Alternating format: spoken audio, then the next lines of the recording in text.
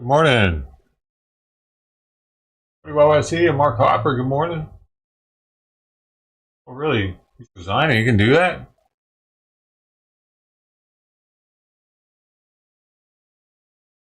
Well, I didn't even hear anything about that. Back, y'all.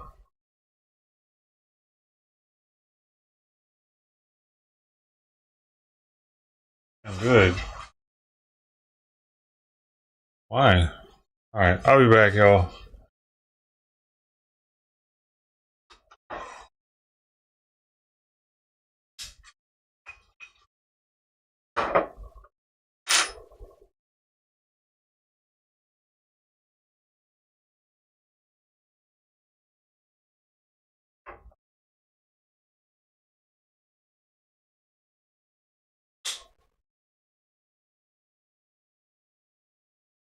Oh my God, you get fat, buddy. Stop that food.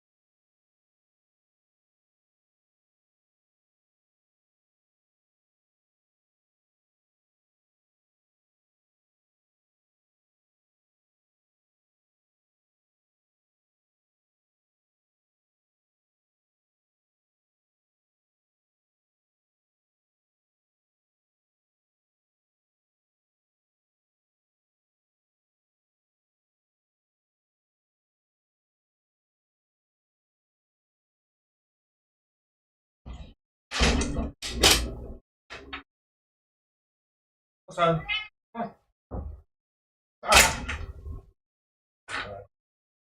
Come on. Fuck. Now you're doing all the shit.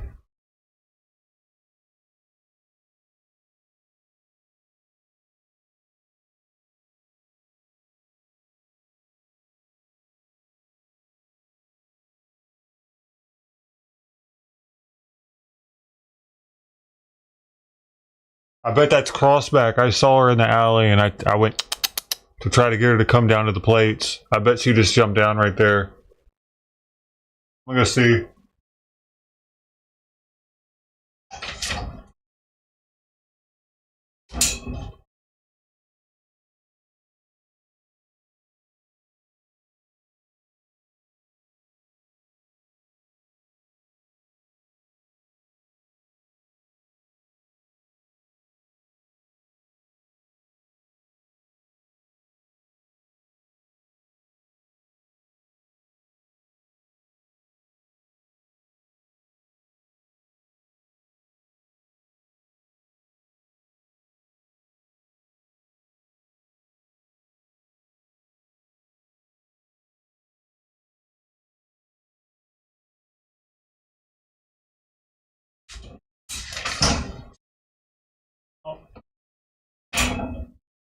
I couldn't see that far.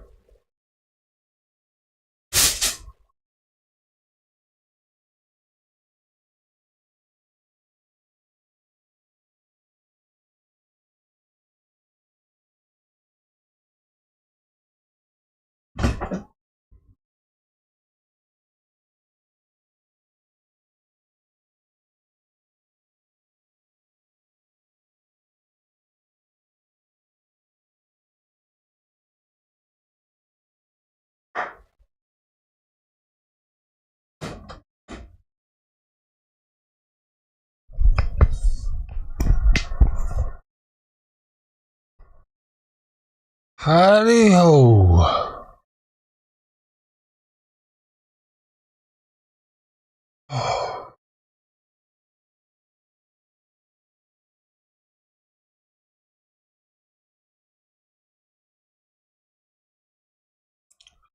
Wow, looks like we're back to our regular.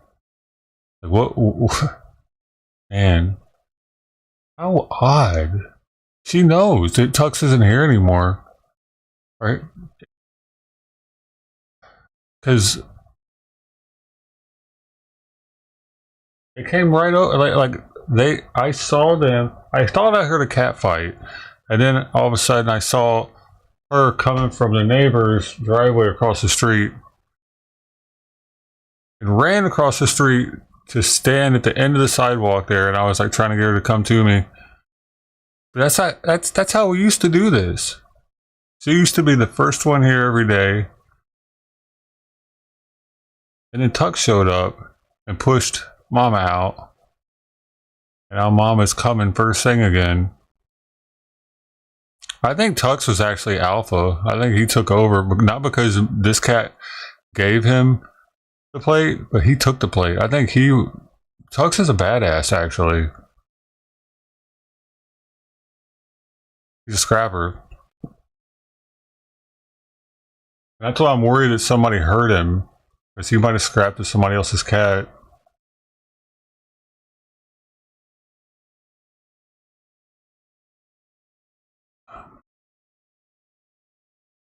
Or he could have scratched somebody's kid or something. Because he bit me once. Like if he actually bit somebody's kid on New Year's Eve and then some drunk asshole like kicked the shit out of him or something for doing it, that's very possible. Because there's a lot of Mexican people that don't give a shit about cats, and I live in a very Mexican neighborhood.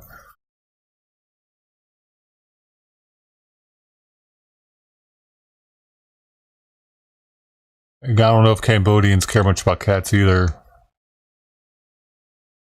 Or black people. I don't know. White people are the only people really know it, besides Egyptians being black and caring about cats, and Turkish people. Most races are dog people.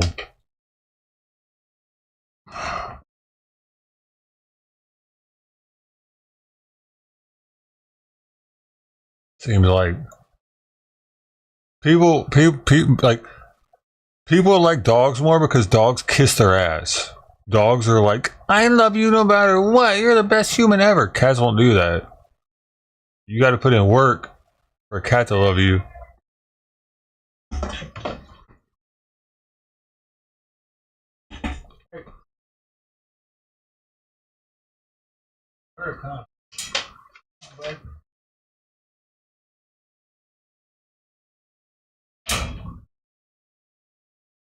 And people who don't put in that work will never understand how much a cat can love.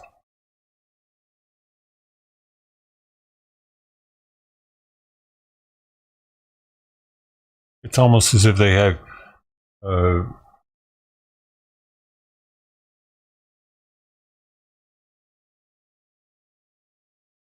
more knowledge in their head than we know. They understand us better than we know.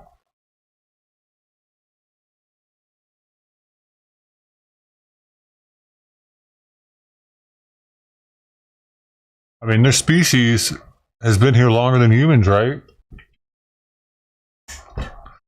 What's older? Let's see. Which is older, the human race or the house cat? Oh, the human race is significantly older than the human race.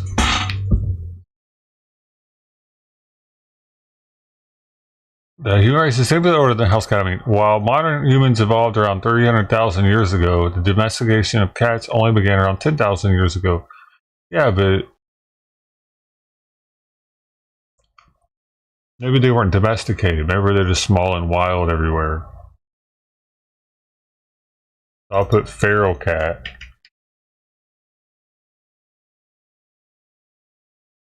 It still says we're older than feral cat. Oh, I don't know why I thought that cats came before humans in the order of things, but I guess not. Well, Homo sapiens, though.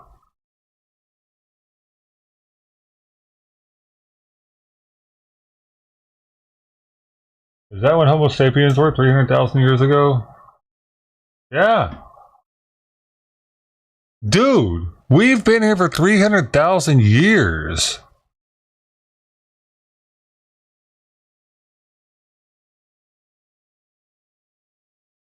The fuck does the Bible have to do with anything, man?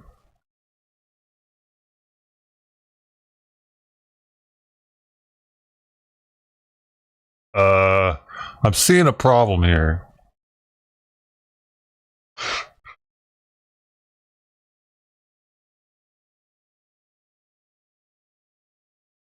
See, people were willing to believe in the Bible more when they didn't realize that we'd been here for 300,000 years. So Mama does not like the fancy feast beef anymore. And all she wanted was the fancy feast beef and liver and gravy, the unhealthy one. Oh, wow. Something will come eat it. I bet Crossback comes and eats it any minute now. Crossback is injured. Remember, Crossback's the one with the broken paw. I saw her down the alley, hobbling around. Broken tail, broken paw. I wish that the neighbor would figure out how to help her. He says that he can cage her, but he doesn't know what to do next. Dude, if I could cage her, you best fucking believe I'd be looking in what to do next. I'm not going to do the work. Like, I don't know, dude. I don't want to have to do the work for him again. Why does he keep just feeding the damn cats and not trying to help them? That shit's annoying. A little bit. He's keeping me from being able to help him.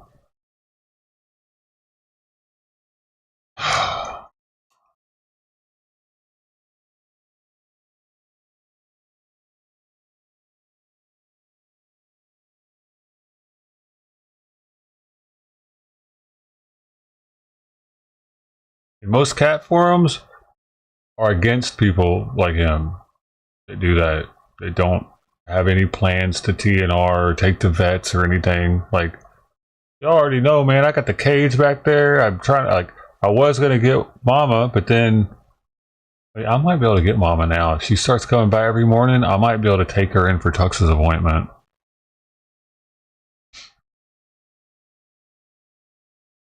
So, saving grace, I guess.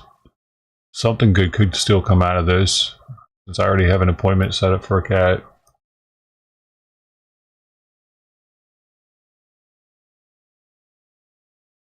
I need to start thinking about that. I'm really nervous about trying that, though.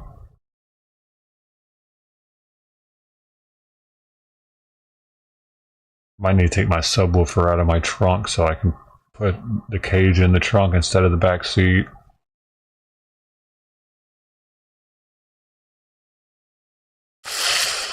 Oh,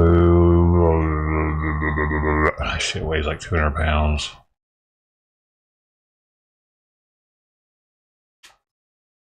A JL Dub 7. 13-inch. Sub alone weighs like 100-something pounds, I think. I never even use it anymore, dude. I grew out of it. Isn't that crazy? I have like a $2,000, $3,000 car system, and I never use it.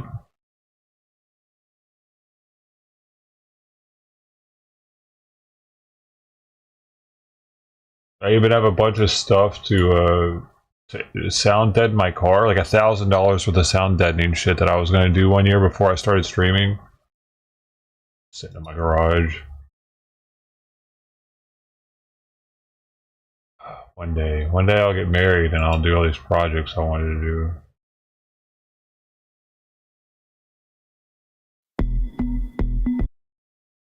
Right.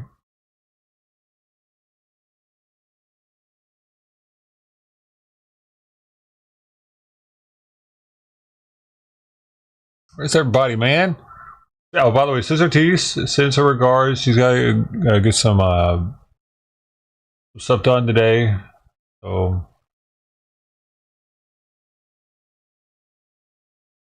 I'll come through a little later. Keep in your thoughts. Gotta go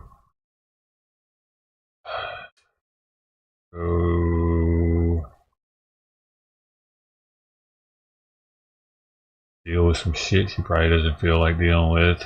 No, I wouldn't.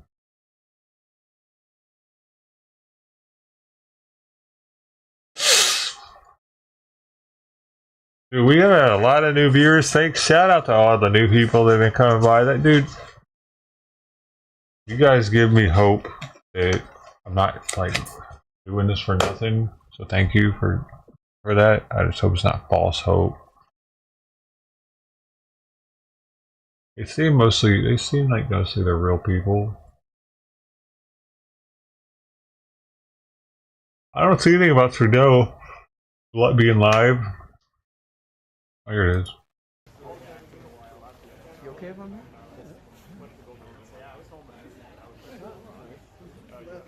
Do do do do do do do do. Living on a prayer. Is that confirmed or is not confirmed? Does it seem like it? Living on a prayer. No one heard? But he can't resist himself. Yeah, kitty kitty. Hey kitty kitty. How you doing, sweet girl? You sweet girl. You look just like Mama, you know that? Hey Mama, come here. Is Mama Daddy? Is Mama Daddy? We need to know. Don't we? Might be Daddy. Oh. Hug, hug, hug, hug, hug, hug, hug, hug, hug, hug. Okay. Careful. Oh my goodness. Oh my goodness.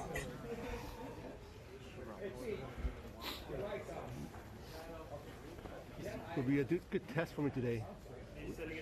No, but still, from a new camera, it's still a good test. I shot John with it yesterday. 2-minute warning? No, it's only No. No? All right. False alarm. Maybe it is. I'm just rubbing it. Choose your pain, you know? My hand doesn't need. Terry? Huh? So what are they gonna do? Like, who's gonna fill this spot? Is there some sort of like second in charge that'll be filling in for him? Live it on a prayer.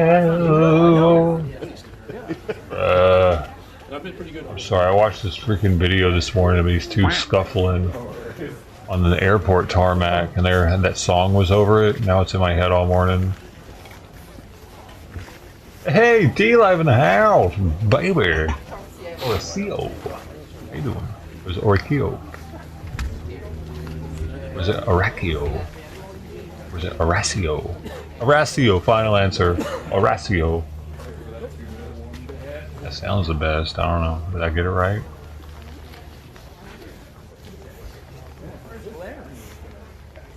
Daryl just messaged me. Secret assignment. Daryl, he says that much is I live. have no idea. I have no idea. Good to know.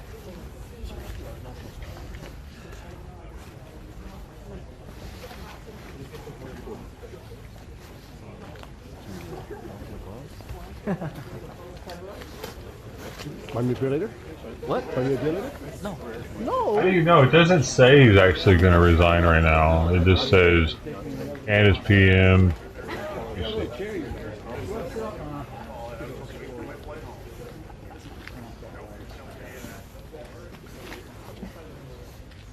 Oh my gosh.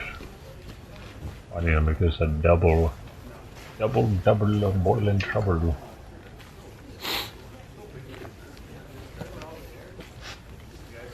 I was sitting in my car still, and everyone left, and I looked around. No one's in their car anymore.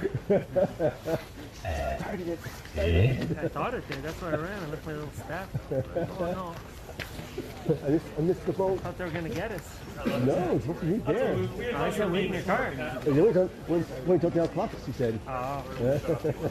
I was trying to connect with the wireless. I still don't know if I can do it. I can do it. It's just slow. By the time you pick your frame, get it around with So it. what you do is you switch cameras.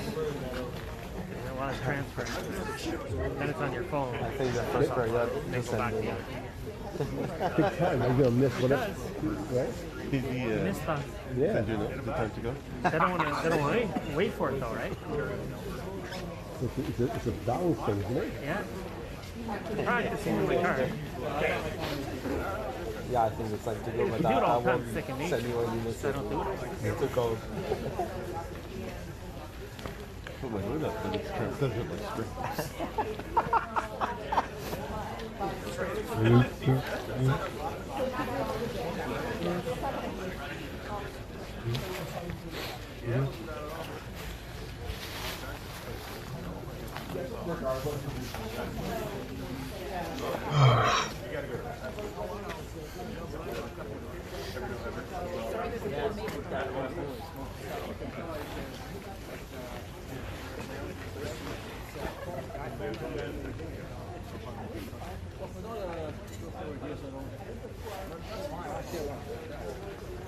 Luis, what are you texting there, Cole?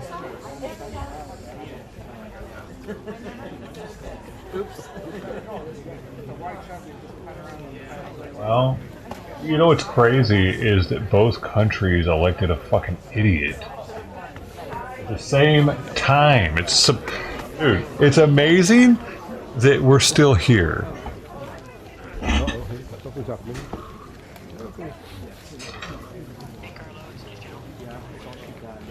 China should have taken the chance, man, to obliterate us. They had it.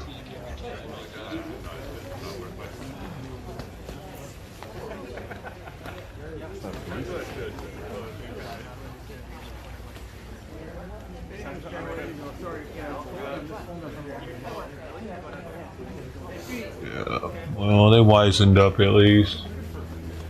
Getting a room where they can hold. I mean, to be fair, the election was stolen last time, so a bunch of voters just disappeared from last year to this year, last time to this time. Like literally, all the voters that Biden got aren't accounted for. All the extra ones that just disappeared, they didn't just go to Trump's. They're not even here anymore. Yeah, it's not Right?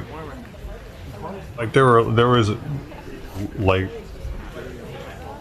I understand like less people voted in this election Oh, great. than the last one. He's really strict.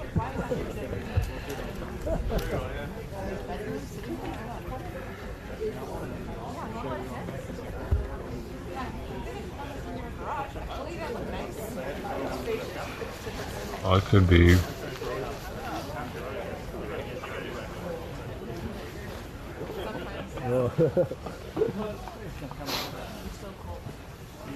But how do they like that many people liking Biden? Doesn't even make sense. I guess what it is that many people hated Trump. Possibly, it's not that they liked Biden, And it's in French. but this time maybe they didn't hate Trump quite as much, and Harris seemed like too much of a liability to risk it just to keep him out. I think a lot of people also like see what's going on in our country, dude. They're not blind. They might be Democrats at heart, but they're not blind to our country going to shit. They can't be. Like, no, Democrats don't like what's going on in New York. They can't. How could they? And they see how the Democrats, like, they voted their mayor in, right? They appreciate him, and they see what the federal government tried to do to him because he gave some kickback, or not kickback, but he bucked against what the federal government was doing, the southern border, and then they brought cases up on him.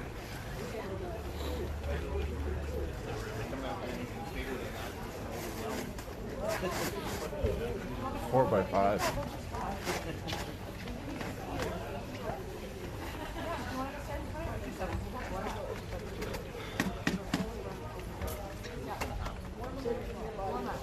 What's up with the light? You see this shit up there moving? What's going on? Are we experiencing history at the second? Sure, yeah.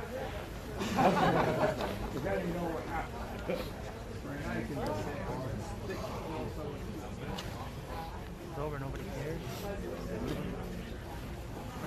It's gonna be on for a few months, but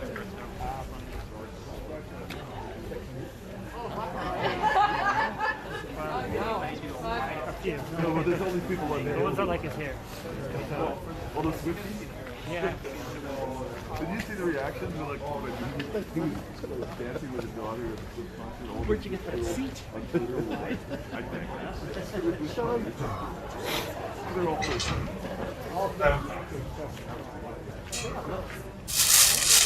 He's got rid of his bracelets by now, right? That's true. You have to wait for them to fall off. Yeah.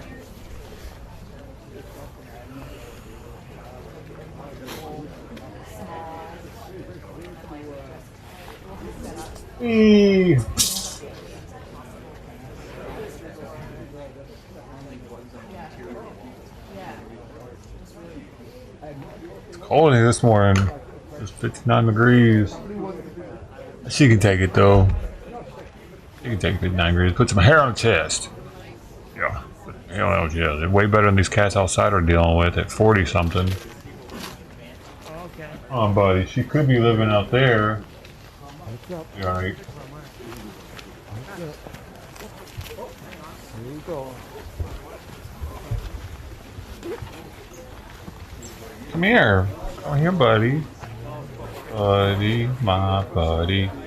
My buddy. Come here. There he is.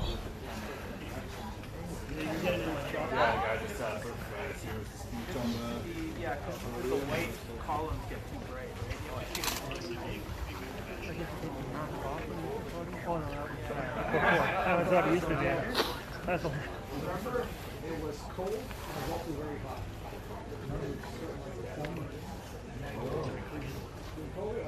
Hey, you had a tent set up. Boy, he got a fresh litter box today. Oh, yes, he did. So fresh and so clean, clean. New litter. Oh, baby. He's gotta like that. That good litter. Yo, I've started getting him Boxy Pro. Like $35 for 40 pounds. It ain't no joke. But it's better for his respiratory system.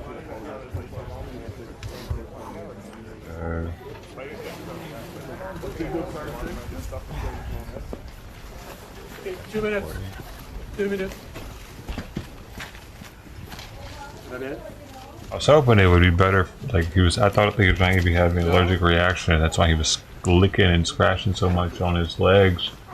But it didn't work for that.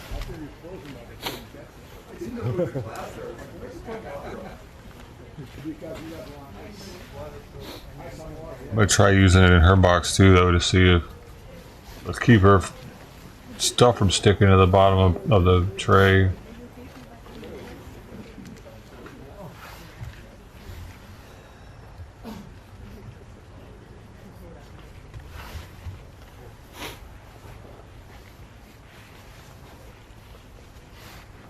He was the prime minister for 9 years.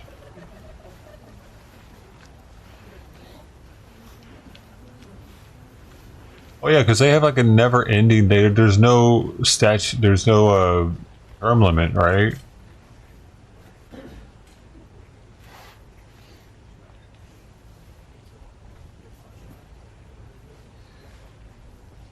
Mm-hmm.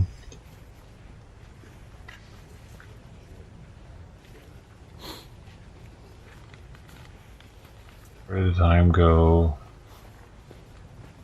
Yeah. Yeah, man. I would feel a hell of a lot better about the time if I wasn't in the... I'll wing it. Oh shit. He'll wing it. So I thought it might be fun for us to do this again. Bon matin. Every morning I've woken up as Prime Minister. I've been inspired by the resilience, the generosity, and the determination of Canadians. It is the driving force of every single day I have the privilege of serving in this office. Oh, that's sweet. He's a That is sweetheart. why, since 2015, I've fought for this country, for you, to strengthen and grow the middle class. Why we rallied to support each other through the Why pandemic, does anybody ever care about the lower to class? advance reconciliation, to defend free trade on this continent, to stand strong with Ukraine and our Lower class. democracy, I'm the lower class. and to fight climate change and get our economy ready for the future. We are at a critical moment in the world. Mes chers Canadiens, à chaque matin, je me suis réveillé en tant que Premier ministre. Oh, aren't you fancy, you little shit? Par la résilience, la générosité et la détermination qui nous caractérisent si bien. He's got a croissant en tant up que his ass Canadiens. right now. C'est ce qui me motive à chaque jour où j'ai le privilège de servir dans ce poste. Little croissant-shaped butt C'est plug. pourquoi, depuis 2015, je me suis battu pour ce Only for pays, special pour occasions. vous, Extra pour buttery. renforcer la classe moyenne. Pourquoi nous nous sommes So go in. mobilisés en tant que Canadiens pour se soutenir les uns les autres I know, I'm- pendant la pandémie, pour faire progresser la réconciliation, Oh, Brody. pour défendre le a frou-frou. libre-échange sur notre continent, pour notre soutien inébranlable de l'Ukraine et de la démocratie, et pour lutter contre les changements climatiques et préparer l'économie de l'avenir. Nous traversons vraiment un moment critique dans le monde. Yeah, what's their... They got like allegiance to France or Friends, something as still? you all know, I'm a fighter. What's wrong with Every that? bone in my body has always told me to fight because I care deeply about Canadians, I care deeply about this country, and I will always be motivated by what is in the best interest of Canadians. And the fact is, And England speaks French. despite best efforts to work through it, Parliament has been paralyzed for months after what has been the longest session of a minority parliament in Canadian history. That's why this morning I advised the Governor-General that we need a new session of Parliament. She has granted this request, and the House will now be prorogued until March 24th. Over the holidays, I've also had a chance to reflect and have had long talks with my family about our future. Throughout the course of my career, any success I have personally achieved has been because of their support and with their encouragement. So last night over dinner, I told my kids about the decision that I'm sharing with you today. I intend to resign as party leader, as Prime Minister, after the party selects its next leader through a robust, nationwide, competitive process. Last night, I asked the President of the Liberal Party to begin that process. This country deserves a real choice in the next election, and it has become clear to me that if I'm having to fight internal battles, I cannot be the best option in that election. Mes chers amis, comme vous savez, je suis un fighter. Dans mon fort intérieur, je me suis toujours battu parce que je me to be soucie fair, profondément des Canadiens. the fact that he can do all this without a script is pretty impressive. Parce qu'il est dans le meilleur intérêt des Canadiens. Et le fait est, I think Biden could have done this before he retired. No. le Parlement est paralysé depuis des mois. Oh, I think he's a little better than La plus Biden. longue session de Parlement minoritaire dans l'histoire de notre pays. C'est pourquoi ce matin, j'ai rencontré la gouverneure générale pour lui faire savoir que nous avions besoin d'une nouvelle session. He's doing de it because Parlement. Trump's going to be president. He's doing it on a very odd day. Et la Chambre sera donc prorogée jusqu'au 24 mars. Like, who decided on January 6th to do Pendant this? le temps des fêtes, j'ai également eu l'occasion de réfléchir et d'avoir de longues conversations avec ma famille quant à notre avenir. Tout Well, he's au a long de ma drama carrière, teacher, tout le so he's succès got a que really, j'ai he can eu memorize personnellement scripts really well, est dû à probably. leur soutien et à leurs encouragements. Donc hier soir, au souper, j'ai partagé avec mes enfants la décision que je partage avec vous tous aujourd'hui. J'ai l'intention de démissionner de mon poste de chef du Parti libéral du Canada et de baby Premier girl. ministre une fois que le parti aura choisi son prochain Thought chef she might à l'issue come. d'un processus national, rigoureux et compétitif. Hier soir, j'ai demandé au président du parti de commencer les étapes nécessaires. Le pays mérite un choix clair et réel lors des prochaines élections. Il est devenu évident pour moi que si je dois me concentrer sur des batailles internes, je ne peux pas être la meilleure option lors de ces élections. Le Parti libéral du Canada est une institution importante dans l'histoire de notre grand pays Yeah, it's et the de broken notre ball. démocratie. Un nouveau premier ministre et chef du parti portera les valeurs et les And they have idées broken du tail Parti libéral also. dans la prochaine élection. J'ai hâte d'observer le déroulement de ce processus dans les mois à venir. I see eating off the damn. Nous avons été élus pour la troisième fois en 2021 pour renforcer l'économie après la pandémie et faire progresser les intérêts du Canada dans un monde complexe. It's cold. Et c'est Yeah. exactement ce que je vais continuer à faire, ce que nous allons continuer à faire Really pour les cold out. Canadiens. The Still. Liberal Party of Canada is an important institution in the history of our great country and democracy. A new Prime Minister and leader of the 50 Liberal degrees. Party will carry its values and ideals into that next election. I'm excited to see the process unfold in the months ahead. We were elected for the third time in 2021 to strengthen the economy post-pandemic and advance Canada's interests in a complicated world. And that is exactly the job that I and we will continue to do for Canadians. Merci beaucoup, mes amis. Thank you, Prime Minister. We'll now go to questions, starting with Laurence Martin, Radio-Canada. Bonjour, Monsieur Trudeau. Vous vouliez le faire, ce combat contre Pierre Poilievre, des batailles internes dans votre parti depuis plusieurs mois déjà. Pourquoi est-ce que vous décidez d'abdiquer maintenant? Qu'est-ce qui vous a fait changer d'avis? Comme vous savez, je ne suis pas quelqu'un qui recule facilement devant un combat, surtout un combat si important pour le parti et pour le pays. Mais je fais ce job parce que l'intérêt des Canadiens et le bien-être de notre pays, de notre démocratie, me tient à cœur. Et c'est devenu clair que je ne peux pas être le... Dude, can we have English fucking questions? What is this shit? As you all know, I am a fighter, and I am not someone who backs away from a fight, particularly when a fight is as important as this one is. But I have always been driven by my love for Canada, by my desire to serve Canadians, and by what is in the best interests of Canadians. And Canadians deserve a real choice in the next election.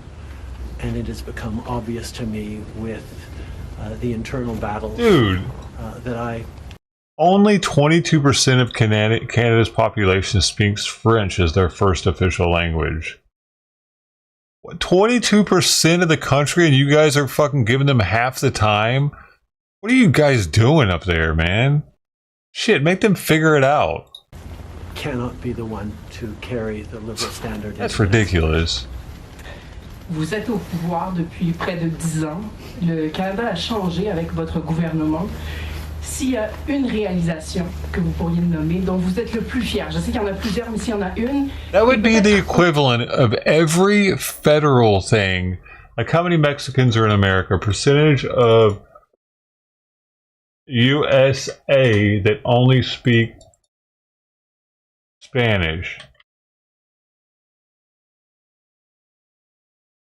13%. It'd be kind of like the equivalent of every federal thing that America did having to do it first in English and next in Spanish. What are y'all doing up there, man? If we start doing that here, a lot of people are going to be pissed off. Un regret aussi. En 2015, on a été élus sur une promesse de travailler. Can you imagine if the fucking president of the United States did this with Spanish? On a réduit la pauvreté. It'd be over. It'll be over at that point. We're doomed. On a créé une économie qui fonctionne pour bien plus de monde en se préparant pour un avenir et plus numérique et où les changements climatiques vont avoir un plus grand impact. It's one thing when California does it, because our population of Spanish speakers is higher than most. It'd be one thing if Quebec did it, because they have like 80% French speakers. But for the whole country, they have to listen to this shit? Je continue à penser que si notre système électoral aurait été changé pour and it's not just we're having to listen to internationally. We all have to listen to you guys speak French because 22% of your population is French. Can't they have fucking subcaptions?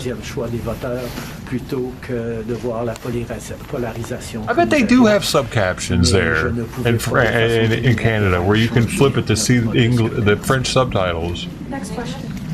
When they're not speaking French. We got elected in 2015 to fight for the middle class, and that's exactly what we've done over the past years.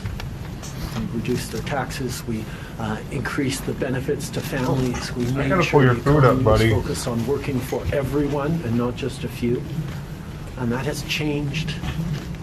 That has dropped poverty rates in Canada, that has brought more people into the workforce, that has moved us forward on reconciliation in a way that has deeply improved the opportunities and success of Canadians despite the incredibly difficult times the world is going through right now.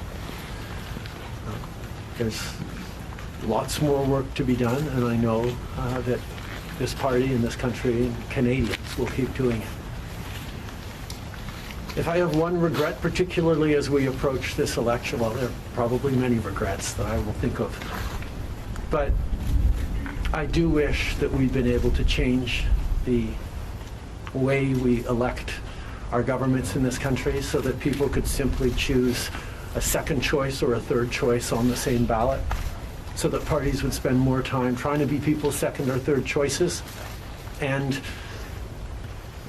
people would have been looking for things they have in common instead of trying to polarize and divide Canadians against each other. I think in this time, figuring out how to pull together and find common ground remains something that is really important for democracies, but I could not change unilaterally without support of other parties our electoral system. That wouldn't have been responsible. Prochaine question. Tandem with Charles, Toronto Star. Prime Minister, up until 3 weeks ago, you were intending to stay, and it seems that the event 3 weeks ago of Ms. Freeland coming out and saying you were firing her as your finance minister was the catalyst that brought us here today. So can you explain your side of what happened there? Chrystia has been by my side for close to 10 years now.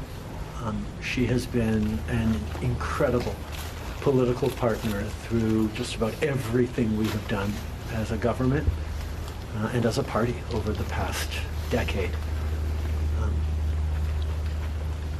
I had really hoped that she would agree to continue as my Deputy Prime Minister and take on one of the most important files that not just this government but this country is facing, but she chose otherwise. In regards to what actually happened, I am not someone who's in the habit of sharing private conversations. Chrystia a été depuis presque 10 ans maintenant à mes côtés en tant que partenaire politique essentiel à presque tout ce qu'on a réussi en tant que gouvernement, en tant que parti.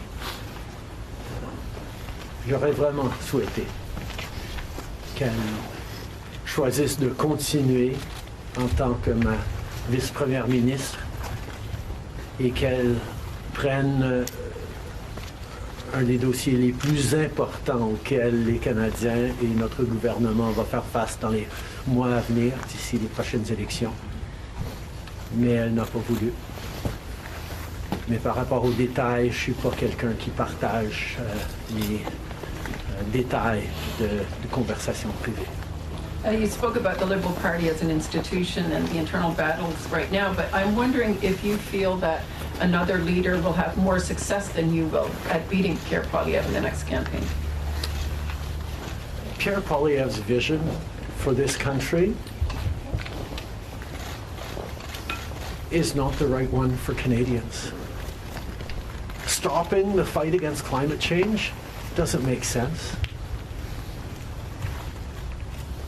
Backing off on the values and strength and diversity that Canada has always worked to pull itself together on is not the right path for the country. Attacking journalists, the CBC institutions, that's not what Canadians need in this moment. We need an ambitious, optimistic view of the future, and Pierre Poilievre is not offering that.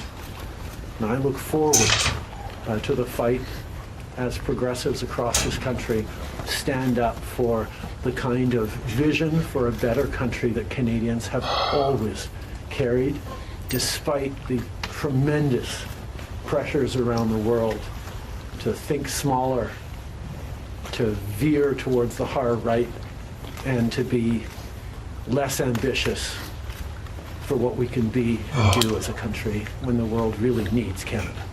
That's not an answer, though. Yes or no? Is there another leader that could beat him? Absolutely. Sur le leader? Oui.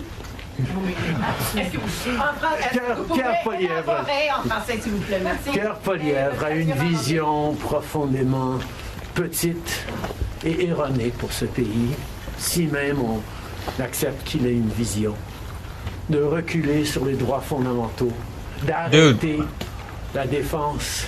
Do Canadians talk about it on a regular? De ne pas investir This dans une shit, économie plus verte, plus French inclusive, thing.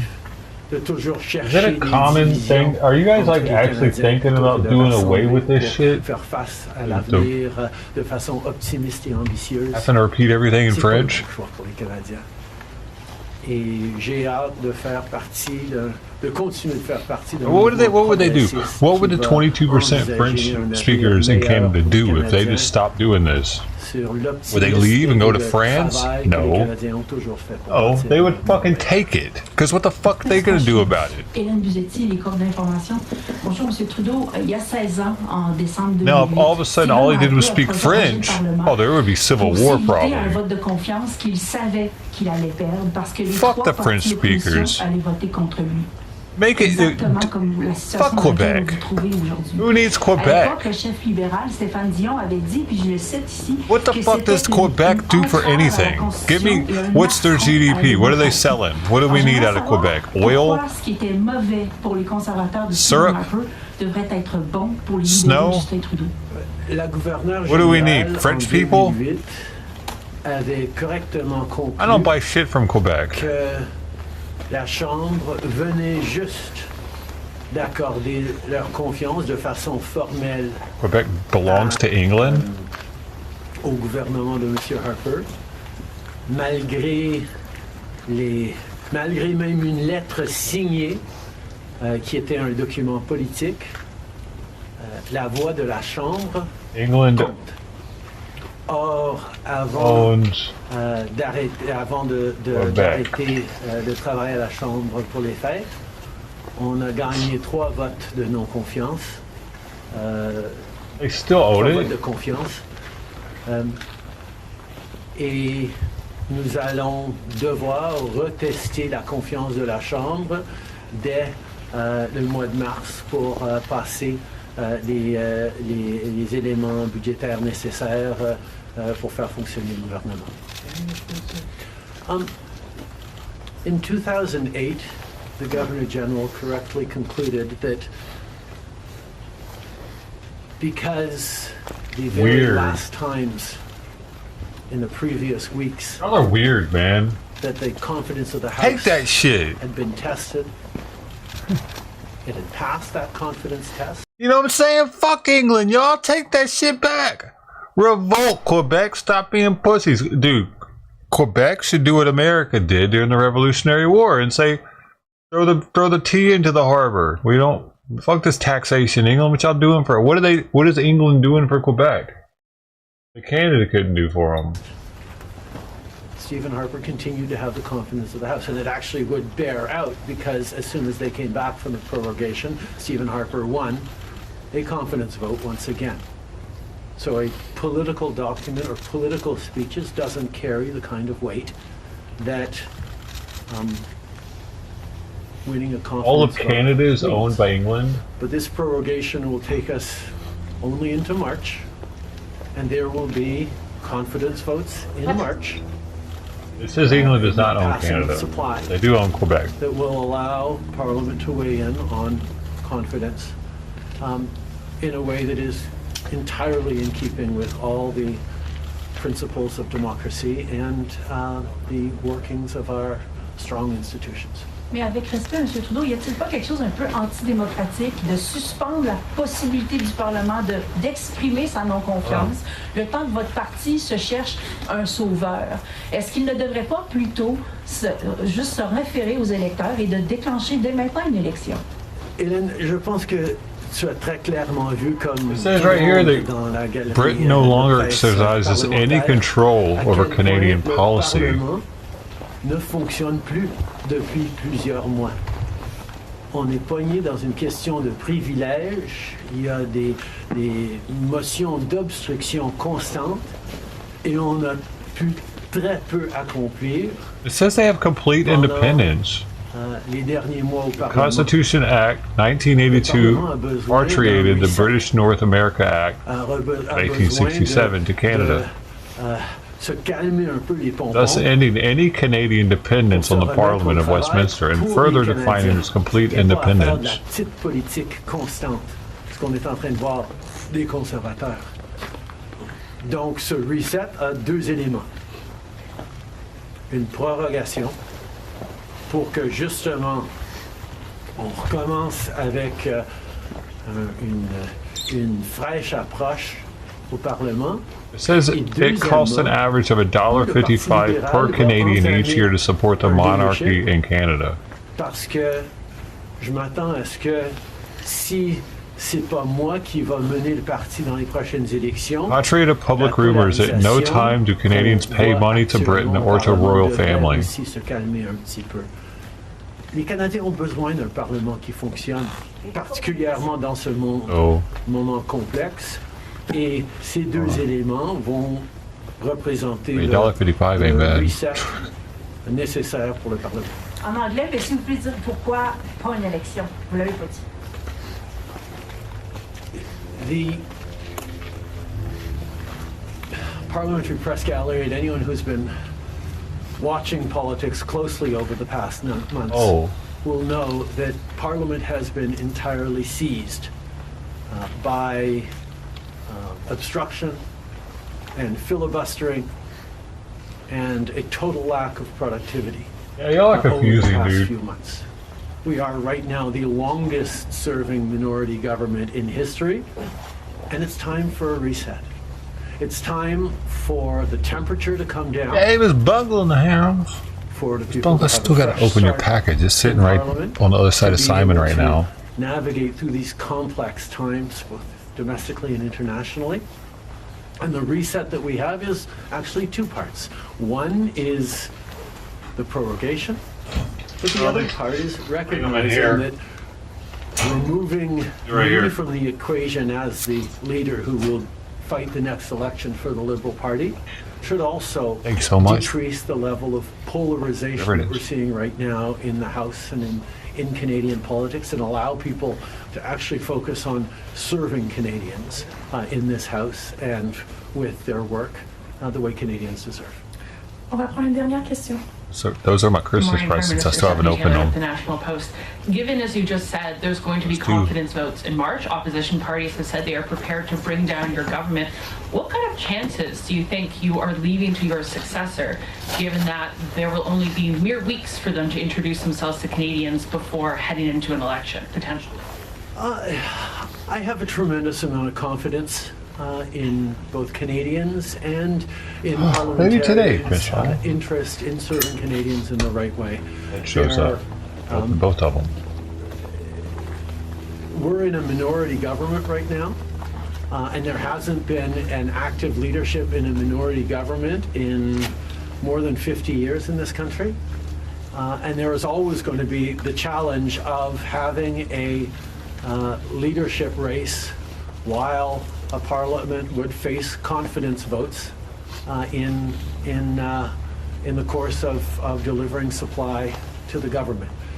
So this is something that we're going to navigate through, but I truly feel that removing the contention around my own continued leadership is an opportunity to bring the temperature down, have a government that will focus on the complex issues that are coming forward in the coming months, while the party gets to have a full national process that brings in people from right across the country and makes a determination about the best person to carry the progressive liberal standard into the next election. Can you clarify whether ministers who would like to campaign for your job will have to step out of cabinet? And how can the Liberal government be in a position to protect Canadian businesses and Canadians from the threat of tariffs from incoming President Donald Trump when members of the government are going to be focused on who's going to be taking your job? The government will still, and the cabinet will still be. What? I don't know. I need to rewind that. Liberal standard. Ministers who would like to...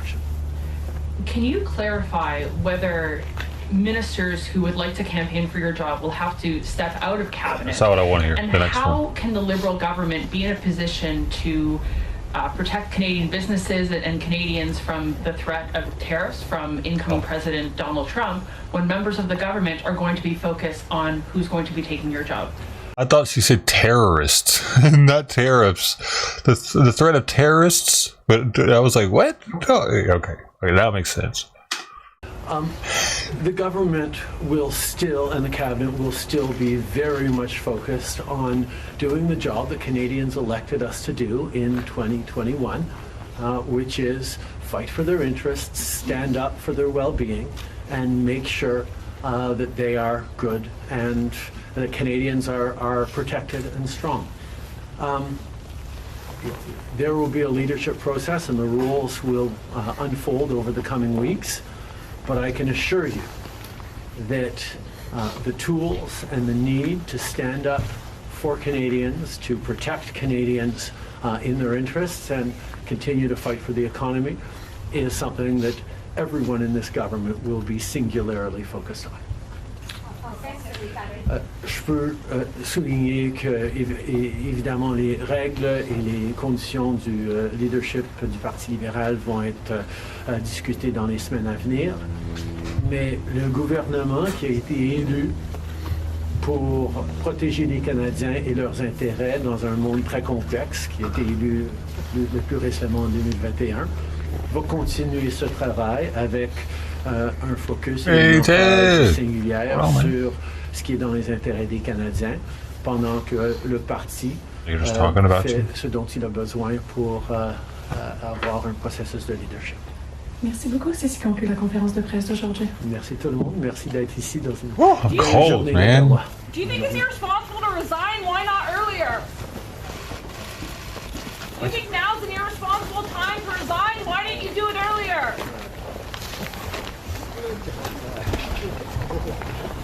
You got to do it now because Trump's going to be president. He knows Trump's going to be fucking not playing.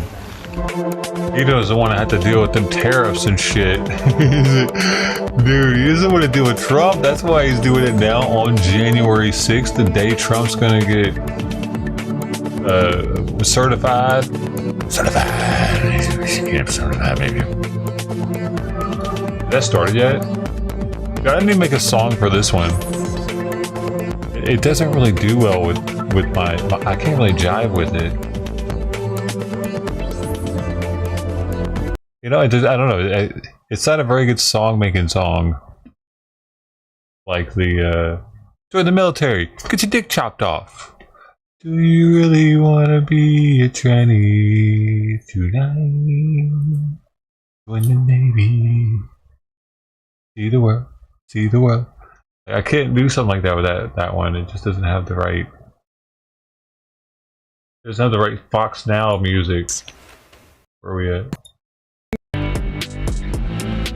You know what I mean?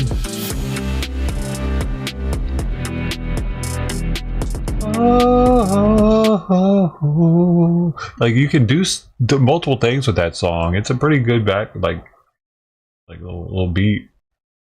But the that other one sucks. This one sucks. What am I supposed to do with that? Alright.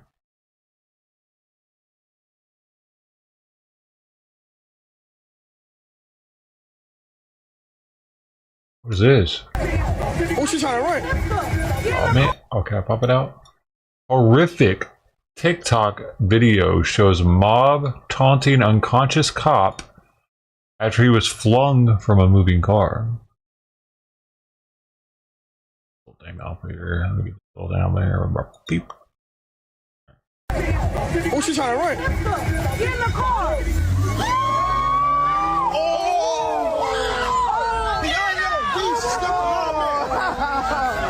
Dude, why was the car blurred out though? Why is everybody in the car blurred out?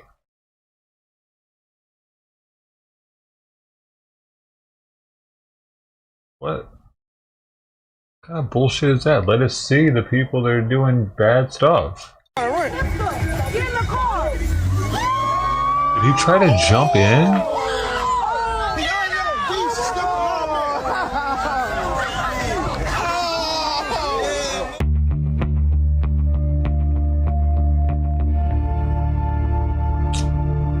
This is America. And of course, it's the usual fucking suspects.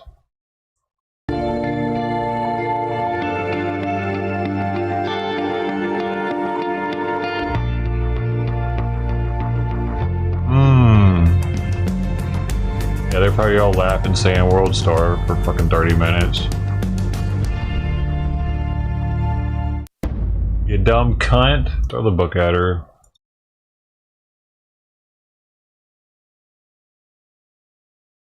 Small plane crashes in backyard in Temple City. Into a building this is off live. Of Fullerton Airport, but this is right next to El Monte Airport, and boy, certainly could have been much, Dude, much a worse. lot of planes have been crashing lately in LA. This, it's kind of weird. What came to mind was the plane crash in What Fullerton. in the Chinese shit is going on here? Almost went straight in. It looked as if maybe it stalled or some reason. This is the second plane this week that's crashed into a building. It turned and dove into that building. This is different. Scott, that tree, as I look at that tree there, that almost looks like it saved everyone. Yeah, that's the one, Brody. Because it hit the wing and not the main body of the plane. Post this one to Discord it stopped too, the plane from going into the building, and it probably saved the people in the last one I posted was the plane. Yeah, it very well could for have. live news it now. Absorbed all the force when this plane came in. Now, gotta keep a record of the small plane crashes. Exactly where the aircraft would be on a downwind to the runway at El Monte, and it does look like the pilot had was on the control of second, the plane somewhat compared to what 4 we days saw in ago. Fullerton. In Fullerton, that plane went into a spin. When a small plane goes into a spin, you can recover, but only at altitude. They teach you how to recover out of a spin, but if you get into a spin and you're 500 feet above the ground, you'll never recover from that. You get into a spin in a big airliner, it will never recover. You this guy missed the building? Too slow, stall out the wings, then you're into a spin, and you can't control the aircraft. It appears in this case, that appears to be the case in Fullerton from initial glance. It doesn't say they're dead. With the aircraft going straight in, the explosion. In this case, it appears the pilot had control of the aircraft. Whether it had engine problems, exactly what may have happened is unclear. That'll be investigated by the NTSB. Certainly, weather is not a factor. There's little to no wind. It is clear today. But Philip, it's right in the pattern, which would be the downwind for the runway at El Monte Airport. It very well could have been doing a training flight coming to El Monte to do some touch and goes where you land on the runway and then you just take right back off. That's what you do hundreds of times when you want to become a pilot and you want to learn how to land and take off. You do that over and over again. Pure speculation on my part. I'm just saying that because of how close it is to El Monte Airport, because it came out of a flight school in Redlands, and it's an aircraft that is usually used for training, a small little 150. Scott, is there any way we can actually give a perspective of where that airport is from this plane? And again, if we can, I just want to reiterate, there were 2 people on this plane, and neither of them appear to be seriously hurt and very possibly not hurt at all. So they are being looked at, they're being taken care of, and so we're looking straight down on it. I just couldn't really tell. Oh, is it? So the airport is off to our left? Around. No, the plane, go back into the plane crowd. Well, you see it down on the bottom of your screen. We had to move around because we were right over the airport. It show them the plane crash. I think it's on the bottom of your screen there, if I'm not mistaken. So there's the plane, and we're at an angle to take a good look at it. You can tell as we move around, we'll lose that a little bit. But as we do now, we can open up and pan to the left. Before we couldn't do it. We can't look straight down with the camera. And there's El Monte Airport. So that's the downwind. That's right on the downwind. You take off from the airport. I still don't see it. Oh, over here. You parallel the runway. Then you make a base leg where you make a 90-degree turn. Then you turn on final and you land. So it's exactly on the downwind pattern for El Monte Airport. It comes back as Temple City. It's got to be right on the border. But again, you know, speculation, but it appears to be more than likely it may have been in the pattern here at El Monte Airport. Okay. Scott, thank you very much. This has been breaking news of a small plane crash in Temple City. No one appears to have been hurt. It did not hit the house. So we'll continue to monitor this. We'll have the latest on Eyewitness News at 11 a.m. I'm Philip Palmer. We return you now to regular programming.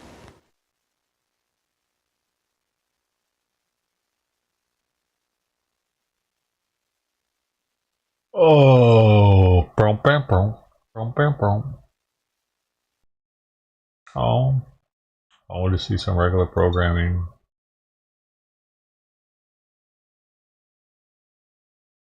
There we go, Kennedy. Give him hell. John Kennedy's with us now, member of the Senate Judiciary Committee. Sir, good morning to you. Fuck It's been a up. busy time reacting to this. What David Spunt's reporting, that's a lot of new information. His travel overseas, what he was doing before.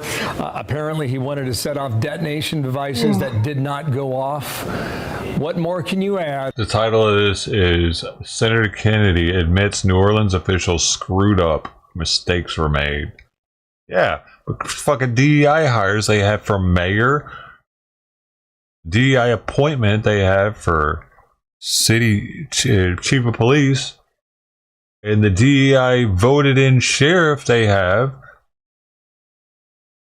All DEI, dude. Everyone in the country sees what the fuck happens when you DEI hire now, especially in New Orleans. On the investigation now. And then they had the audacity to bring out the fucking scrawny black female FBI agent with a nose ring that Kennedy had to push off the podium to get her to shut the fuck up because she was saying stupid shit. Remember that? We were there. First, I want to thank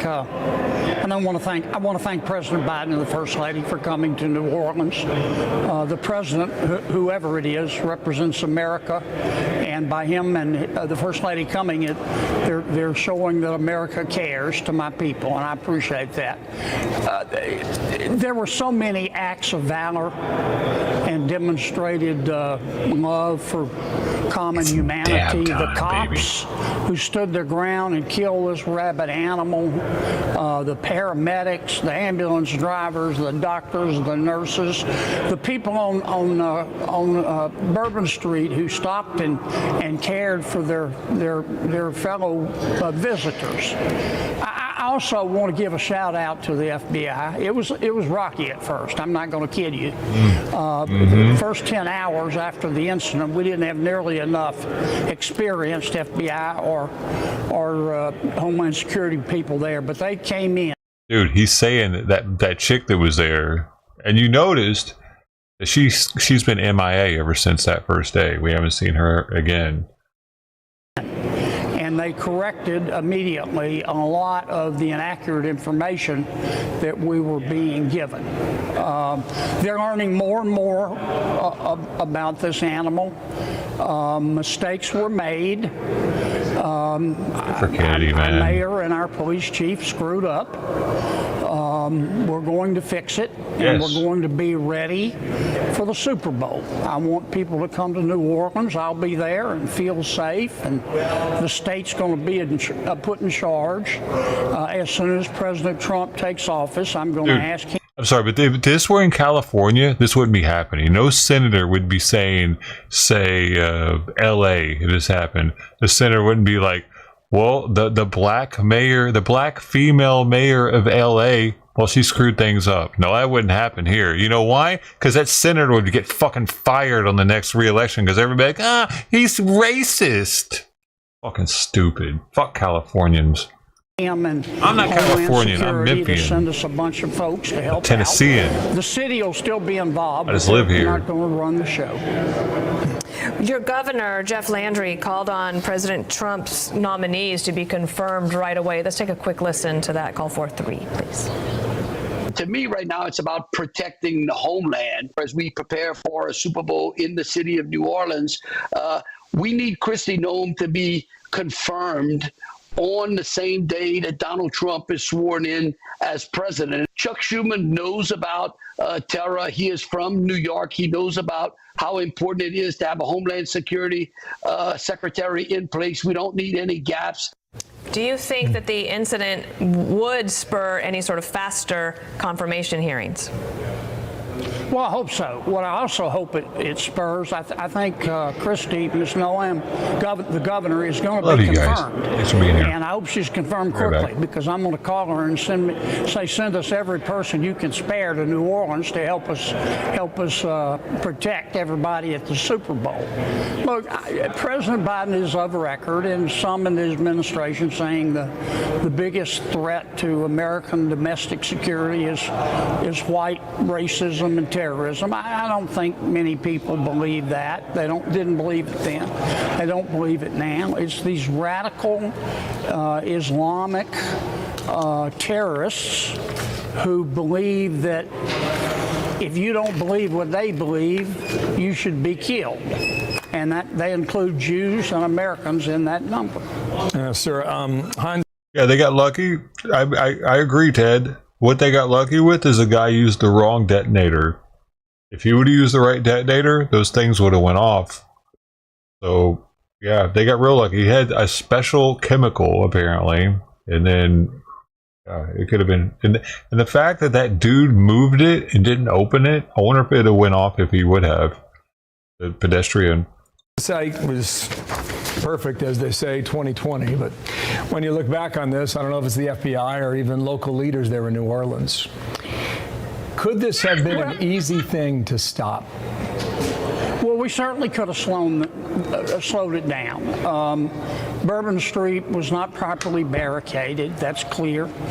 I'm not sure it's properly barricaded now. We're bringing in some security experts to give us some advice, but it certainly wasn't then. I mean, the guy went and rented a very heavy EV truck, which is super heavy and can accelerate quickly, and he just went right around whatever barricades they had after everybody had received so many warnings about trucks being used as weapons of terrorism. Now, the cops on the street did a great job, but the leadership was lacking. And we've got a Super Bowl coming. But the state's going to be more involved, and the federal government's going to be more involved. I don't think the people of New Orleans have a lot of confidence in our mayor. I don't want to be ugly, but she has a record, and it's not a good one. But I want to get past that and just get ready for the Super Bowl. Why the hell did they vote her in, man? Oh, wait. What year was it? We hear you, and we thank you for coming on the show, and we're sorry for what you all are going through. Thank you, Senator. Well, thank you, Dan. Thank you. I'm Steve Ducey. I'm Brian. New Orleans mayor.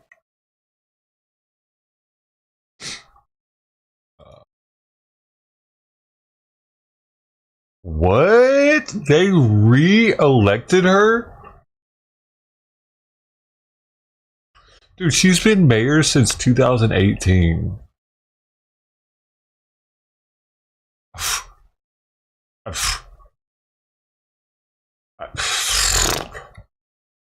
I thought she was a DEI Biden like type after George Floyd type situation.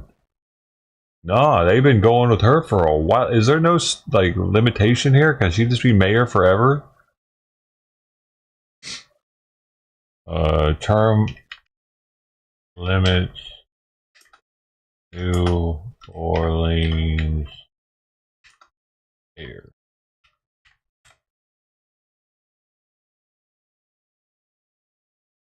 Are there any?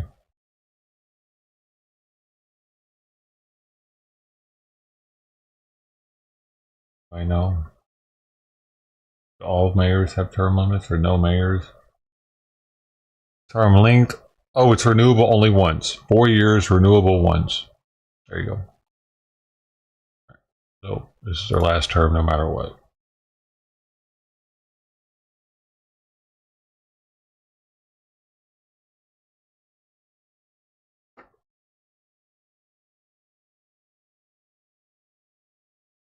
Bravado Mike's still alive, doing his kitten thing over there. That's what he's looking like.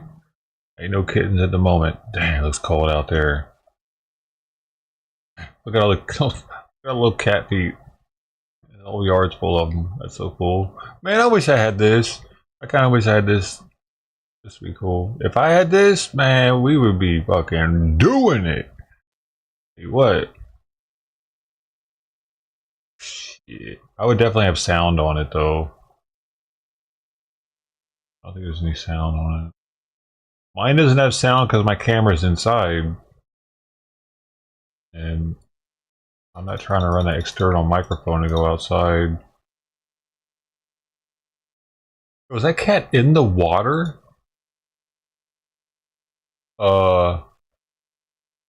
Is it sitting in the warm water?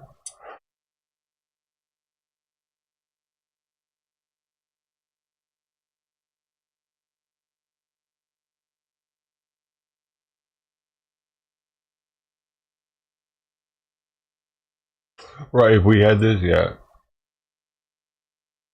But see, I really want to know if this cat just sat in the water bowl. It's gonna be wet when it gets out.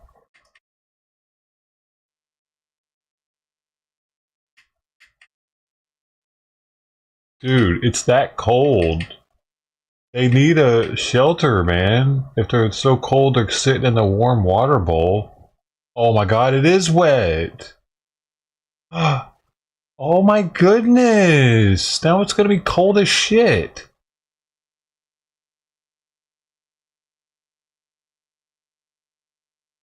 Yeah, but it's freezing out there, and that water is gonna get cold very fast now. Plus, they just put a bunch of dirt in the water.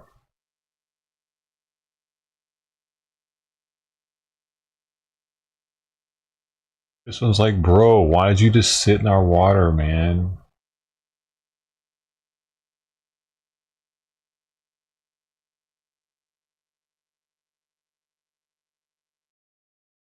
Oh, y'all can't see it. Did y'all see any of that?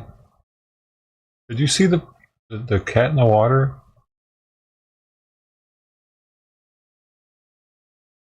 That's it. It's like laying in it. How long was it there, dude? It's like going into a hot tub.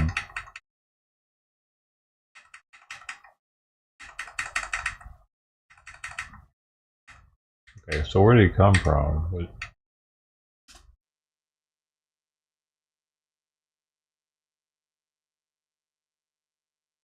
Just goes straight in. Did it have dirty front balls too? No, not too bad.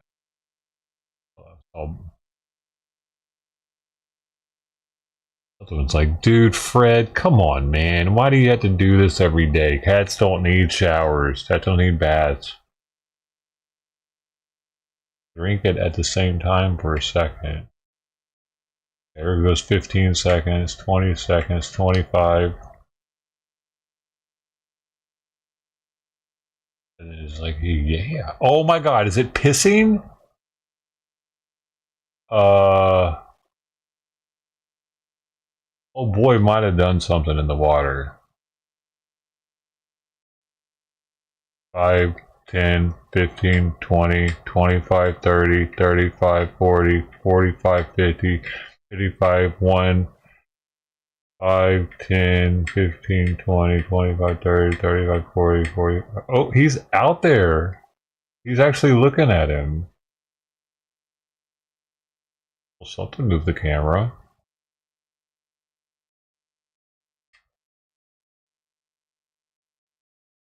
Everything 7, 8, 9, 21, 2, 3, 4, 5, 6, 7, 8, 9, 31, 6, 7, 8, 9, 44, 43, 45. Dude, it stayed there for some minutes. I'm just gonna do this the easy way then. I didn't realize it was so long. So 409.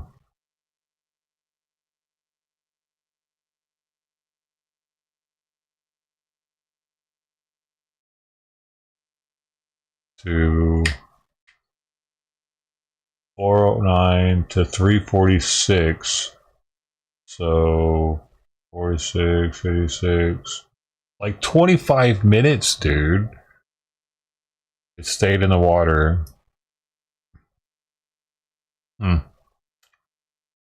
That's unusual. I had to ask Bravado if the orange cat always does that.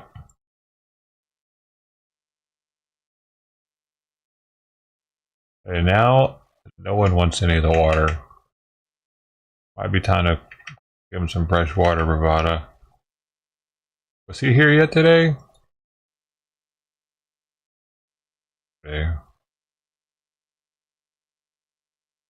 I'm sorry. Was it here earlier?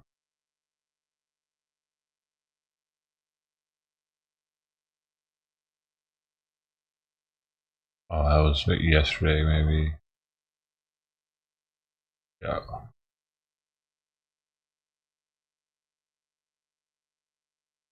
It's Japanese snow monkeys. Hey, Sister T, you're back already?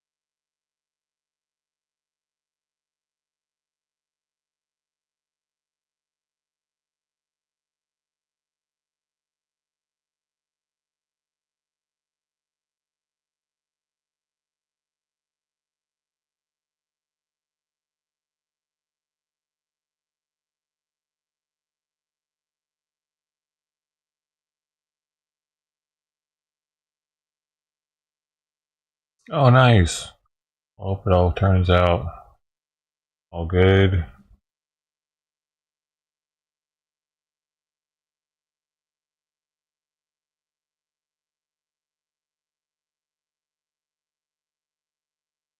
You never got back to me on Discord. Did you get that message? By the way, thank you very much. Thank you so very much, darling, darling, darling.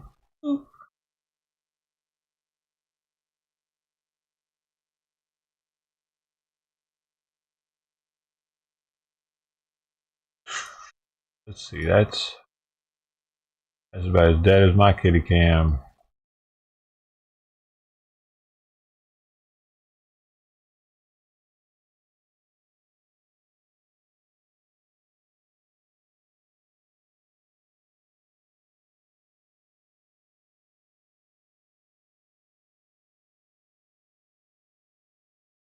When does our government start doing the January 6th stuff?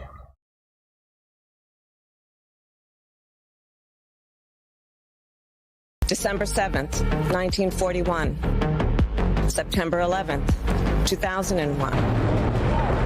And January 6th, 2021. Oh, this is good. Alright, this is only 2 minutes and 54 seconds long. I can tell this is going to be great. Hey, man. Glad to see you guys. You guys are patriots. Hey, that dude's doing. What strain is that? What strain of weed is that? Yes, pinkberry. Thanks for a serious time for that, too, now. I'm good, thank you. Insurrection Day, the darkest in our nation's history, when the United States was nearly taken over by a notorious Viking warlord. It was a day that our fearless leaders exhibited incredible bravery in the face of danger. What the fuck is the that? Vikings' army tried to invoke the name of some kind of ancient god that they worshipped. Jesus Christ! We invoke your name! Amen! Amen! Let's all say a prayer. Let me take it back. Thank you, Heavenly Father. Amen. For this opportunity to stand up for our God-given unalienable rights. Amen. Thank you, Heavenly Father, for giving the inspiration needed to these police officers to allow us in this building, to allow us to exercise our rights, to allow us to send a message. Thank you for allowing the United States of America to be reborn. Thank you for allowing us to get rid of the communists, the globalists, and the traitors within our government. We love you and we thank you. In Christ's holy name we pray. Amen. Our media heroically covered this traumatic story and exhibited strength. I'm going to try to get through this. What? Thank you for what you did 3 years ago today. Please. Bro, even this guy's looking at him like, what's going on right now? What the fuck is this guy breaking down in front of me for? How do I deal with this? Tell me your thoughts on this third anniversary. It was a day that our best and brightest did all they could to prevent. Why are you letting this happen?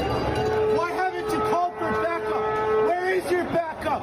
This is our damn Capitol building, and y'all are letting it get destroyed on your watch. F all of ya. Call for backup. Get some help down here.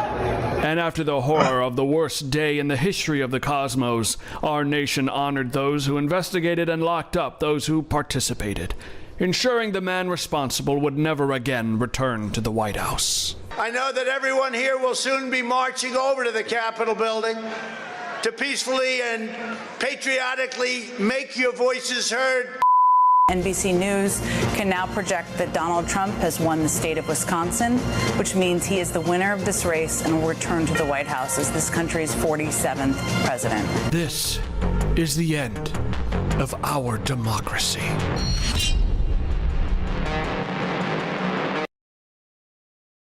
I like their videos, man. They're always funny. Man, yeah. But they were comparing that to so many things that were atrocious. And it was like, we saw it live. It was pretty calm for the most part. Yeah, there was some shit going on at the front line.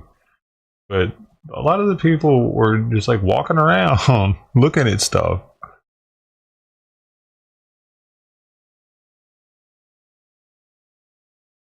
Let's see. What does it happen? Mama's back. She doesn't like that one anymore, though.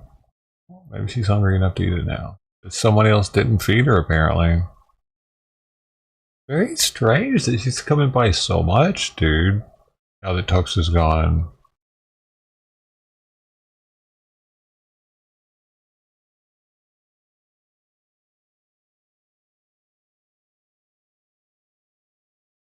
Also concerning. How does she know that, like, you know he's dead, maybe? She knows where you died at. As Democratic Minority Leader Hakeem Jeffries addressed lawmakers and members of the 119th Congress on Friday, his acknowledgement of Donald Trump's presidential win had a telling reaction from GOP lawmakers. 2 months ago, the American people elected Donald Trump as the 47th President of the United States of America.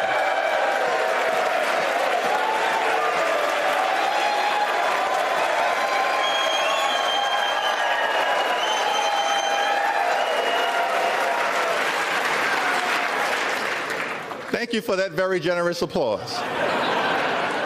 It's okay. There are no election deniers on our side of the aisle. Shout out Brooklyn. Tomorrow, on January 6th, Congress is set to formally certify Trump's win. Why do you say shout out Brooklyn? Because Brooklyn voted for Trump? Or wait.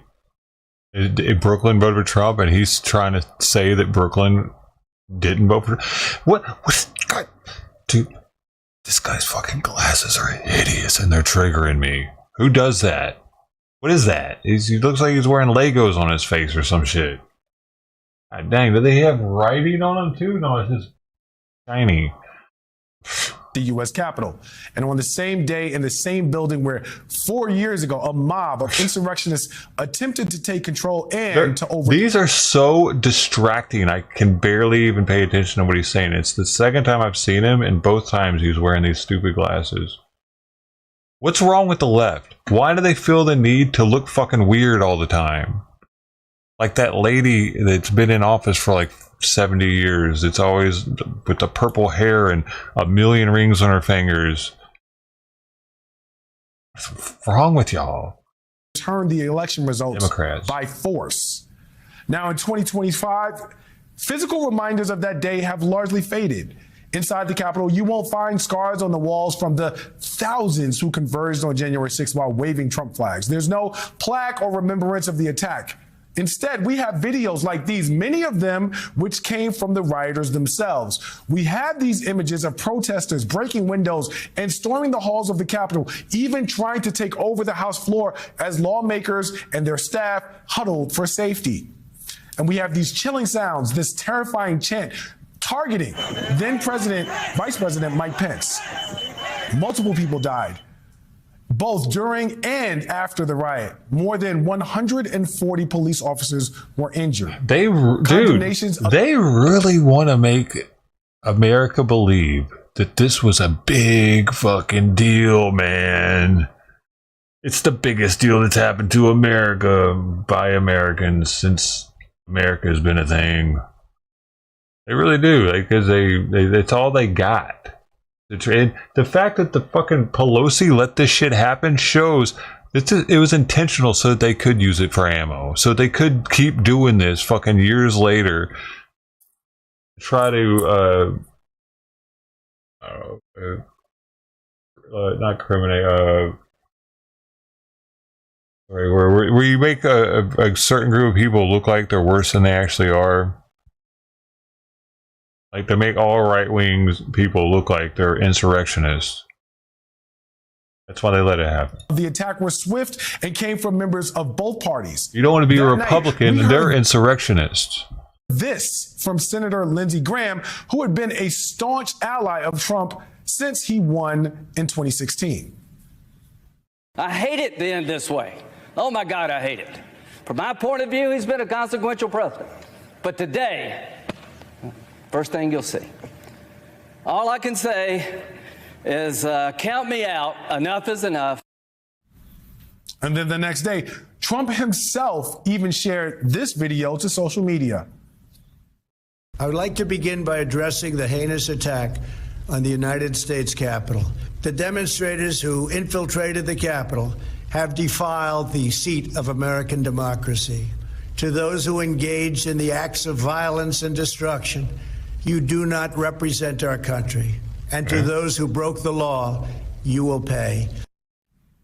But soon there were these little and then these big shifts in the narrative. And see, what they're going to do with that is be like, you can't pardon these people. You said that they're all going to pay. They all broke the law. But they're over sentencing these people. Because we watched it live, dude. They were letting these people just walk in. Once they were in, they were just letting them do their thing and walk around. Hey, yeah, they were fucking tour guides almost for these people, man.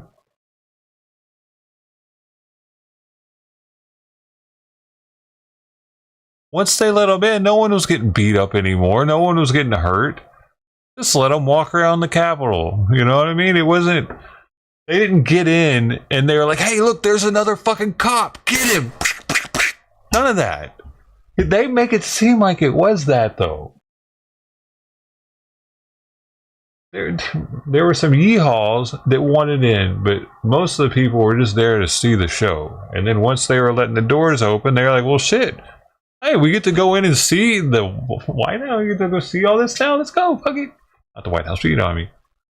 Around what actually happened on January 6th. Of the recent trauma everyone in this country had just lived through. Some Republicans started floating the idea that the protesters at the Capitol weren't right-wing or even Trump supporters at all. Trump promised to pardon. Oh my God, when I do that, I fucking want to slap myself. Democracy will actually happened on January 6th. Some Republicans started floating the idea that the protesters at the Capitol... They weren't. Jaden X was at the very front, instigating all this shit. He's been brought up on charges since then. Definitely wasn't a right-winger, but was in there acting like he was with them. Kept making sure that he was finding his way to the... He got the footage that was used on the news. For Ashley Babbitt getting shot. The footage that I re-uploaded, that was his footage. Because he made sure to get up to that point and get there as they were breaking through the door. That dude was Antifa, BLM supporter. So motherfucker missed me with that shit. They were there, and they were at the front of it. Remember that other dude that was saying all kinds of weird shit right before he went to the doors too? Like he pushed forward to that guy. I can play that footage right now, bro. I might actually bring some of that Weren't up. right wing or even Trump supporters at all. Now, there were likely not all Trump supporters, and there are some reports that Antifa sympathizers may have been sprinkled throughout the crowd. And they I don't know were. if the reports are true, but the Washington Times has just reported some pretty compelling evidence from a facial recognition company showing that some of the people who breached the Capitol today were not Trump supporters. They were masquerading as Trump supporters and, in fact, were members of the violent terrorist group Antifa. And then another theme emerged. But why did they not know that that's a fact? He acts like he's like, what total bullshit. Bruh. Definitely happened. The violence of the insurrection. So it was not an insurrection, and we cannot call it that and be truthful. If you didn't know the TV footage was a video from January the 6th, you would actually think it was a normal tourist visit. I mean, you would stop, full stop. You would at a certain point. It did look like that. You know what I mean? Yeah, at the beginning when they were trying to bust through, it was chaotic, hectic. It was crazy. But once they got in, just like I said, it looked like the cops were tour guides.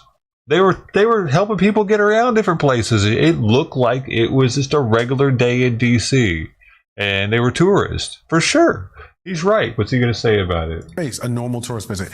And finally, there was Nothing. the He had nothing to transformation say of the about it. insurrectionists from lawbreakers to patriots and martyrs. We will treat those people from January 6th fairly. A bipartisan January 6th Select Committee was assembled to hold public hearings on the events of January 6th. Members presented even more documentation of the violent attack in an effort to ensure accountability and transparency. And Special Counsel Jack Smith was tasked with leading his own investigation of Trump's role in the attack. The Justice Department also took actions against the rioters. The DOJ has since charged more than 1,500 people with crimes stemming from the attack on the Capitol. But here's the thing. Despite the indisputable evidence, despite these detailed investigations and prosecutions, by 2022, an NBC News poll found that less than half of Americans considered Trump solely or mainly responsible for the January 6th attack. The full-throated GOP campaign to rewrite history largely worked. When Trump began campaigning again for a second term, there was a clear talk. So most people don't think he's responsible, right? And he thinks that is from a propaganda campaign and not the fact that it's actually true, even though he just got reelected by a large majority vote. What do you mean, man? These people are delusional. He just said that they don't believe that there was any voter fraud. I mean, like, didn't they? Worked. When Trump began campaigning again for a second term, there was a clear talking point repeated over and over again by anyone serious about joining his administration. On the election of 2020, I've answered this question directly a million times. No. I think there are serious problems in 2020. So did Donald Trump lose the election? Not by the words that I would use. It all went back to the big lie. Do you believe Donald Trump won the 2020 election? Yes. Or not? That was the barometer for getting into Trump's inner circle. It is a blatant erasure that we cannot stand to forget, as the new administration is just 15 days from taking power. Last month, President-elect Trump promised to pardon rioters in the first hour of his term. These are the same people who were already tried by the DOJ and convicted by the government. Overly Speaker Mike Johnson convicted. said House Republicans will set their sights on the January 6th committee itself for having the nerve, the audacity to investigate an attempted insurrection that happened in front of all of us in plain sight. In a new essay from the New York Times, Aquilino Gonell, a former sergeant in the Capitol Police, said he's still haunted by the events of that day, which pushed him to ultimately leave the force. He wrote, quote, "I resent the ongoing whitewashing of the barbarity and collective amnesia of right-wing politicians who aren't willing to hold Mr. Trump accountable. I can't bear to hear Republicans describe themselves as the law and order party. The hypocrisy here is by design, and it not only undermines the significance of the threats to democracy that were exposed that day, it also erases and minimizes a moment that looms over our entire political system. 4 years later, as Republicans would love for Americans to get on board with their historical rewrite, or at least... I got to pause this because I want to hear what he has to say, but I want to go put another plate out for her right now. While she's kind of still around, because I'm pretty sure this one's pregnant and probably needs all the food she can get. Hopefully she doesn't run off too far when I put the plate out right now. We'll see.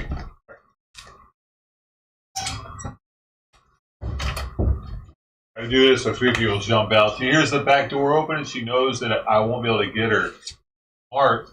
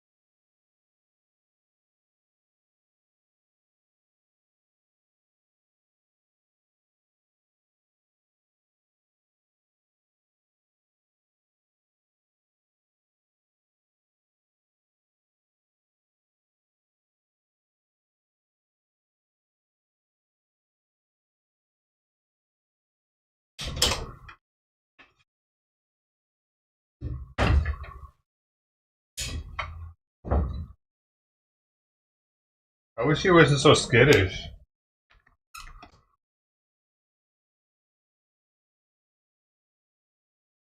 There's a Tux across the street.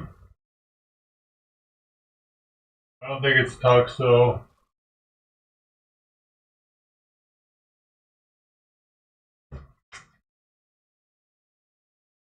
I'm tempted to go walk over there just to see though. Hold up. I think I have to. Wait.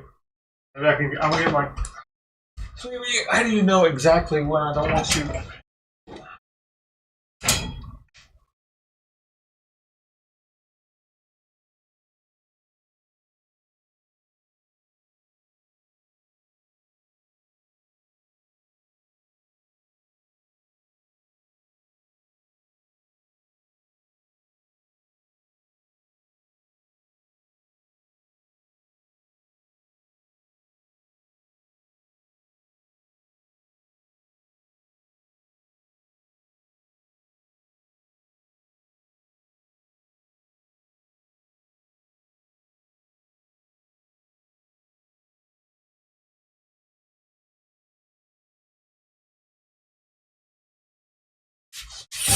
Quick.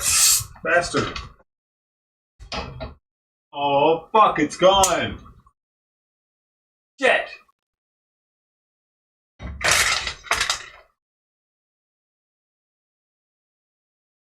It looked like it might have came out of the neighbor's house across the street. That's what I'm wondering.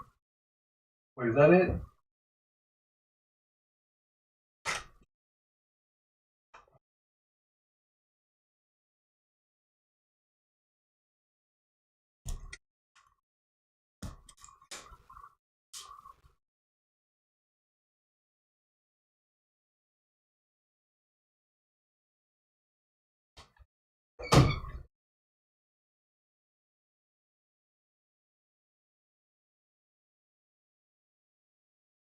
Dude, it's in a fucking spot where it's like in the perfect spots where I can't.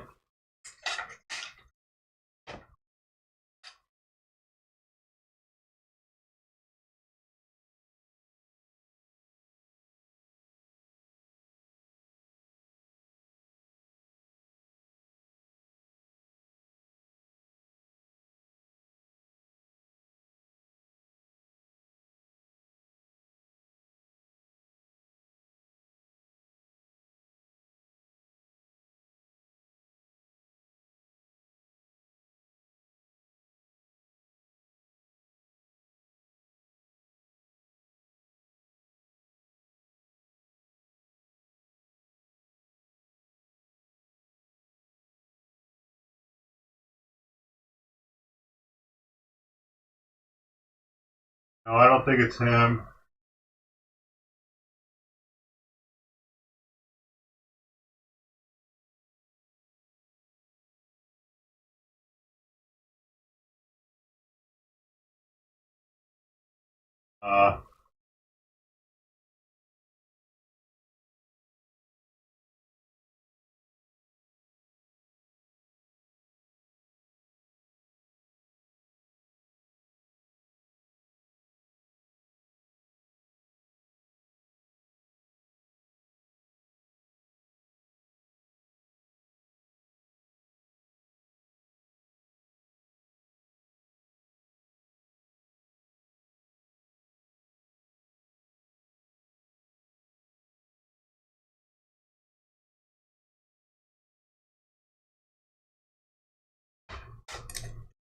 I think so. I think it's the neighbor's cat across the street.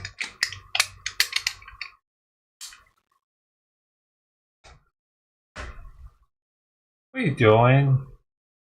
Dude, I'm gonna need to start feeding you less. I'm sorry. I don't know. False alarm. Why do you say you doubted Suggs? Because he would have came by here probably, you know? That's what I thought too. Move on from it. He would have came by here already. And allow the continued normalization of the insurrection. Joining me now to discuss this is April Ryan, White House correspondent and Washington bureau chief at The Griot, as well as an MSNBC contributor and the author of Black Women Will Save the World, an Anthem, and Ryan Wiggins, Chief of Staff for the Lincoln Project. Thank you both for being here to kick off the second hour of Amen. I want to start with you, April. Your response to some comments that President Biden made this afternoon to a reporter talking about the significance of January 6th tomorrow. He said, I think it should not be rewritten. I don't think it should be forgotten, but I don't think we should. If you noticed, I reached out to make sure there's a smooth transition. We got to get back to basic, normal transfer of power. President Biden is president for the next few days, and he wants a smooth transition. He does not want the remnants of January 6th, the residue of January 6th 4 years ago, to be a part of his legacy. You have to remember, okay, President Biden is trying to stay above the fray. But for those of us who work in Washington, those of us who were there or reporting on it, remember vividly. And you cannot negate January 6th, because January 6th was, in fact, an effort to keep Donald Trump in office and not let Joe Biden come in. If those persons who were rioting that day had done what they had planned, Charles, I don't even know if we would be in these seats right now. It would look different. It would smell different. It would taste different. This was not a tourist attraction tour, a visit of people with a picnic basket with those red and white checkered tablecloths skipping through the halls of Congress. These were people who had bear spray, who had bats, tens of thousands of people who had backpacks who could not make it through the Secret Service checkpoint because they had things in their bags, okay, when the president was speaking on the ellipse. But they moved on over to Capitol Hill. And President Trump watched it.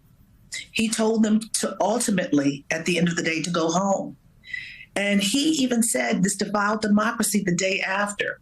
And now the switch. It's so interesting to hear the people who were running to safety, trying to run from these people who were going to do God knows what. People who erected a gallows for Mike Pence, the sitting vice president at the time, because he certified the votes against his own president or new president. They were being I don't know symbolic. I just think the president is trying to move on and keep peace on this president, Joe Biden, until January 20th. Very difficult to manage doing that, but also keeping in mind an accurate depiction of history. And Ryan, speaking of that accurate depiction of history, I want to talk to you about some of the hypocrisy that we're seeing from the GOP. In a moment where you have actual January 6th rioters who have come to the light and said, you know what, I was duped. I was there. This was a mess. You still have Republicans and some lawmakers who are heralding them as heroes and patriots, even against their own narratives. These are folks who were there, who've been convicted and tried, who have said now, you know what, this was wrong and it should not have happened. How do you square that? And there are other narratives as well. Just we saw some of the switch and change in positions of other lawmakers, including Donald Trump. How do Republicans square that in a way that's reconcilable for anyone who's paying attention? So, Charles, I'll tell you, I'm a Southerner, and Southerners know that football is religion, right? And so I think that you have a lot of these people who are actually looking at their politics like they look at their football team. Well, it doesn't matter if my team cheated this year. It doesn't matter if my team did this as long as we get to the national championship football game, right? And I think that people have got to stop seeing something as vital as our government and the politics that operate within our government as something as silly as a team that you just can't turn your back on. Right, but when you ask Democrats why they are voting for the Democrats, it's because that's what I do. That's because that's what I've always voted Democrat. I'm always going to. That's what my daddy did. That's what I'm going to do. You ask a Republican why they're voting for a Republican, they give you actual reasons. Fucking idiots. They're the ones that do that. What is it called, what they're doing? They're saying that the gaslighting? Is that, or they're saying the other person doing, they're actually doing, what is that?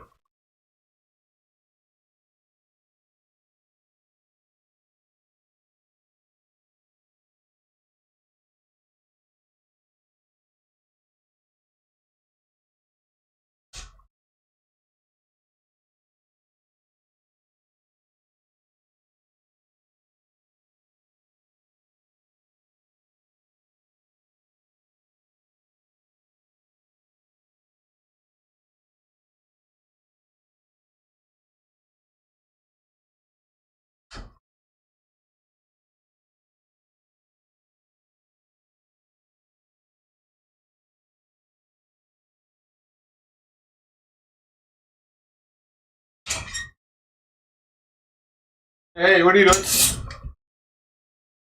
What is your obsession with wanting to eat shit? What even is this? Piece of plastic from something.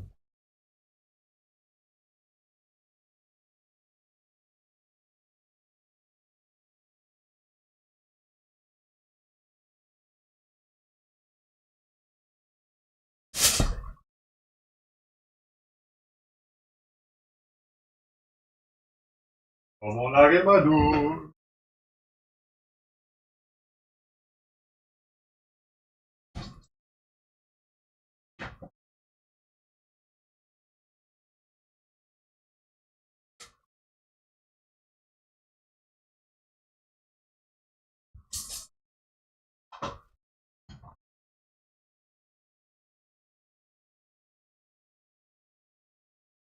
Ow.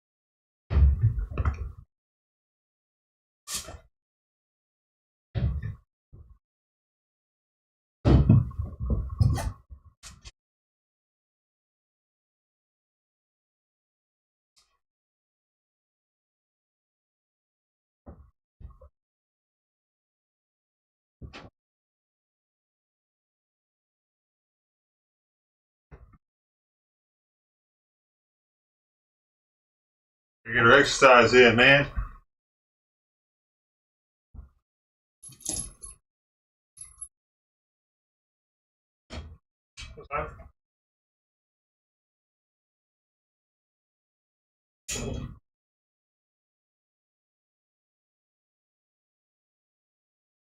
Hey. Look at your exercise, ain't getting too fat.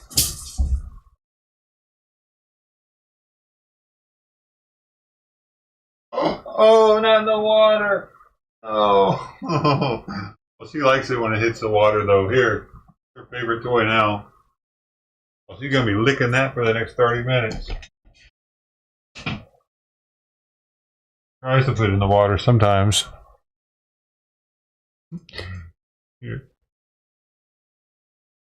Yeah, that's going to be your favorite toy now, just because it's wet.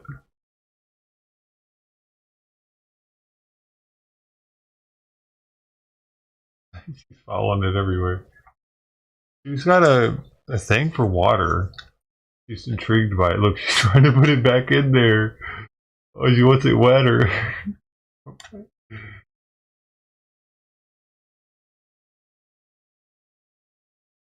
Fucking god dang it, dude. No. She actually put it in there. Oh.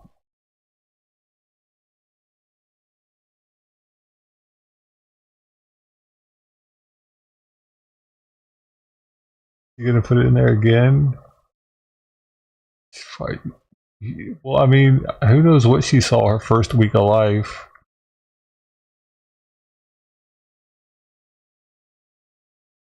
I mean, her first month of life.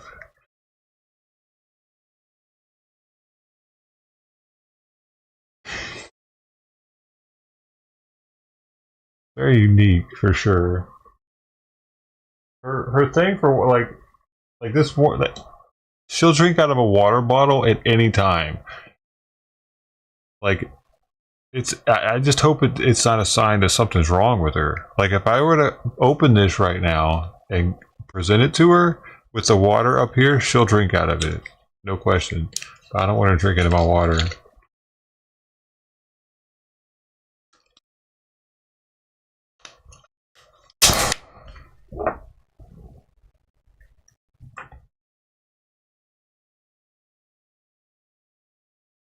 Three's Company too. Well, here it is. Recessed. Why? Look at this music. Our government. Oh no, this is RSBN. I thought that was like official. 12:55. So we're going in 20 minutes.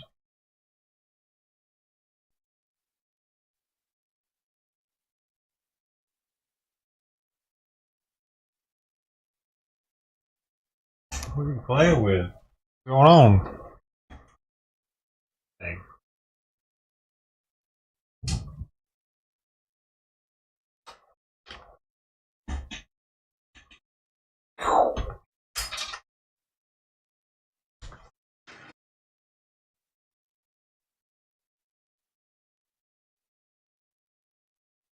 Okay, because I spilled some little water.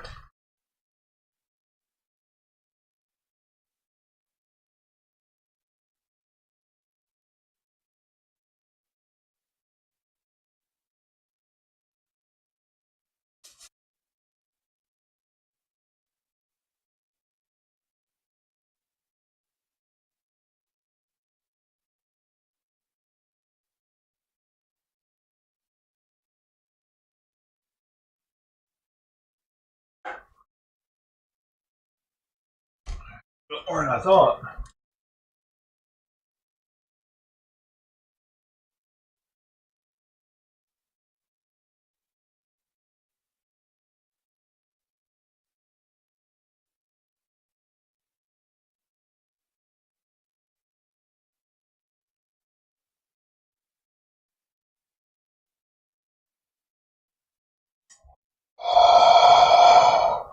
My audio, though, I really gotta fix it one of these days. I'm not being lazy. Let's see, maybe I can fix it now. Alright, try this again.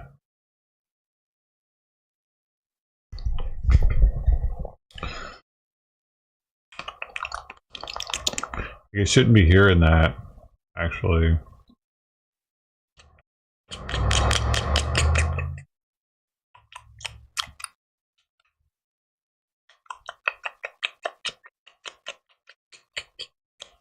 How can I make it not hear that?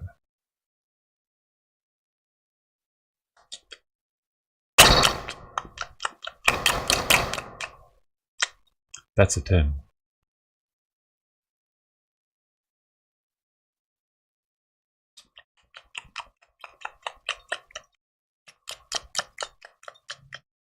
I used to have it where it triggers so much on high-pitched sounds.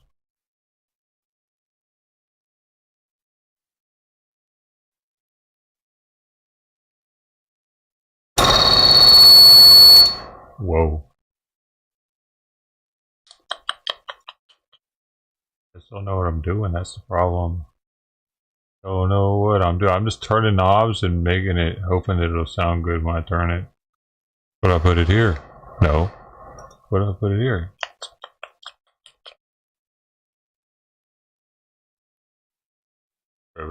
What if I use the EQ?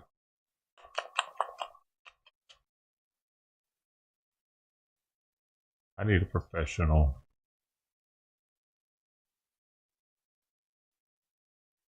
I definitely don't know what I'm doing with that.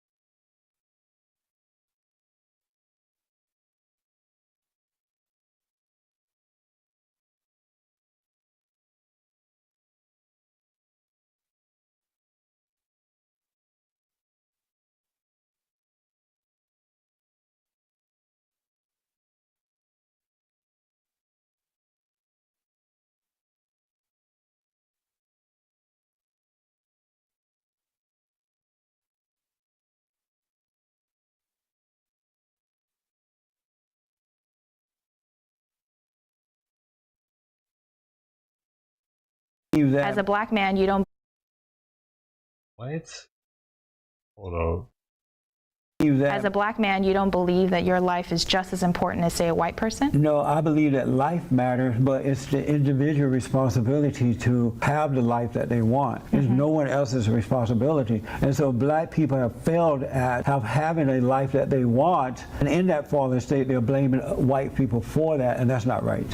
What if there are policies in place that actually make it harder? But there are none. But there were, and there are, that was even like now. 100 years ago.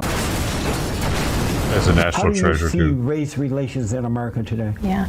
Well, I mean, if you see just the news, as an Asian American woman, as the daughter of immigrants, as someone who, you know, grew up with my mom working the night shift and going back to school, you know, raising my sister and I see it as not going so well. Yeah, there's a lot that could be done, that we could be able to transcend the conversation about what is it that America was founded on. You know, I, as someone who cares about my family and my community, right, then I want to make sure that my family and community are protected and are safe. And the fear I have is, unfortunately, in this day and age, even now, you know, 2017, some folks in my family and even myself could be verbally attacked or could be assaulted. By illegal aliens? No, just in general out in the public, right? Yeah. You know, black like people? just in general in the public. I mean, there's a lot. It is by blacks, though. Where he's right. What he just said there? In the public, right? You know, by like blacks, huh? It is. For the most part, when Asians are being discriminated against, it is by blacks. Actually, in New York, when they're getting punched for no reason, and these other that park incident where that Asian was getting harassed, he's right. If you look at the news, it is by migrants too, and black. Man, he's about to destroy her. Just in general in the public. I mean, there's a lot of commonalities, I think, if we can go back to the values of what bring us together versus, you know, dividing us and separating us. I'm sure you would agree with this. White Americans created the greatest country that has ever existed when they founded and created. How is he going to respond to this? White people did that. White people did that. Okay, let's see. We're not allowed to be white and be proud of it, though. So this is gonna go well. America, and then for some reason they decided we're gonna let people of color come in. I still haven't figured that out, but they decided we're gonna let people of color come into this great free nation, and then the people of color come here, and the first thing they do is attack white people. They accuse them of being racist. Let's take a step back. They accuse them of hating. They go. It's like inviting a family member into your home, and then they want to take over the home and they accuse you of being the bad guy. As a person who ran for office, your eyes are wide open as to what's going on. When you see people of color attacking and blaming the white folks who allowed them to come into their home, what do you think about that? So let's take a step back, though. In our history, you're talking about the founders, right? Yes. So even then, the founders, you're saying they let us into this country. Right. But in reality, actually, you had slaves come into this country. So they worked for the founders and weren't paid for it, right? And abused, and a lot of exploitation that was happening. And so we're talking about those folks that came into this country, but also even for Asian Americans, the Chinese, you know, railroad workers, they came into this country not because, you know, the founders let them, or, you know, the people that were in leadership in this country let them. Here? They were forced here, right? Who brought them here? So just like the you know, the slaves, and you think about who built this country, and on the backs of who built this country, who built the White House, right? And the railroad tracks, right? It wasn't, you know, we have to think about, you know, critically, like what are these race relations now, but what were they like when our country was even founded? You know, it was hard back then, and even now. That was hundreds of years ago. Like you, that you were seen as other. But it's not the whites who are going after the people of color. It's They're the people of selling their color own. who are going after the whites and complaining and falsely accusing them. So even if we did, and I do realize slavery happened here, but it happened everywhere. It happened all over the world, not just here. And America changed that. They realized that wasn't the right way to go, so they freed the slaves. They did the right thing. They corrected that mistake. And still, the people of color attacked the white people who freed them. Instead of showing appreciation, they're calling them racist, Nazis, and all kind of crazy stuff. Isn't that like insane to attack the person who gave you freedom? Well, so it's not uniform for everyone, right? There might be some socially conscious folks out there who understand those dynamics, right? But there are also instances where we can see the kind of deep-seated, structural issues that have made it so hard for people to be able to access education or health or housing, right? I mean, I'm not sure if you realize, but the redlining, or even black folks were not even allowed to own homes until really relatively recently. Like 100 years ago. No, even more recent than that. The redlining came from the people who were complaining and blaming the whites. So when I take a step back and thinking about the work of Fair Vote and the Fair Representation Act, as I mentioned before, and when we think about how district lines are drawn, it really should be taken out of the hands of the politicians and the elected officials, and it should be an independent body to decide.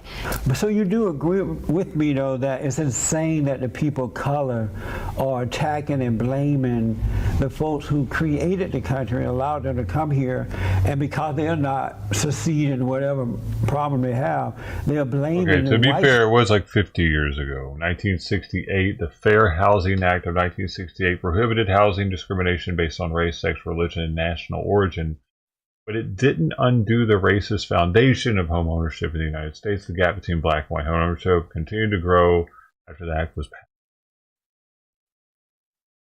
I don't know. What's interesting about that is the black homeownership rate in 1970 was 41.6%. And now it's only 43. No, in 1990, 20 years later, it only increased by 2%, 43.9%. So it didn't seem to have fixed things, allowing them to not be discriminated against. Fair Housing Act didn't seem to get them in more houses for some reason. Because they're not succeeding in whatever problem they have, they're blaming the whites for it when whites have nothing to do with it. You do agree with me that's insanity, right? So I wouldn't use the word insanity. How about crazy? I wouldn't use the word crazy either. How about mentally ill? Yeah, so those are the words I don't want to use. Oh, I see. Yeah. How about not having common sense? Yeah, so I mean, honestly, it really depends on who you're talking to. I think you and I would probably disagree on this then, speaking from a personal perspective. Oh. Yeah. And why would you disagree? You've done well. Yeah? Yeah, why would you disagree? No, I mean, honestly, it depends on who you're talking to. And I think for right now, you're seeing how this country is evolving and dealing with these race relation issues. Right. It's not going away. It hasn't gone away. And you know why, right?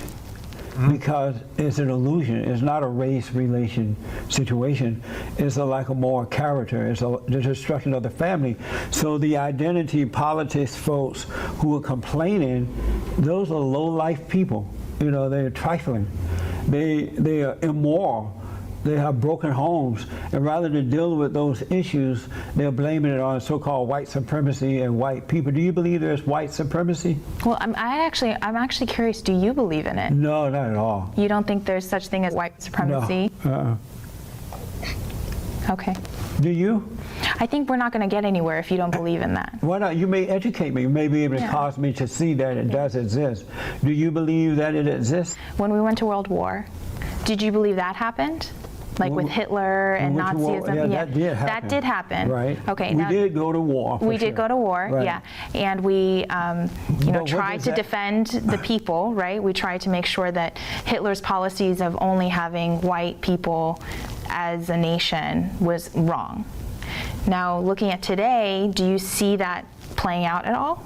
Since white Americans have been accused for everything that the people of color Hold failed on. at, I gotta stop that whites for are a starting second. to get fed up. But Hitler, it was more of a nationalist thing. Hitler wasn't a white supremacist. Was he?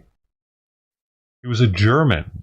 He wanted people in Germany to be German, and Germans weren't black. So that makes him a white supremacist now? I mean, he was definitely a prejudice. He had prejudice towards non-Germans, but I don't know. It was a color thing, really. See that playing out at all? Since white Americans have been accused for everything that the people of color have failed at, whites are starting to get fed up. You know, they're starting to feel anger from being accused so much that they want to send these folks back to wherever they came from. And I don't blame them, because if you're in a country where you can do what you want, and because you're failing in life, you're going to blame me for it. It just doesn't seem right to me. It just doesn't seem right. It doesn't seem right to you. But do you see that playing out right now? Like, you see a resurgence of Nazi folks who support Hitler's ideas and Nazis and white supremacy. Do you see that playing out right now? I see a few white people who are saying that, but majority are not. I see where they're fighting back, because you have the Antifa, you have and have you noticed the angry people on the left, while pretending it's the whites or someone else? Like Antifa, they show up and they're dressed in masks, they're hiding who they are, but they're coming in a violent way. You have the Black Lives Matter people who are a far left, liberal, radical, agitating organization that's built of black lesbians and homosexuals and social justice warrior white folks, and that's just not fair to the decent white people. Do you think that's fair? But you. So I'm trying to understand what you're saying. The KKK. I'm trying to understand your words. So you're saying that they're too radical, that they can't be who they are, right, and you're comparing them to, say, the Nazis? You have these fallen people accusing white people of something they've never done. But they believe in the same principles of, say, Hitler. But just well, you're right. I realize that Black Lives Matter and Antifa, they do believe in the same principles as Hitler. But you think they believe in the same thing? So I'm saying I thought you just said that. No. I'm saying that the folks that are out on the streets right now, marching around Antifa people. No, about white supremacy and supporting the principles of Hitler.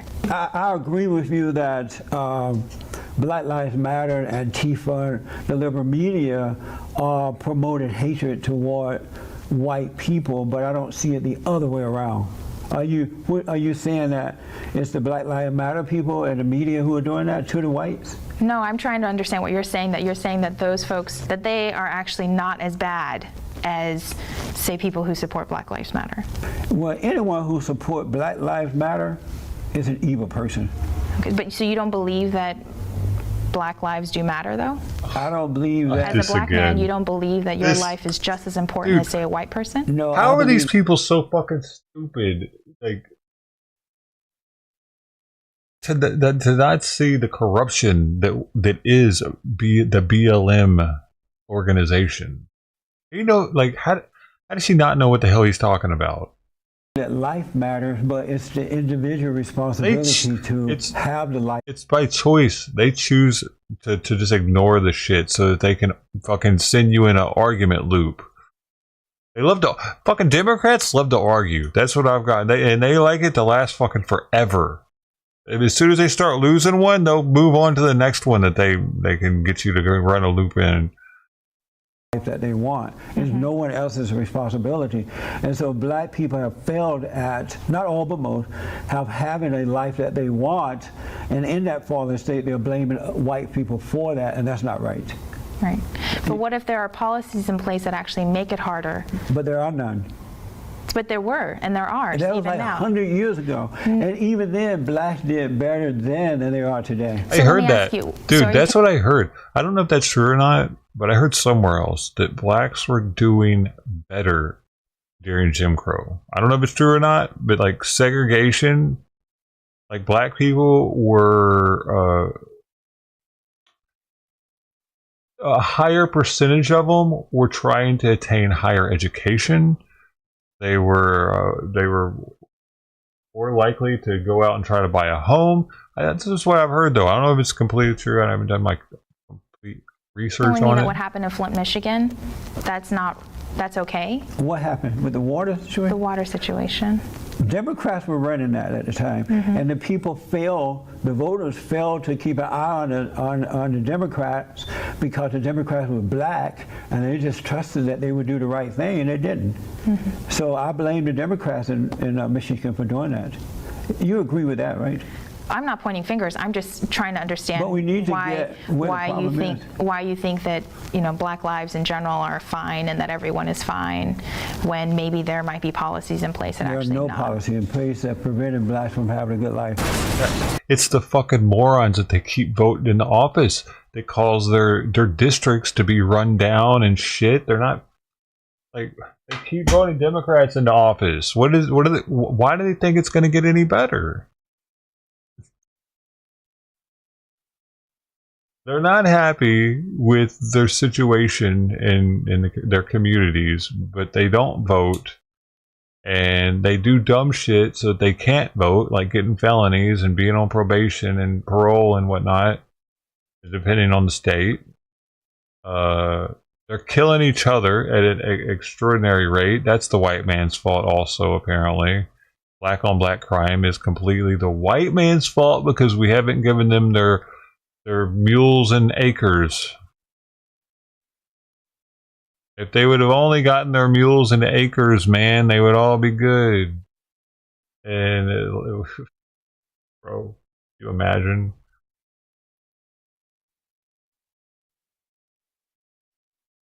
They try recalling. I know one time, but I didn't vote that time because I wasn't really as into politics.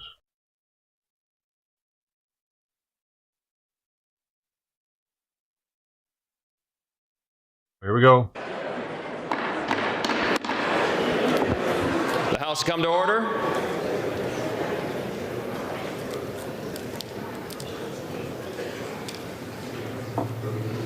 Mr. Speaker, the Vice President and the United States Senate. I bet she's looking forward to this.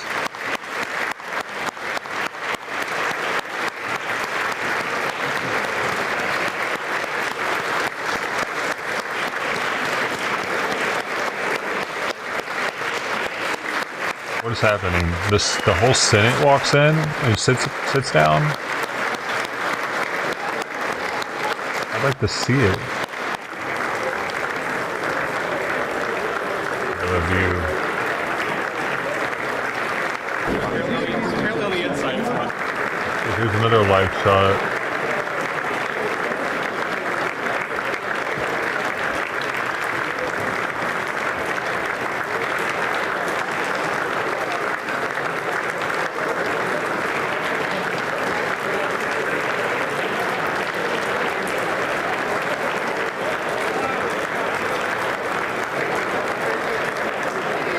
I forgot what I'm doing here.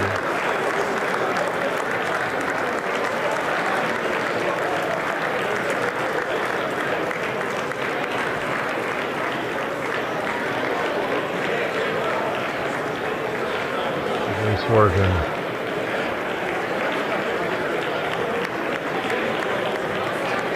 Is it working how I wanted to?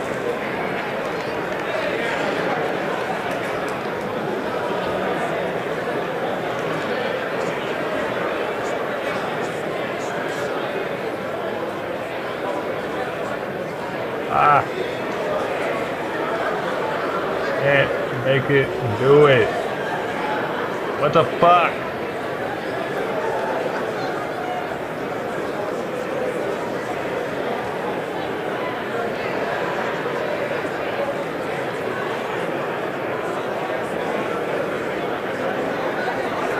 Can't make it for the other one. It used to be easy. Odd. What has changed?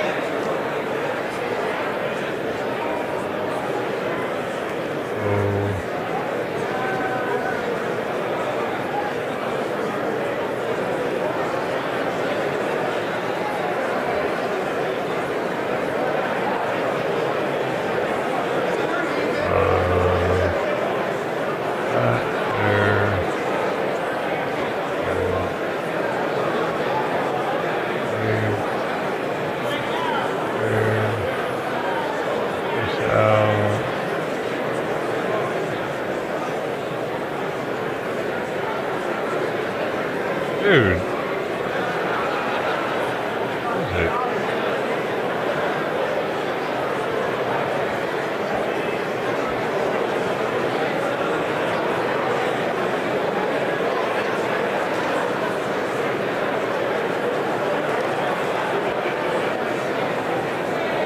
Having technical difficulties.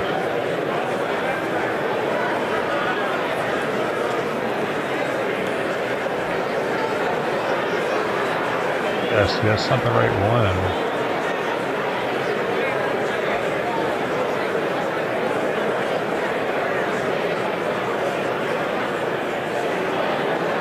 It's not letting me do what I used to do with streaming.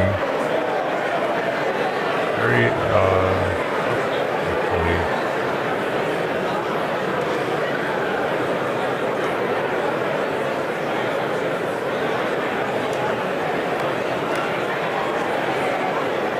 Man, I can't bring up multiple screens like I used to.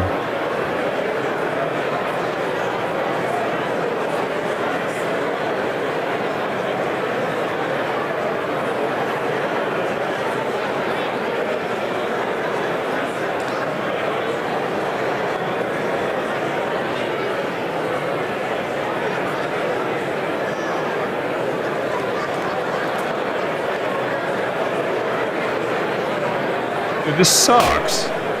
This is so shit right now. I can't believe I can't do this, dude. Okay, that one ended anyway, but still.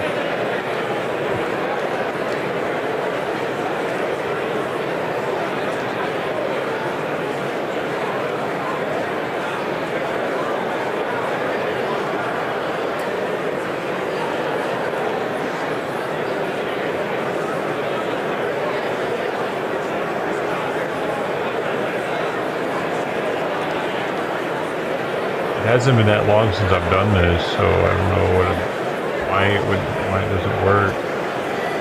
Oh wait, I fixed it somehow. I don't know, whatever. There it is. All right.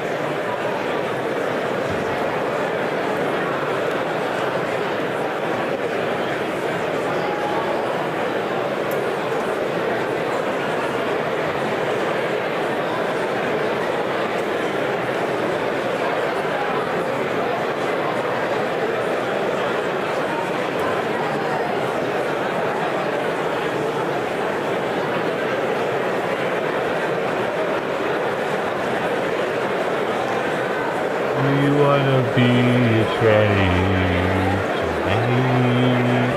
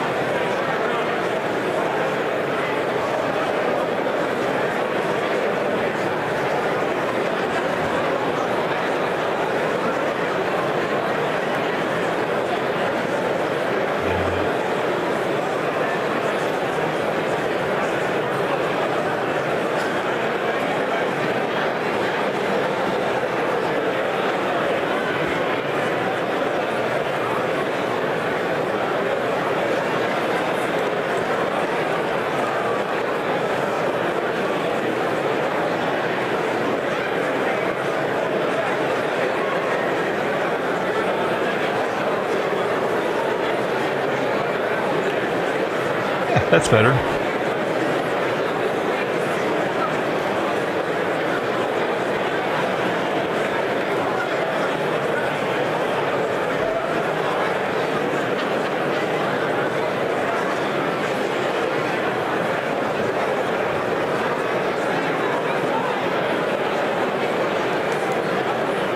Why they just have to stand there like this?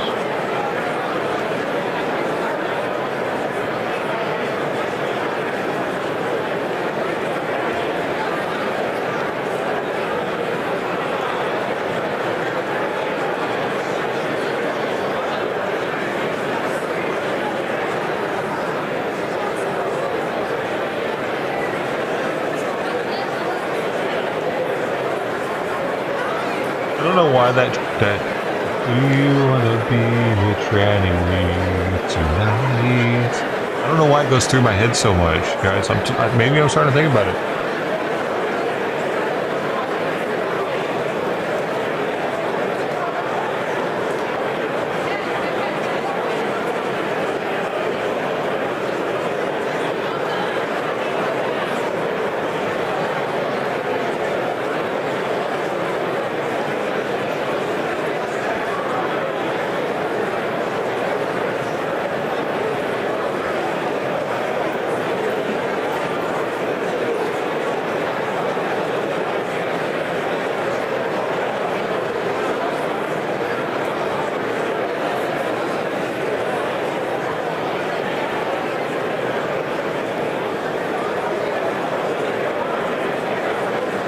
I don't know if we're ever going to have a female president. There are just too many countries in the world that don't respect females. Iran being one of them. And that's kind of important. I don't know why it keeps doing that. That's kind of important that they respect our leader. What? They're not going to respect the female leader of America at all.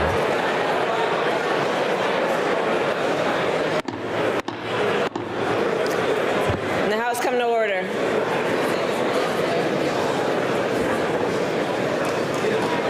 And that we're the defenders of the world. I don't know if it'll ever happen. Mr. Speaker and members of Congress, pursuant to the Constitution and laws of the United States, the Senate and House of Representatives are meeting in joint session to verify the certificates and count the votes of the electors of the several states for President and Vice President of the United States. After ascertainment has been had that the certificates are authentic and correct in form, the tellers will count and make a list of the votes cast by the electors of the several states. The tellers on the part of the two houses will take their places at the clerk's desk.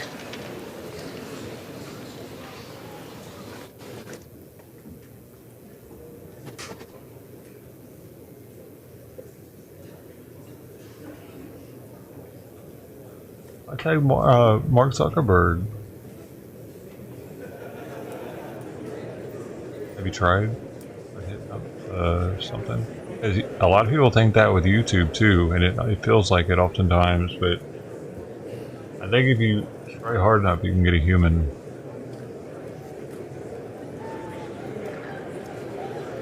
You can't give up after the first AI you talk to. Action. Sometimes it takes time for the actual humans to get back. Without objection, the tellers will dispense with gotta let them know, formal dude. portions of the certificates. After ascertaining that the certificates are regular in form and authentic, the tellers will announce the votes cast by the electors for each state, beginning with Alabama. Heidi came back. Senator Fisher.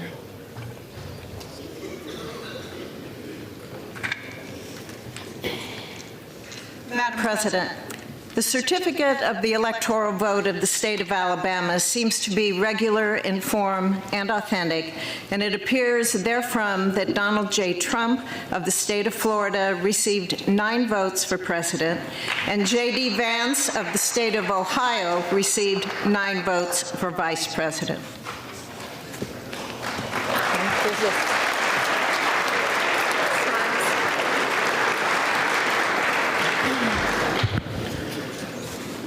Madam President, the certificate of the electoral vote of the state of Alaska seems to be regular in form and authentic, and it appears therefrom that Donald J. Trump of the state of Florida received 3 votes for president, and J.D. Vance of the state of Ohio received 3 votes for vice president.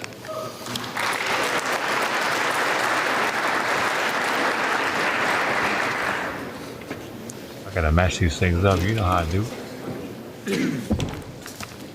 Madam President, the certificate of the electoral vote of the state of Arizona seems to be regular in form and authentic, and it appears therefrom that Donald J. Trump of the state of Florida received 11 votes for president, and J.D. Vance of the state of Ohio received 11 votes for vice president. You're all matched up now, babe. It's like old times, man. I'm actually doing something. Madam President, the certificate of the electoral vote of the state of Arkansas seems to be regular in form and authentic, and it appears therefrom that Donald J. Trump of the state of Florida received 6 votes for president, and J.D. Vance of the state of Ohio received 6 votes for vice president.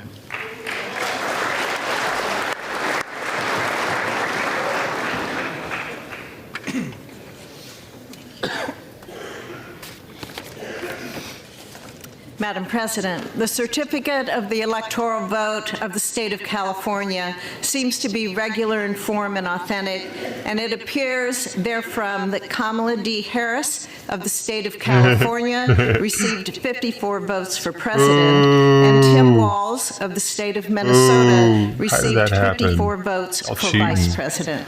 I'm cheating out here. Yo. Bullshit.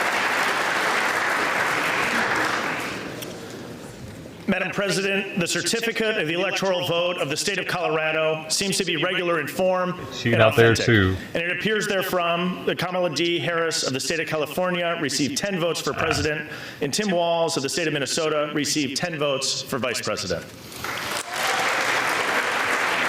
Damn, that's embarrassing.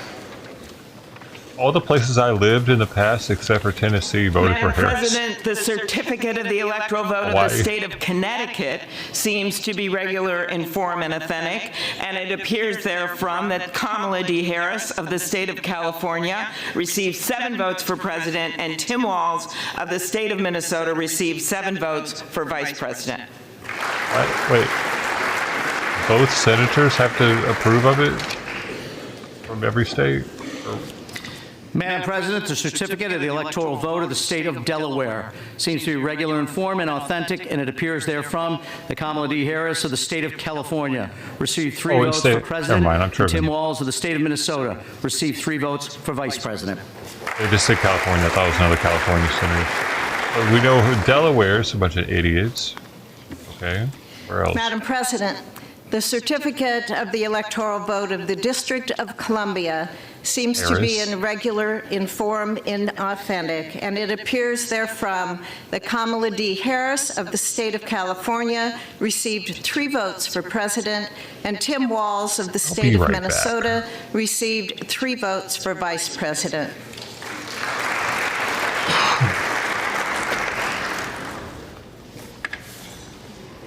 Madam President, the certificate of the electoral vote of the state of Florida seems to be regular in form and authentic, and it appears therefrom that Donald J. Trump of the state of Florida received 30 votes for president, and J.D. Vance of the state of Ohio received 30 votes for vice president.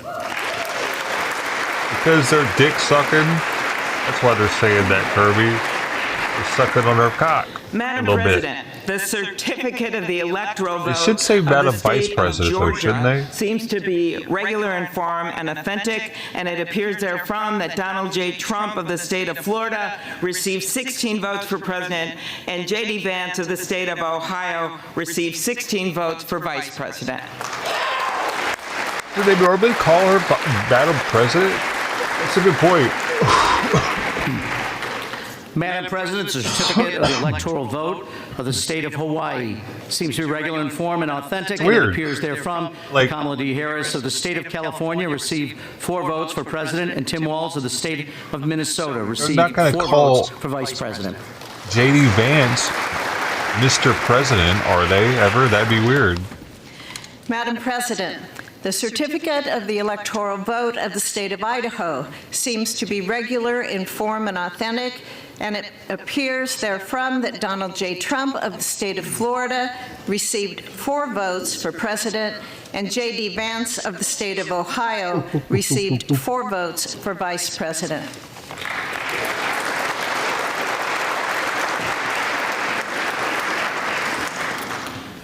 Madam President, the certificate of the electoral vote of the state of Illinois seems to be regular in form and authentic. Bunch of retards. It appears therefrom that Kamala D. Harris of the state of California received 19 votes for president, and Tim Walz of the They're state known of for having a Minnesota bunch of retarded received 19 people out there, votes bro. for vice president. I mean, look at Chicago. Definitely retarded. I lived there actually too. So that's another state I lived in that's Madam voted for President, Harris. the certificate of the electoral Holy vote of the shit. state of Indiana seems to be regular in form and authentic, and it appears therefrom that Donald J. Trump of the state of Florida received 11 votes for president, and J.D. Vance of the state of Ohio received 11 votes for vice president.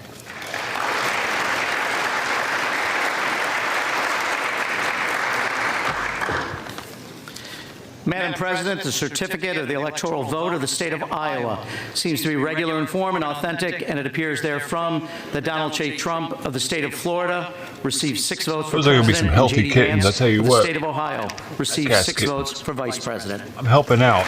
I'm helping Trident now the most right now, probably. If she's pregnant, she needs all Madam these President, calories. the certificate of the electoral Deal. vote of the state of Kansas seems to be regular in form and authentic, and it appears therefrom that Donald J. Trump of the state of Florida received Why am 6 I losing votes for viewers? Is if you president, want to hear and what these J.D. people are Vance saying. of the state of Ohio Like it's received something special. 6 votes for vice president. Hey, I can't hear what she's saying.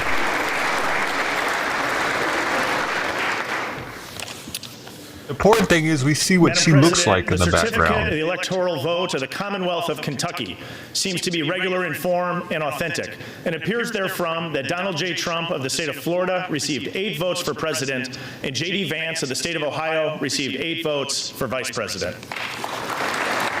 Oh, Sid. Oh, shit. That's the babe thing. Madam President, the certificate of the electoral vote of the state of Louisiana I like for them to stop seems calling to her be Madam regular in President, though. form and authentic, and it appears therefrom that Donald J. Trump of the state of Florida received 8 votes for president, and J.D. Vance of the state of Ohio received 8 votes for vice president.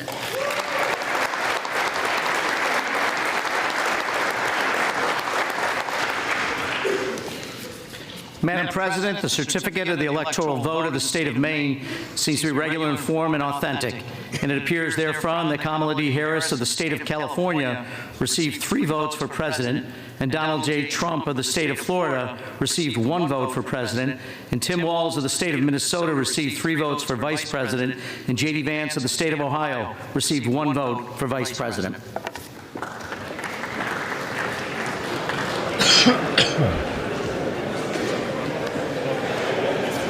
Madam President. Oh, The certificate of the someone in their electoral chat vote just of answered the state it. of Maryland seems to be regular in form and authentic, and it appears She's therefrom president that Kamala D. of the Harris of the Senate. state of California received 10 votes for president, and Tim Walz of the state of Minnesota received 10 votes for vice president. That's what's going on. That's why they're calling her that, Kirby. Madam President, the certificate of the electoral vote of still the here? Commonwealth of Massachusetts seems to be regular in form and authentic, and it appears therefrom that Kamala D. Harris of the state of California received 11 votes for president. I did and research Tim for you, Walz of the state of Kirby. Minnesota I love you, man. received 11 votes for vice president. They did for me, but it was for you too. Madam President, the certificate of the electoral vote of the state of Michigan seems to be regular in form and authentic, and it appears therefrom that Donald J. Trump of the state of Florida received 15 votes for president, and J.D. Vance of the state of Ohio received 15 votes for vice president.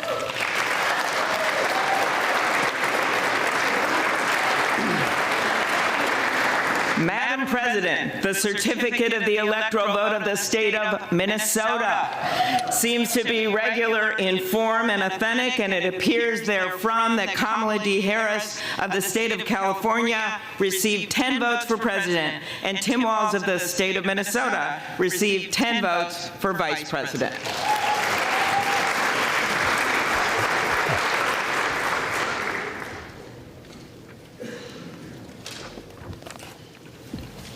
Madam President, the certificate of the electoral vote of the state of Mississippi seems to be regular in form and authentic, and it appears therefrom that Donald J. Trump of the state of Florida received 6 votes for president, and J.D. Vance of the state of Ohio received 6 votes for vice president.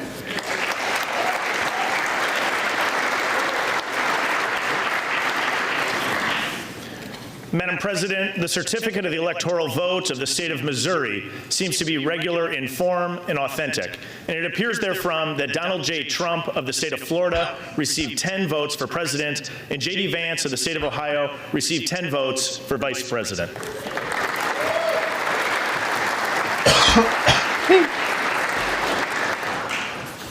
Madam President, the certificate of the electoral vote of the state of Montana I doubt it, seems to be actually. regular in form and I don't know, authentic, Kirby. and it appears therefrom I think that it's Donald J. bothering Trump her, of the state actually, of Florida received 4 because votes for president, and J.D. Vance of the state of Ohio received 4 votes She knows that for her, vice her president. days are very numbered at being called that.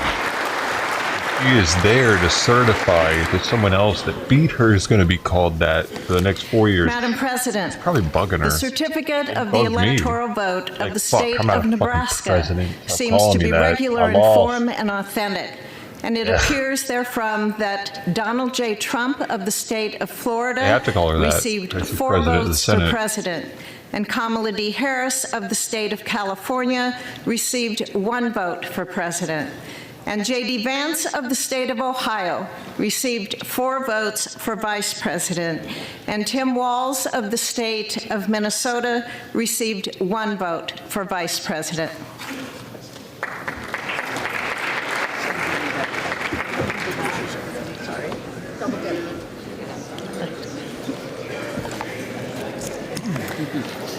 Madam President, the certificate of the electoral vote of the state of Nevada seems to be regular in form and authentic, and it appears therefrom that Donald J. Trump of the state of Florida received 6 votes for president, and J.D. Vance of the state of Ohio received 6 votes for vice president.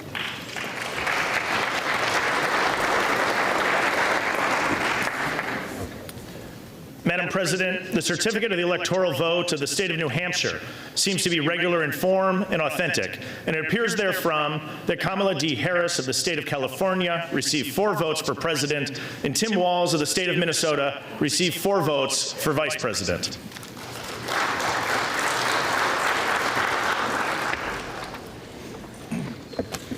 Madam President, the certificate of the electoral vote of the state of New Jersey seems to be regular in form and authentic, and it appears therefrom that Kamala D. Harris of the state of California received 14 That votes for helps. president, and Tim Walz of the state of Minnesota received 14 votes for vice president.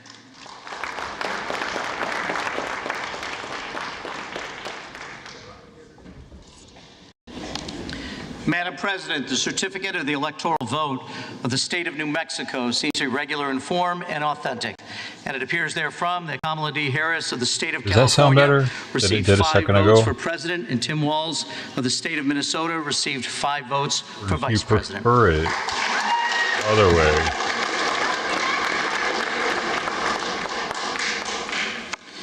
Madam President, the certificate of the electoral vote of the state of New York seems to be regular in form and authentic, and it appears therefrom that Kamala D. Harris of the state of California received 28 Hello. votes for president. Tim Walz of the state of Minnesota received 28 votes for vice president.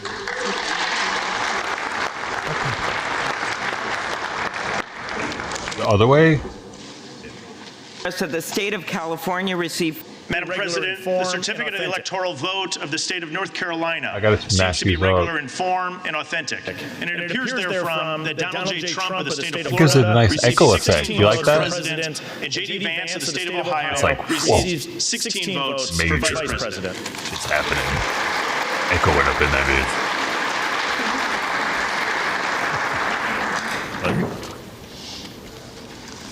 Madam President, the certificate of the electoral vote of the state of North Dakota seems to be regular in form and Reduce it authentic, just a little and bit. it Hold up. appears therefrom that Donald J. Trump of the state of Florida received 3 votes for president, and J.D. Vance of the state of Ohio received 3 votes for vice president. I want the energy. I know what you want. Hold up. You ready?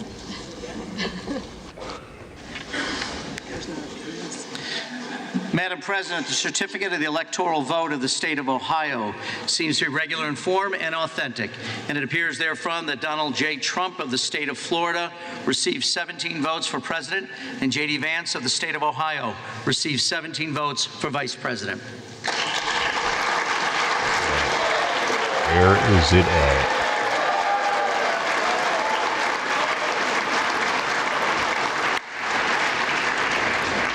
Madam President, the certificate of the electoral vote of Here the state somewhere. of Oklahoma seems to be regular in form and authentic, and it appears therefrom that Donald J. Trump of the state of Florida received 7 votes for president, and J.D. Vance of the state of Ohio received 7 votes for vice president. Oh man, it's so far down. That's why.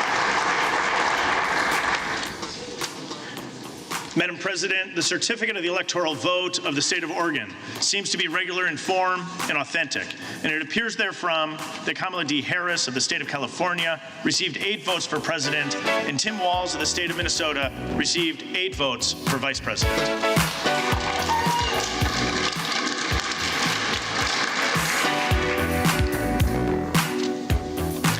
Madam President, the certificate of the electoral vote of the Commonwealth of Pennsylvania seems to be regular in form and authentic, and it appears therefrom that Donald J. Trump of the state of Florida received 19 votes for president, and J.D. Vance of the state of Ohio received 19 votes for vice president.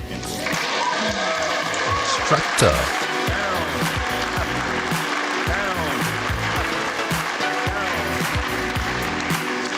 Madam President, the certificate of the electoral vote of the state of Rhode Island seems to be regular in form and authentic, and it appears therefrom that Kamala D. Harris of the state of California received 4 votes for president, and Tim Walz of the state of Minnesota received 4 votes for vice president.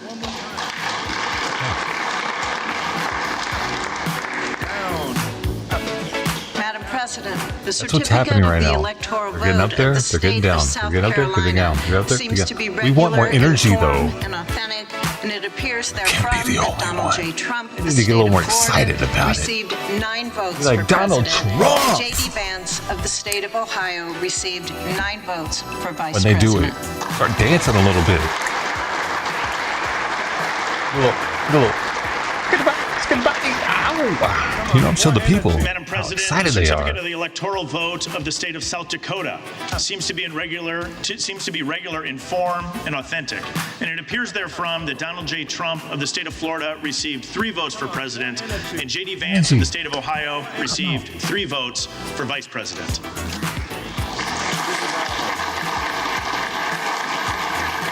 I gotta get the other audio up in here, though.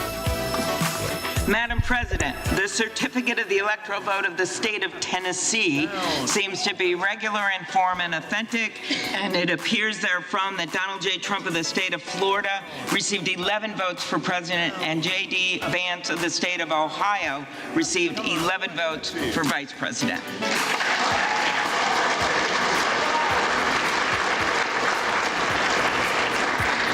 One more time.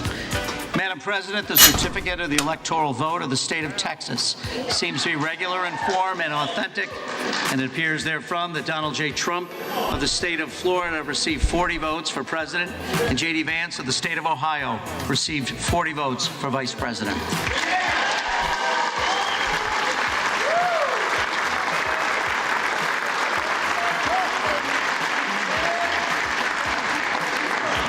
President, the certificate of the electoral vote of the state of Utah seems to be regular in form and authentic, and it appears therefrom that Donald J. Trump of the state of Florida received 6 votes for president, and J.D. Vance from the state of Ohio received 6 votes for vice president.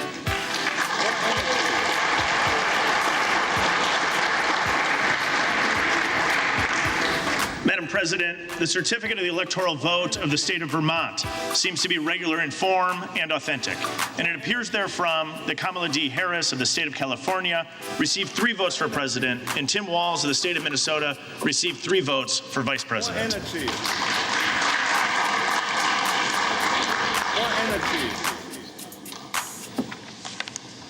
Madam President, the certificate of the electoral vote of the Commonwealth of Virginia seems to be regular in form and authentic, and it appears therefrom that Kamala D. Harris of the state of California received 13 votes for president, and Tim Walz of the state of Minnesota received 13 votes for vice president.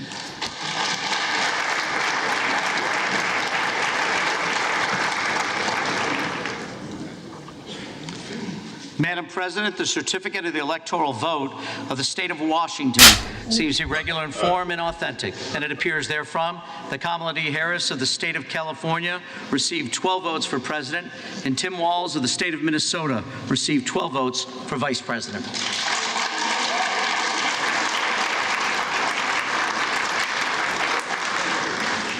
Madam President, the certificate of the electoral vote of the state of West Virginia seems to be regular in form and authentic, and it appears therefrom that Donald J. Trump of the state of Florida received 4 votes for president, and J.D. Vance of the state of Ohio received 4 votes for vice president.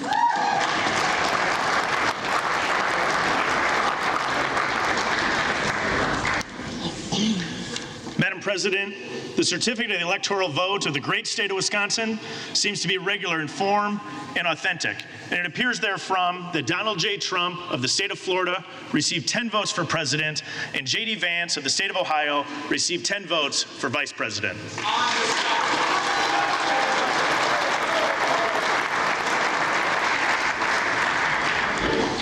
Madam President, the certificate of the electoral vote of the state of Wyoming seems to be regular in form and authentic, and it appears therefrom that Donald J. Trump of the state of Florida received 3 votes for president, and J.D. Vance of the state of Ohio received 3 votes for vice president.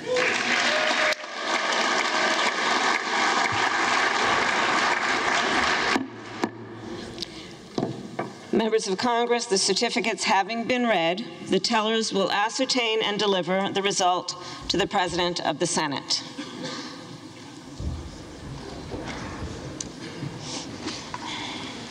The undersigned, Deb Fisher and Amy Klobuchar, tellers on the part of the Senate, and Brian Steele and Joseph Morelli, tellers on the part of the House of Representatives, report the following as the result of the ascertainment and counting of the electoral vote for President and Vice President of the United States for the term beginning on the 20th day of January, 2025. The state of the vote for the President of the United States, as delivered to the President of the Senate, is as follows. The whole number of the electors appointed to vote for President of the United States is 538. Within that whole number, the majority is 270. The votes for President of the United States are as follows. Donald J. Trump of the state of Florida has received 312 votes. Kamala D. Harris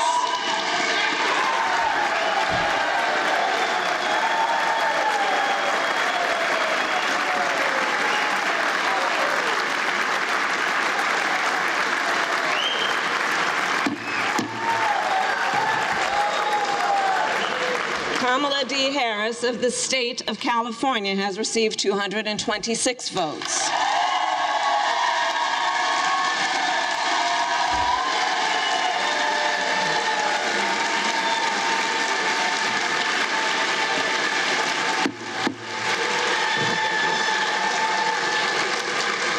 The whole number of electors appointed to vote for Vice President of the United States is 538.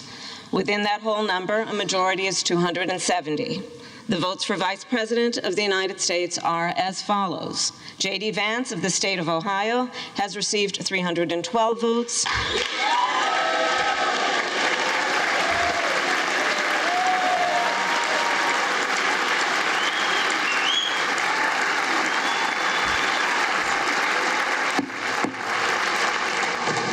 Tim Walz of the state of Minnesota has received 226 votes. Here's Simon's heart mad. I'll be back.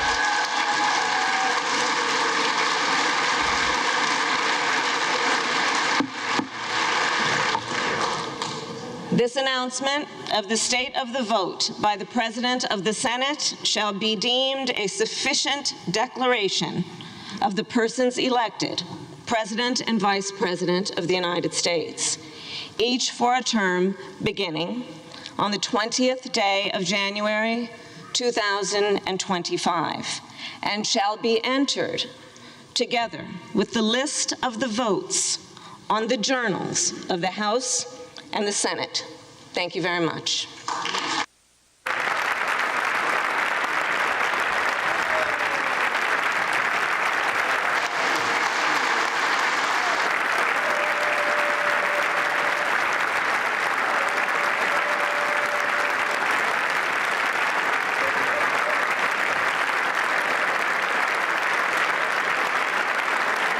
The purpose of the joint Senate having been concluded pursuant to Senate Concurrent Resolution Number 2, the 119th Congress, the chair declares this joint session dissolved. Thank you. That's fast.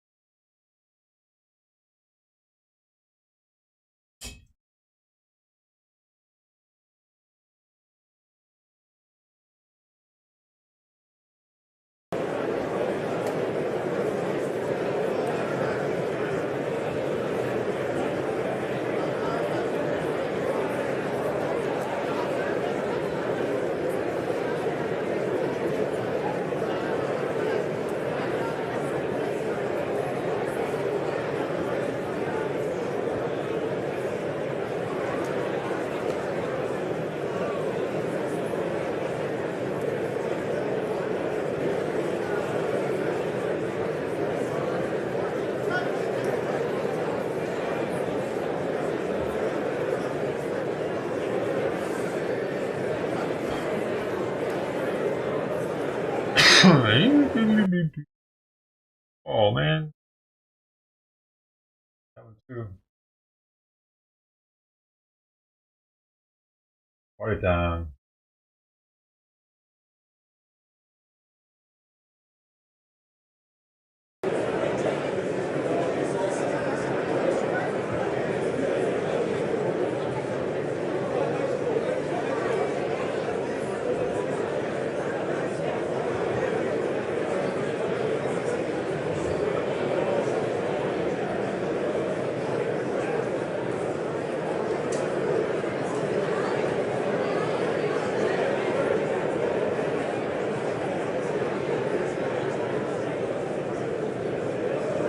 I got a flyer. I have a flyer in there that I made up for Tux, and every time I see it with this picture on it, it makes me sad. It's in the hallway, right outside the door.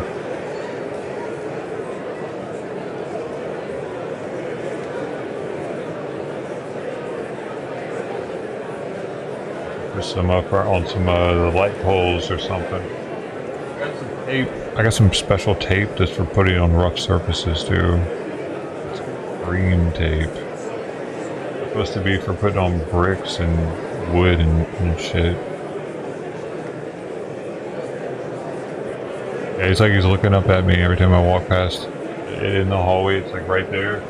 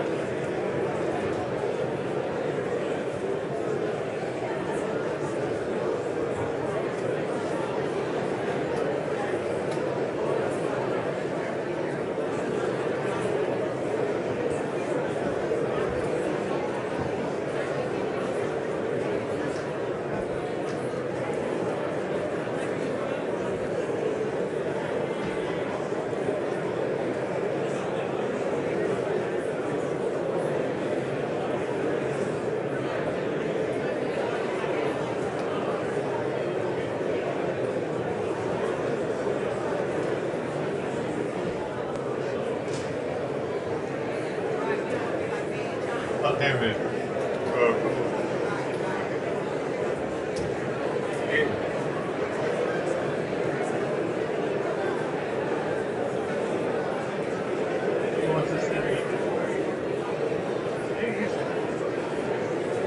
He seems like he might want to play, but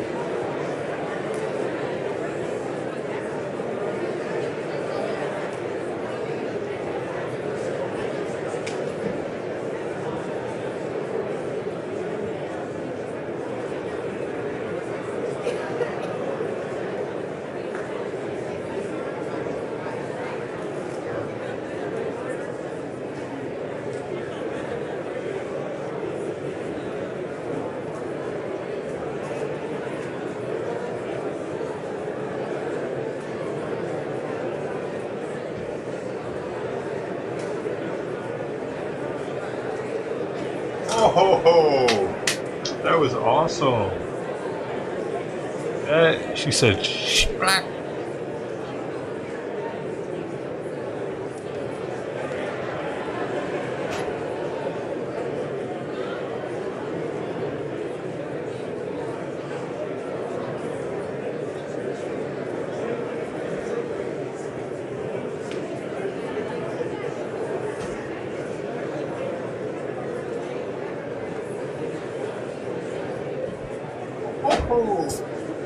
Please.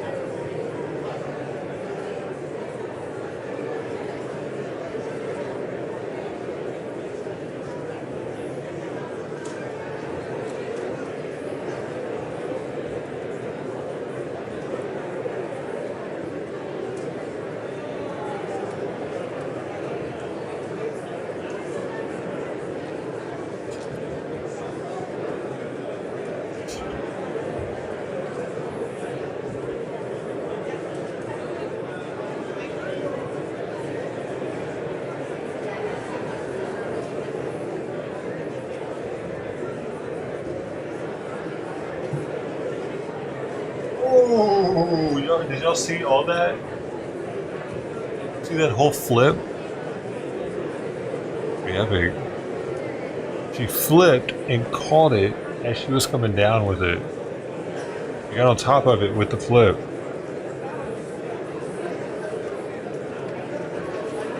I don't think he was as agile as she is.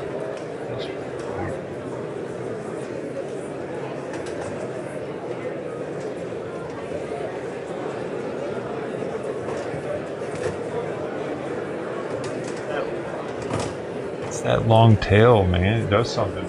Senate Concurrent Resolution 2, 119th Congress. The electoral vote will be spread at large upon the journal.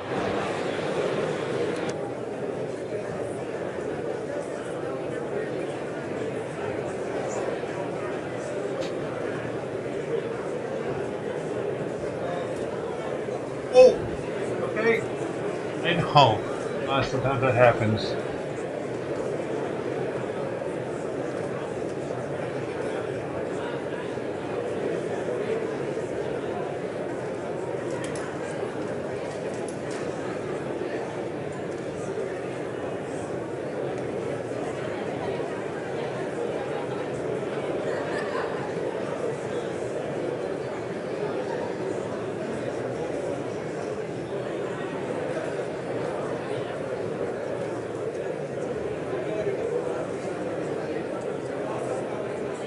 Lightweight.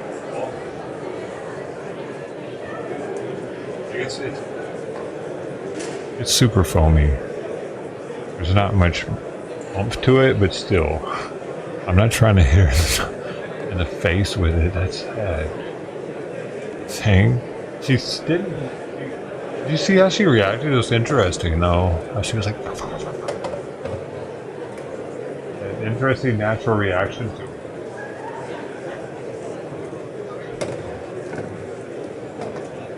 Let me see here.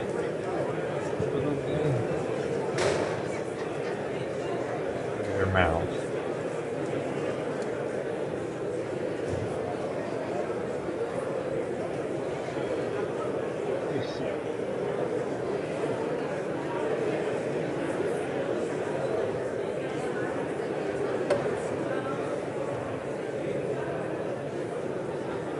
Still wants to play.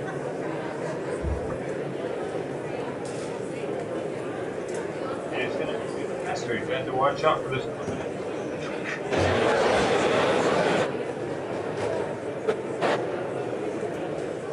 I'm in this. We're down the hallway. Oh, you're just getting ready. I'm trying to be more.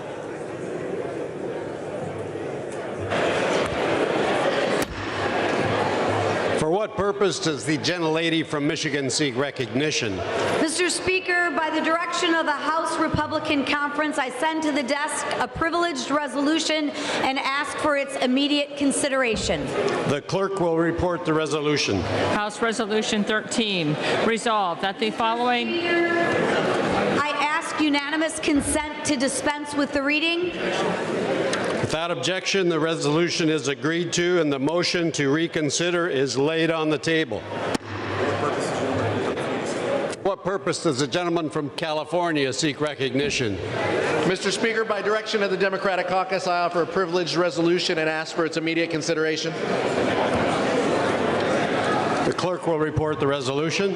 House Resolution 14, resolved that the Mr. following... Speaker, I ask unanimous consent that the resolution be considered as read. Without objection, the resolution is agreed to and the motion to reconsider is laid on the table.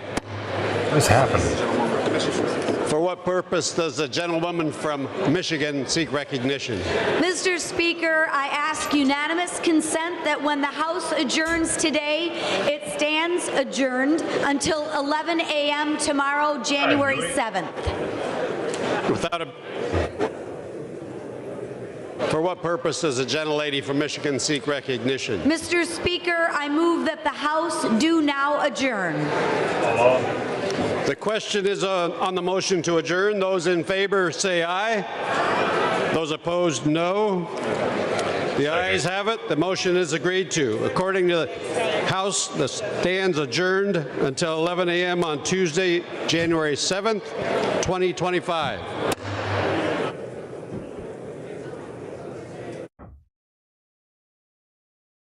Why? Why are they taking a break for the next 19 days?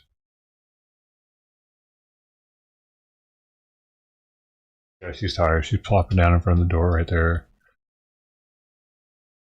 Tired and hot. Oh, now Simon's going to attack her while she knows she's tired. That cold-blooded Simon. You can't even breathe right now, bro. You're trying to kill her? Homie.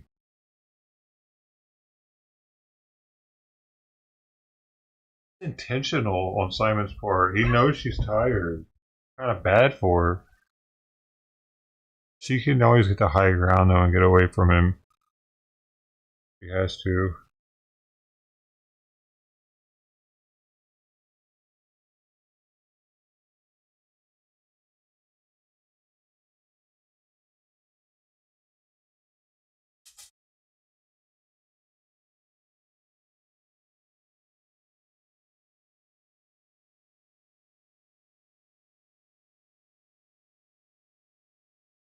A break from that because she's exhausted. I gotta find something else.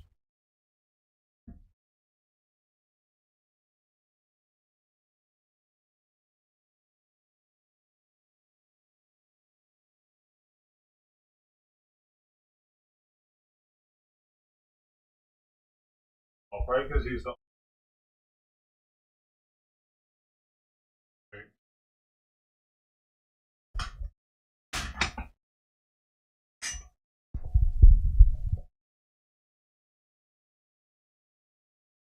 male cat.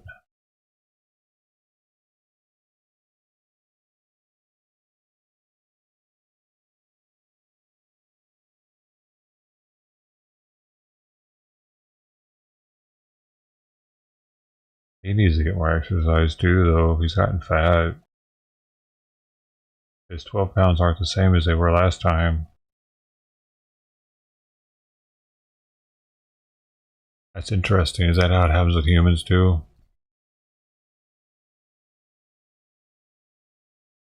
Probably, because you have the same appetite, probably. And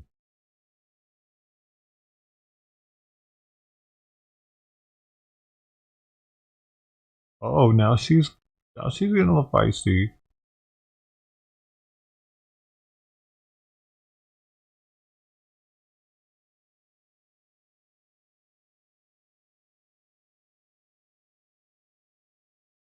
She's got her head inside of the bottom of this thing, like looking up into it, the tunnel.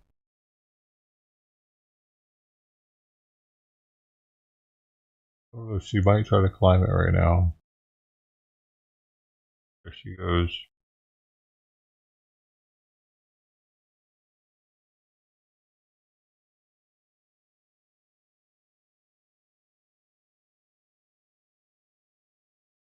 She's just hanging out inside the tunnel now. Oh! Well. She's gonna lay in there, maybe. Oh, that's cute.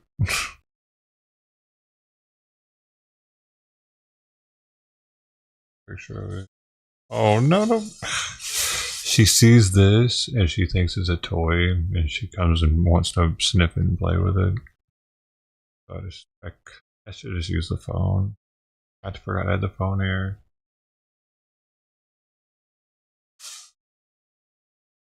Oh, game over. It's not gonna happen. Oh, yeah.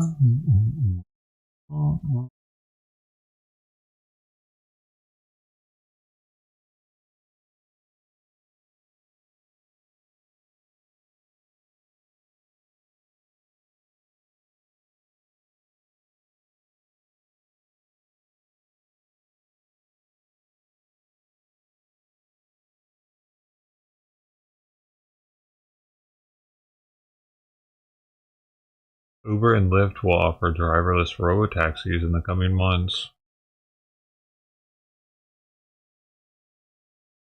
Damn, Ross. 2 Hawaii Ross stores to close its doors this week. Ross is going out of business now.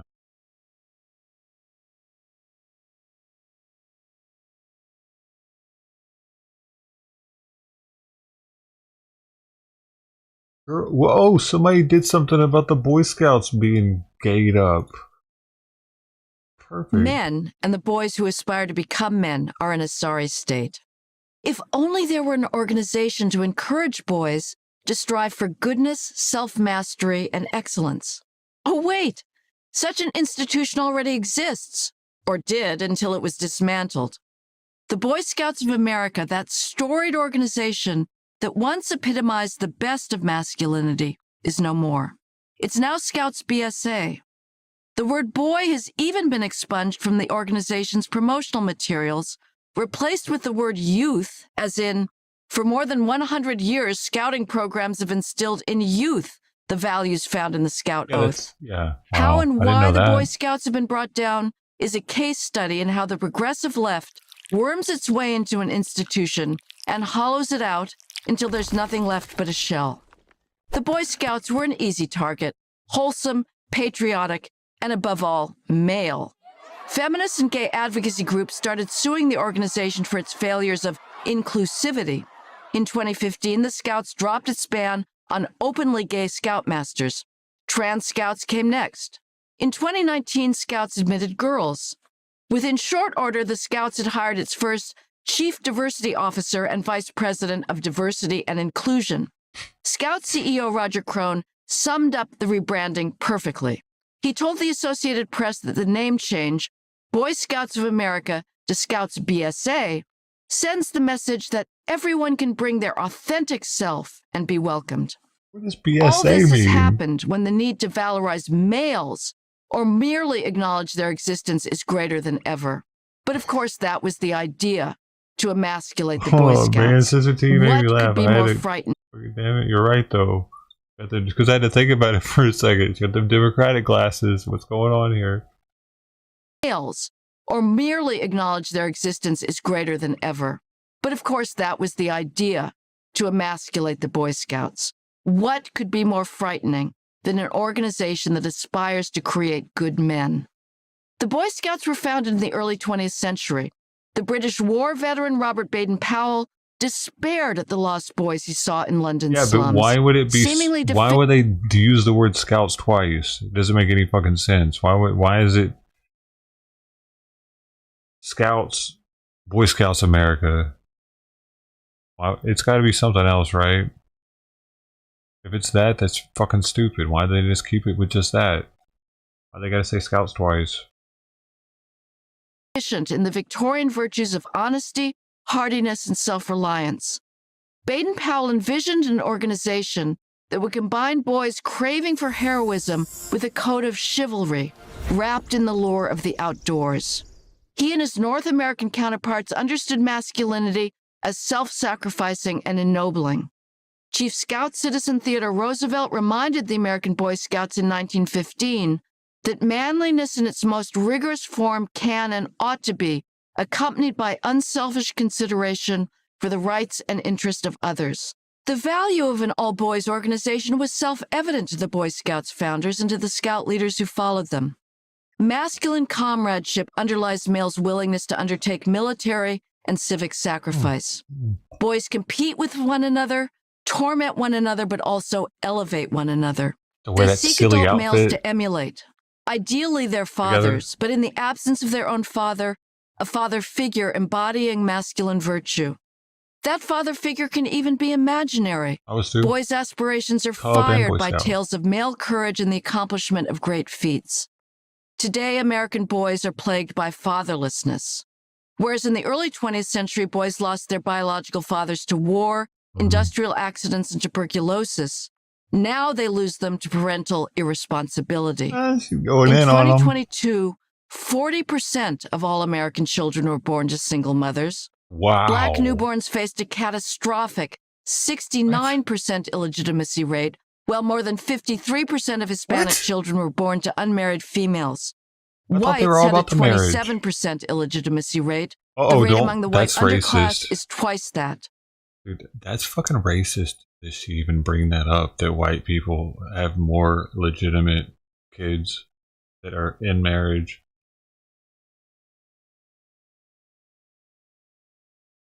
But even twice that though is what, 50, 27, 40, 54, right? 54. Oof, that puts us higher than Hispanics. Of course it does. They get married more. That's interesting though. So poor Hispanics are like poor Americans, but black people all around, their average is way higher than both Hispanics and poor Americans. I just had to break that down. 3% of Hispanic children were born to unmarried females. Whites had a 27% illegitimacy rate. The rate among the white underclass is twice that. Boys suffer the most in the typical fatherless household, with its lack of structure, parade of shiftless boyfriends, and inconsistent discipline. There are exceptions to this chaos, of course. The disintegration of the family coincided with the devalorization of males, making the possibility of even a symbolic father figure remote. Positive male characters in television and movies have, more often than not, been replaced by dolts and abusers. Feminism was zero-sum. It championed females by tearing males down. The concept of toxic masculinity was active decades before the American Psychological Association declared traditional masculinity a malady. Civilization creating traits such as competitiveness, stoicism, and the desire to provide for others, the APA declared, were not behaviors to be promoted, but to be fearful of. Why? One can guess what Teddy Roosevelt would have thought of all this. He and Baden-Powell wanted to equip boys with a timeless code of selfless values to help turn boys into good men, worthy husbands and fathers. No one thinks of asking the Girl Scouts to sacrifice the word girl in the name of inclusivity. I brought that up nor many end its times. all-girl membership rules. Only men are called upon to cancel their presence and their traditions. With the final erasure of boy from Boy Scouts of America, the regressive left has brought down another American institution. The Boy Scouts are no more. Will they rise again? All it would take is a few good men. I'm Heather McDonald, Thomas W. Smith Fellow at the Manhattan Institute for Prager University. Could they Thank make you for it watching this video. voice? To keep PragerU videos free, please consider making a tax-deductible donation. Could they change it back to the Boy Scouts? Oh, and another one they changed was the magazine that we would read back in the day. Like, if you did something heroic, you could end up even getting published in it as the special Boy Scout of the month or whatever. There was always one, and like it was for scouts that might like have saved someone's life or some shit. But now it's called A Scout's Life. They changed the name of their damn magazine from Boy's Life. I used to get it. Did you get it too? I used to get it every month. It had all kind. It wasn't just that. That was just one part of it. It had a bunch of cool like stuff in it, information, stuff that was happening. I can't remember exactly what was in all of them, but that was just like 5 pages of like maybe 80 to 100. I wonder if my parents still have all those in the attic. They probably threw all my shit away. Bro, they gave all my Nintendo powers to my nephew.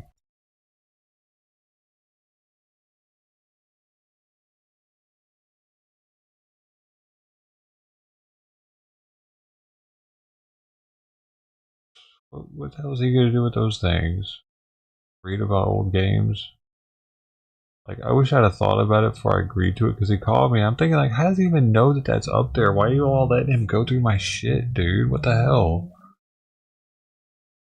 Like, I realized my parents didn't give a shit. They didn't give a shit anymore.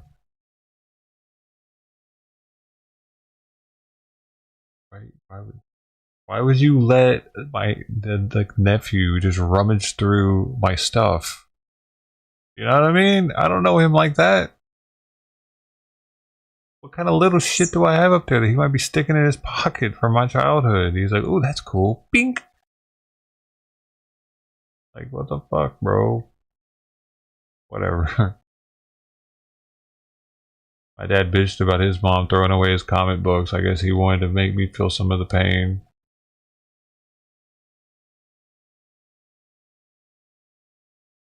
They're a little retarded.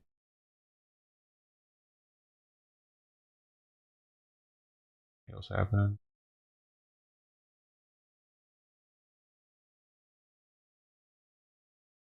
I guess they figured I hadn't got it yet. I didn't want it, but I didn't have a house yet, man. Did I do anything with that space up there? I knew it was pressing. If they would have been like, "Hey, when are you gonna go and get your stuff? It's up here. Stay on the stage. We need to clear this space out." I'd have been like, "Well, okay, I'll figure something out then." They never did that.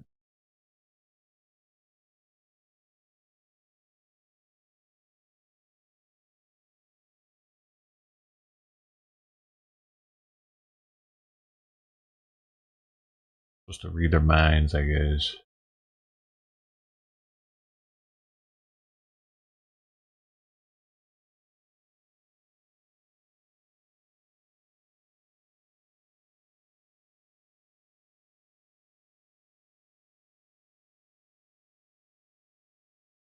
I feel so young. So much of my past was deleted by different people. Pictures, things that, like, it's like I was born 20 years ago. 30 years.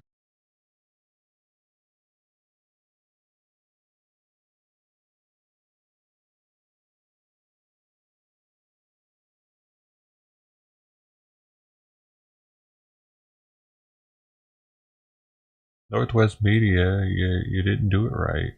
You do not want to do it right. You don't want to give us the old meow.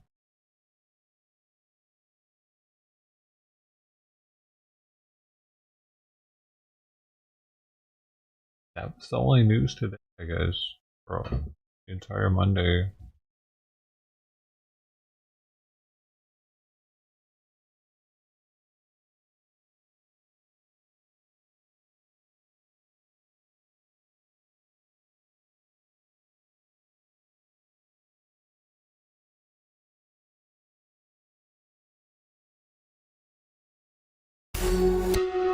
A longtime cartoonist for the Washington Post has quit working for the paper after she says her latest cartoon design was killed. Ann Telney says she's never had a cartoon scrapped because of its controversial subject matter in the 16 years she had worked there. And because of it, Telney is criticizing her now former employer, calling the nixing of her political cartoon a danger to a free press. This is a rough draft of the killed cartoon Telney shared on Substack, explaining why she resigned. She describes the drawing as one that, quote, criticizes the billionaire tech and media chief executives who have been doing their best to curry favor with the incoming president-elect Trump. The minions pictured with money bags kneeling at what is presumably Trump's feet included the Washington Post's very own owner, Jeff Bezos, along with Facebook CEO Mark Zuckerberg, OpenAI CEO, the LA Times owner, and Mickey Mouse, the corporate mascot of Disney, which owns ABC. Telney wrote, to be clear, there have been instances where sketches have been rejected or revisions requested, but never because of the point of view inherent in the cartoon's commentary. That's a game changer and dangerous for a free press. As an editorial cartoonist, my job is to hold powerful people and institutions accountable. For the first time, my editor prevented me from doing that critical job, so I have decided to leave the Post. The Washington Post opinions editor David Shipley responded to Telney's public resignation. He says the paper had just published a column on the same topic as the cartoon and had already scheduled another related column to run. Shipley says the decision to request a cartoon on a different political issue was due to the repetitiveness of the paper already covering tech billionaires' ongoing meetings with and donations to Trump since his election victory. The editor says he asked Telney to reconsider resigning. This incident comes at a time of growing tension within the newsroom. Stop being such a weirdo. In October, the Washington Democrat. Post nixed a planned endorsement of Democratic presidential candidate Kamala Harris, a move that was reportedly influenced by Bezos. That decision to not endorse Harris led several high-profile writers to quit. And now, according to media reporter Oliver Darcy's Scoop, the paper is about to lay off dozens more employees in the coming week. The latest round of layoffs for the paper follows hundreds of voluntary buyouts in 2023 and dozens of layoffs in September 2024. Last year, the Post publisher outlined the paper's financial woes with staffers, saying the Post had lost $77 million the year prior and saw their audience drop by 50% since 2020. While the publisher described the paper's situation as being in the hole, it's in line with an industry trend, a decline in subscribers and viewership in the digital age of journalism. Hey, thanks for watching our news update. No matter how you found us, we're happy you're here. Oh, that's sweet. Bye. I gotta go now, lady. Sorry. I didn't know you wanted to keep talking afterwards.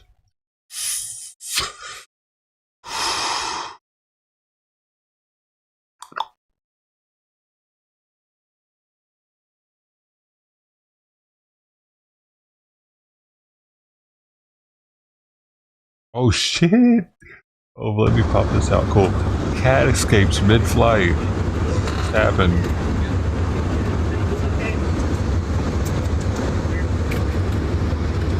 I didn't even know you could carry on them.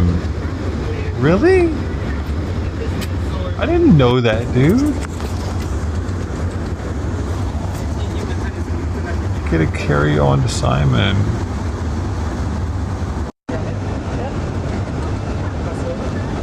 It must fuck with their ears though, right?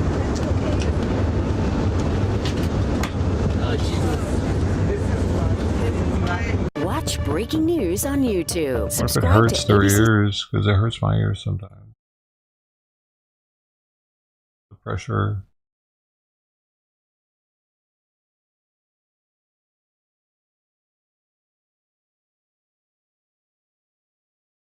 It was uploaded 2 minutes ago by ABC7. Oh.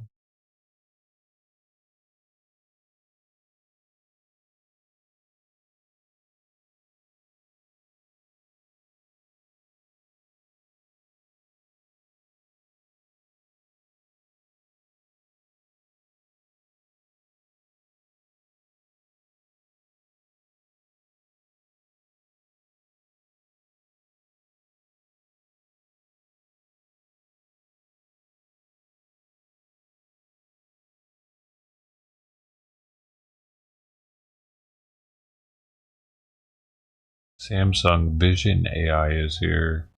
The next big thing in television. Samsung is holding a press conference at the CES 2025 live, upcoming 2 p.m.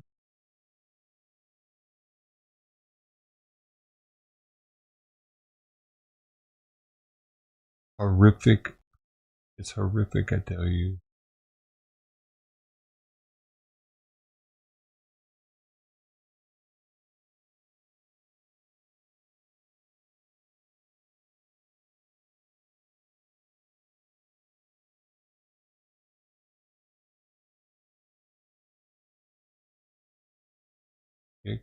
Kitty. Or my cats. All these other cats have been coming by now. Like, dude, 3 cats come by because Tux is in here. Like early, pretty early.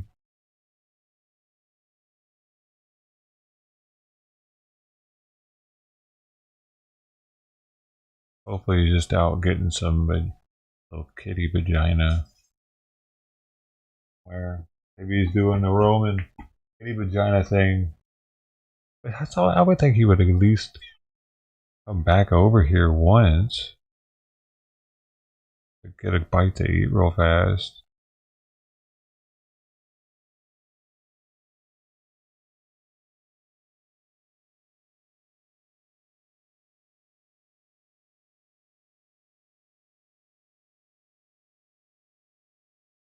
So now to a story that might surprise you. A Democratic congressman urging his party to find areas where it can work with number 47. His new op-ed reads, "Let's try something different in how we deal with Trump." That New York Democrat is Tom Suozzi. He's with me now. And sir, thank you for your time. Good morning to you. I don't know if you're a singular politician in a wilderness of others who disagree. Why'd you write the piece? Because I love America, and I want people to work together to try and solve the problems that we face. And I think that most elected officials, Democrats and Republicans, want us to work together to actually secure the border, fix the immigration system, help with inflation, make our economy stronger, and just try to make people's lives generally better. Wow. You going to vote for this reconciliation monster bill then? Are you in on that? Well, let's see what happens first. You know, what I think they should do is they should break out the immigration piece to secure the border, fix the asylum system, and deal with the Dreamers. And they can get a lot of Democratic support to get that done. I think the time is ripe for that. And then they can focus on the tax stuff that they want to do. So let's see what the details are. The bottom line is I've got a career of trying to work across party lines to get things done to try and help make my constituents' lives better. And I think that's what most politicians, again, want to do. It's just that everybody's been intimidated by the extremes, whether it's the far left or the far right. Everybody's pandering to their base instead of talking about how to make deals to get things done in the middle. You're in a 50-50 district. Didn't mean to interrupt you there, but I mean, that's what your district is. Chuck Schumer was asked about the words you wrote on paper. Watch. Do you agree with Congressman Suozzi that Democrats need a new approach toward President-elect Trump? Well, look, I think it's clear that whenever we can get things done in a bipartisan way, we try to do it. I think we will be bipartisan when we can, but we will also, when they're trying to do things, our Republican colleagues that are so bad for working people, will oppose them. Okay, we'll see where that goes. You write, I know many voters reject my party's significant leftward shift. So do I.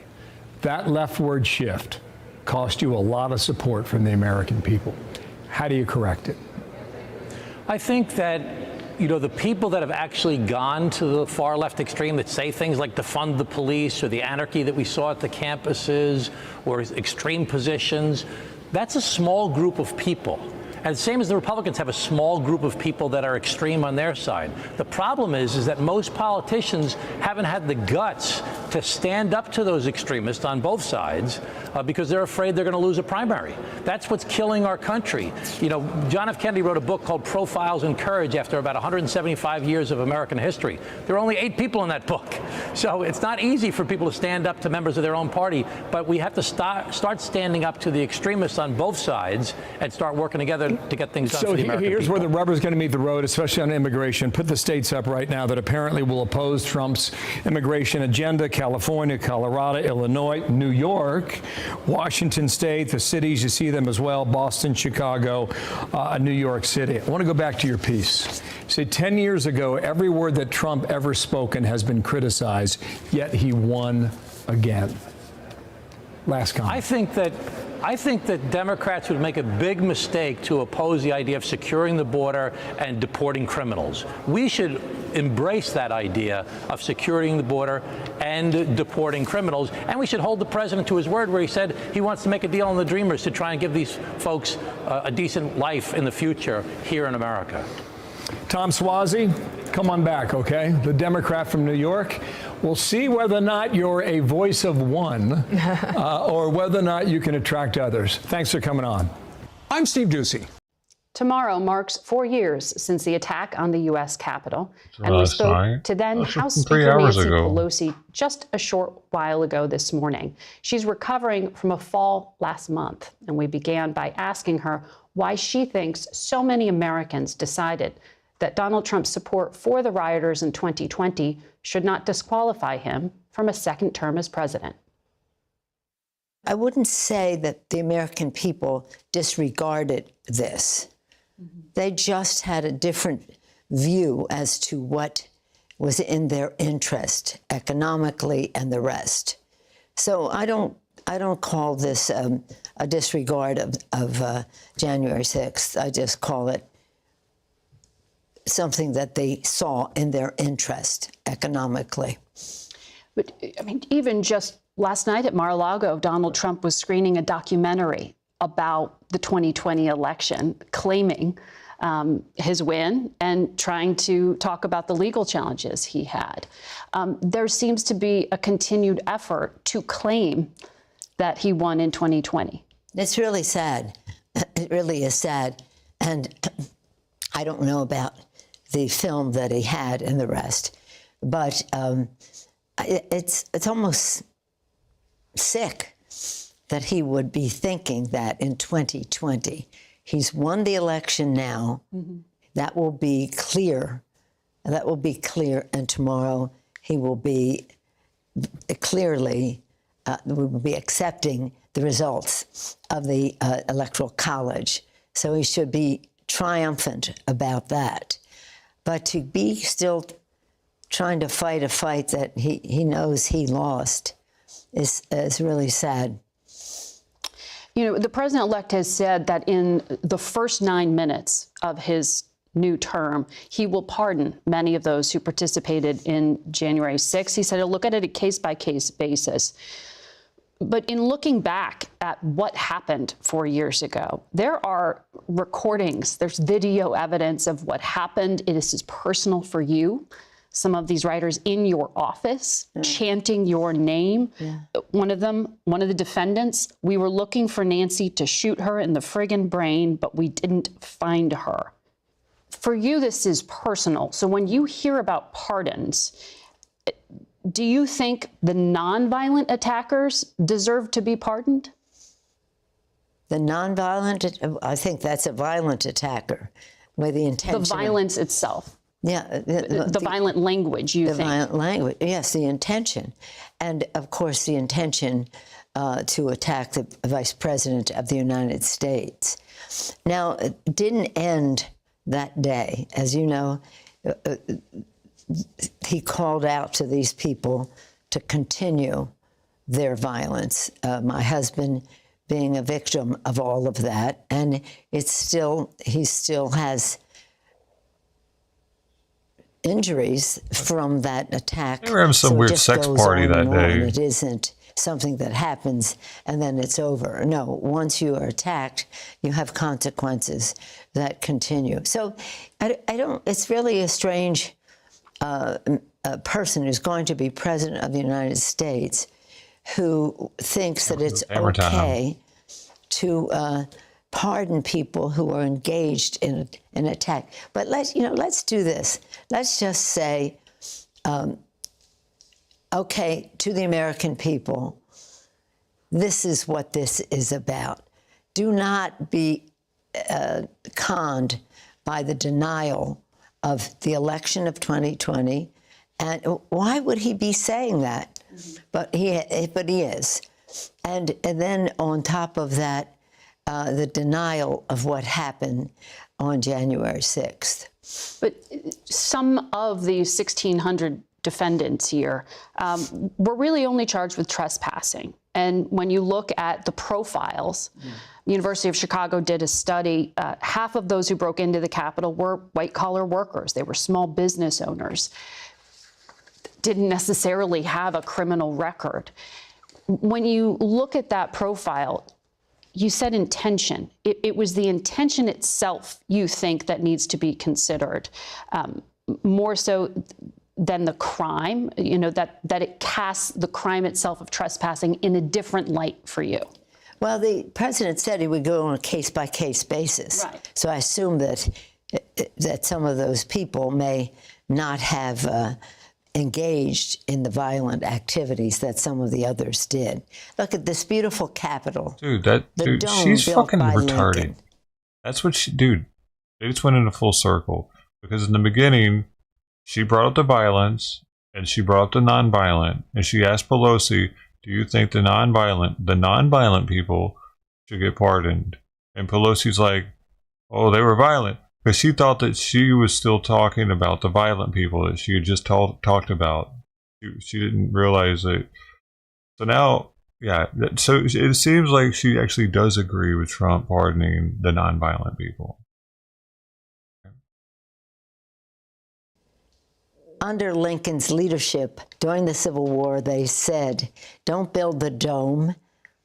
It takes too much steel and manpower, they said, from the war effort. And he said, no, I have to show the resilience of America. And then under that dome, you saw He's drunk on pills, probably. Flags that, just horrible flags. Dude, these people are definitely high on. I doubt, everybody was thinking that Kamala Harris was always drunk. High doses or inexperienced doses of benzos can make people look just as drunk. The dome of Lincoln. Or drunk. And so it was a tragedy, and we cannot be in denial about what it was. If the president's going to go on a case-by-case basis, I hope he does. And then maybe trespassers, you would be comfortable with pardoning. Well, it just depends on how they define what that is. But but I know that some of that encouragement and then the follow-up that so many people were threatened, including me, and to my home. I'm sure she was already looking for me before that. And finding my husband, and as I say, who still suffers from head injuries on that day. So these things don't just happen and go away when you have a head injury. Right. But anyway, to see the threat to so many people in elective office, going beyond me. Hold up. She's blaming Trump for that dude attacking her husband, dude. That's what's wild to me. She's not blaming her own political stances and votes and viewpoints and her own words that she's used on a national scale. No. Trump did that. Trump got this guy to attack me. He made that guy do that. It's because he said what he said that day on January 6th. Everybody, he came at me. He gave me my husband because of that. What? You're delusional. Many people in elective office, it shouldn't be a threat to your family that you have chosen to do public service. You wrote in your book about that 2022 attack on your husband. And you said your daughter told you she had known what you were signing up for. She would never have given you her blessing to run for office in the first place. Do you think that this threat of domestic violent extremism is having a chilling effect on new talent and anyone running for office? Well, I certainly hope not. Hold on. I need to bring up something I brought up before. Back when our government first started, when all these antiquated protocols were put into place that we now are governed by, it was much more precarious to go into government positions. You didn't have Secret Service bodyguards patrolling the hallways and walking you to your car. Any of that, man. They were riding a horse and buggy with maybe the driver of the buggy, kind of like nowadays they have so much protection. She probably could have had fucking police stationed outside of her house if she wanted to. She could call it the mayor or whatever. Probably would have happened instantly. Oh, there you go, lady. So maybe it's their lack of being a little bit nervous that the people might come out and touch them. It's causing them to have such radical viewpoints on shit. They think they can just get away with it. I don't know, man, because back in the day, they weren't really trying to get out of line as much because they might be challenged to a duel. Like Lincoln challenged, he was in a duel. Broadswords. Look into it. Over the years, when I was encouraging people to run for office, especially women, they would say, we could never take the abuse that you take. And that was really just... I'm never going to say it. You know what I'm saying? Think about this for a second. Back in the day, a Republican, Libertarian, whatever the fuck, I'm just giving examples. If you're one party or another party, they could be like, you know what? I challenge you to a duel then, boy. I don't know what happens if you say no, but I guess you're a fucking big ass major bitch in the eyes of everybody. So you better fucking get out there, boy. I don't know, dude. Nowadays they can't do that kind of stuff, and I think that that's the downfall of our government. Maybe we need that type of shit. Maybe people need to feel like they could lose it all if they don't. Be careful. They get a little too crazy, willy-nilly with everything, giving all our fucking money to Ukraine, giving all our money to Gaza after we hit them with a bunch of missiles. What kind of sense does that make? Abuse. Now, who's going to clean up Gaza? Are we going to do that? It wasn't physical. It was criticism and the rest of that. And we don't want our children subjected to that. And yes, I do think it will have I'm definitely a on the list, negative dude. impact on people running for public office. Just, you know, in other words, if you're ex-military saying crazy shit, and they go after on the you list. as a mom, and your child comes home crying from school because somebody said a negative thing because they saw it on TV, that the other side said something bad about you, you might not run for office. So you think it will discourage particularly women? Particularly women. From running? Yeah, I do. I mean, I know that it has, but I hope that it will not, that we will have shine a bright light on this and just say, this is unacceptable. This is unacceptable. See, for women, women are known to be more, shall we say, ethical than men. And so when they go after women candidates, they go after their ethics. And they'll say this, that, and the other thing. And then the child comes home from school crying because somebody said a bad thing about mom on TV. Women are known for being bleeding heart. Also, ethical, yeah, but overly caring sometimes too, which can lead to overspending for shit like Gaza humanitarian aid. Like, you know what I mean? And not being war-minded enough or offensive-minded enough. Like, what the hell just happened in New Orleans? Bro, get them out of here. And nobody wants that. So hopefully the bright light shining on that will reduce that. But I think that women have proven that they are more ethical, and that they are, well, maybe they're not more ethical, they're all ethical, but that they can withstand that criticism.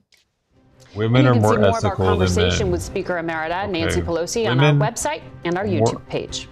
Ethical than men. Nancy Pelosi, 2024. That should be their title. More ethical than men. Quotation is Nancy Pelosi. Takeaway is that we do need. These people are, the J6er families are out there doing their thing. If you don't think women are more ethical, you're a fucking racist.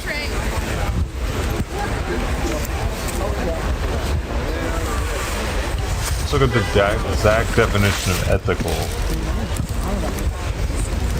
Ethical comes from the Greek ethos of moral character and describes a person or behavior as right in the moral sense, truthful, fair, and honest. Sometimes the word is used for people who follow the morale standards of their profession.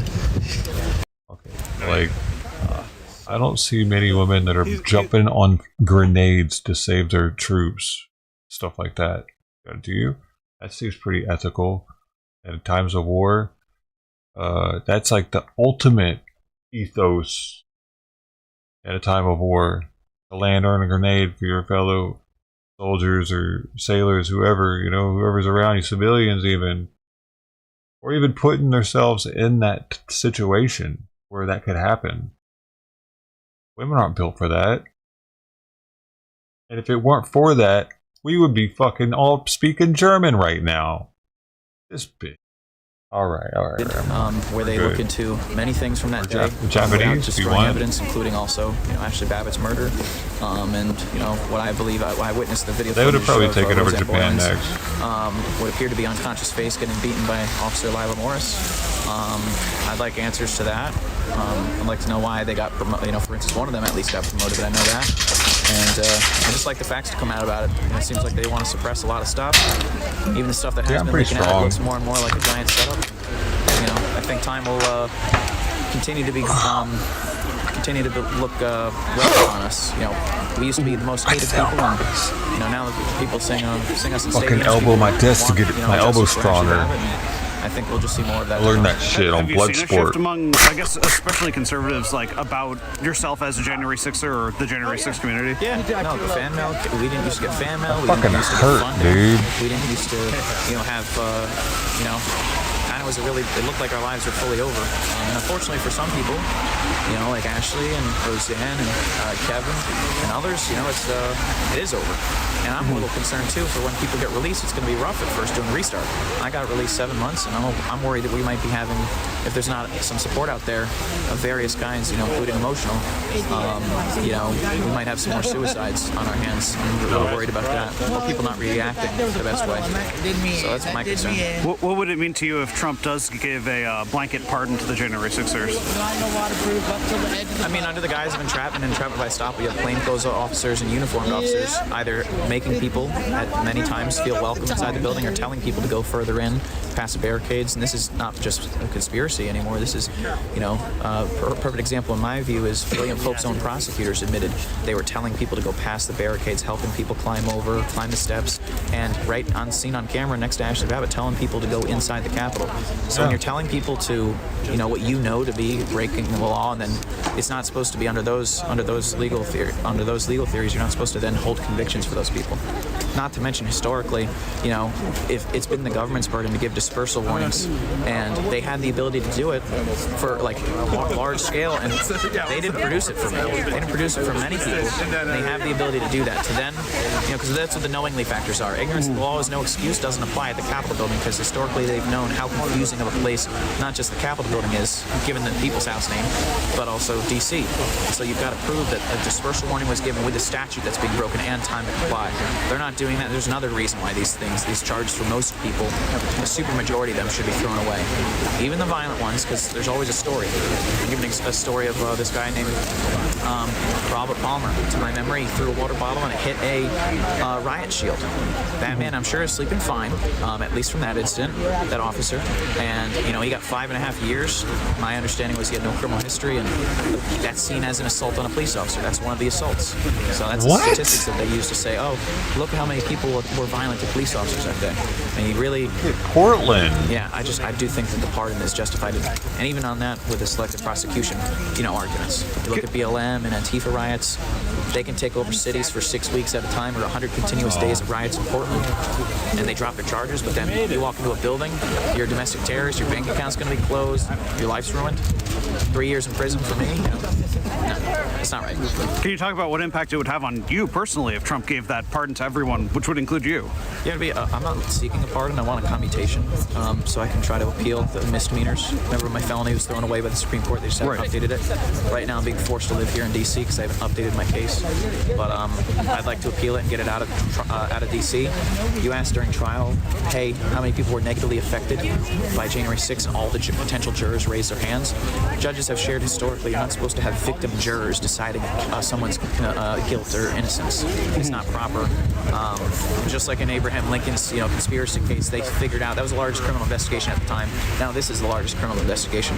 That was a crime in which the D.C. population felt like they were victims of that crime, and they went to punish. A year and a half later, despite their limited knowledge in comparison to us, we can get any information at the tips of our fingers. You're welcome. She's having a moment. I guess so. Yeah. I knew that was coming. So predictable. Just in case they're about to play so. Yeah, go ahead. But thank you. Their biased attitude is not just. Oops, sorry. Hi, welcome. All right, we're gonna start in about 3 or 4 minutes. I'm waiting for a couple of other people, and we'll begin with a prayer. This is live. Do you guys have boners? Oh, shut up. Make fun of me. I guess she'll come back in.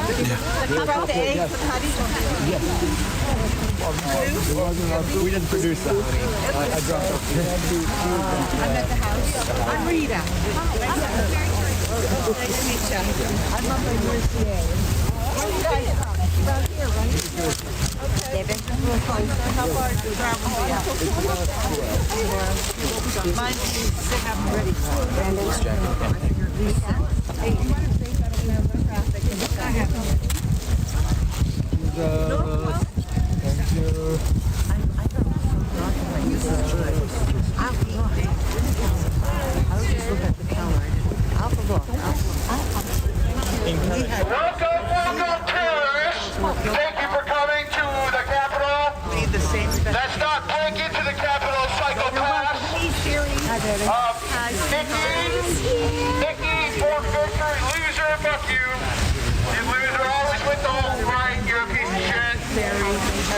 of our country back to justice. Say your name, Ashley Babbitt! All right, guys, Ashley Babbitt! Ashley Babbitt! Ashley Babbitt! Ashley Babbitt! Ashley Babbitt!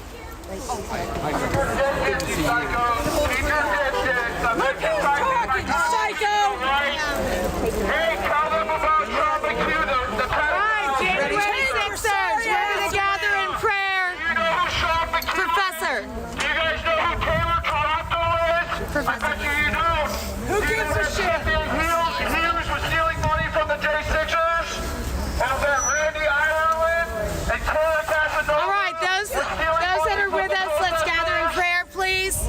For those that lost their lives that day and the patriots that stood up for this country. All right, dear Lord, we just thank you for this new season of hope, and we thank you for a different anniversary where the proper due president was certified, and we pray for a pardon for all J6ers day one, and we just want to be mindful of all the people that have lost their lives, including Ashley. We come here to honor her and the other lives that were lost. And Lord, we just pray that you would pour your blessing over the group here today. Yes. That this would just be a time of peace and reflection. And we just give all glory to you in Jesus' name. Amen. In Jesus' name, amen. Thank you so much. I would like everybody to take a flower and a flag and light around the perimeter as you will. The flowers are right here. We'll start handing them out. I already have the three. Who needs a flower? Oh, I bet Brandon needs to go too. Why don't you go ahead? Do my best to make. I'll see you tonight. All right. Okay. I know. I'm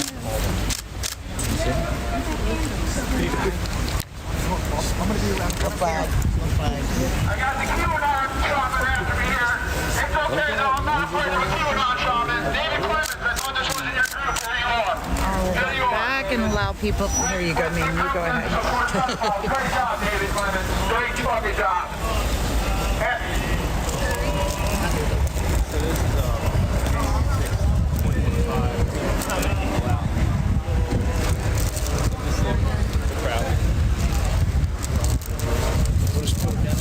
DC is pretty much shut down.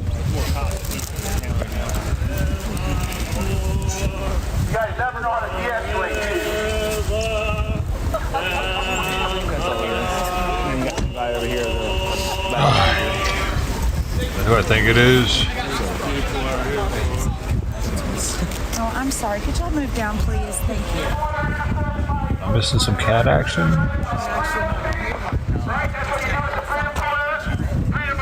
don't give a shit what side This is like- you get in front of the camera. Look, there's fucking what's his name, dude? Stormtrooper. Crazy. All the old. He's still bringing up.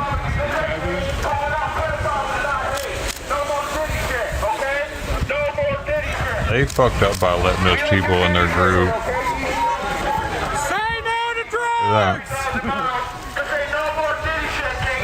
Ashley Babbitt! Ashley Babbitt! Ashley Babbitt! Ashley Babbitt! Ashley Babbitt! Got it. Ashley Babbitt! Ashley Babbitt! Ashley Babbitt! Ashley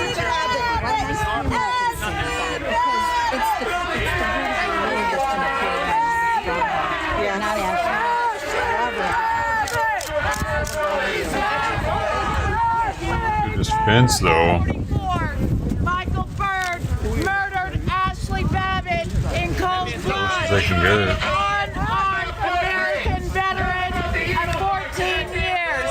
Let's lay those flowers. It's my last cross pack.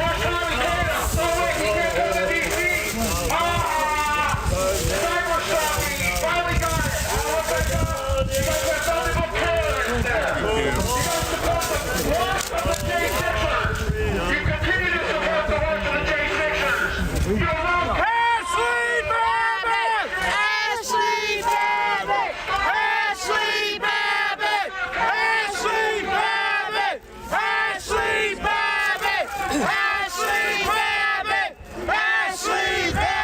This is kind of weird. Ashley Babbitt!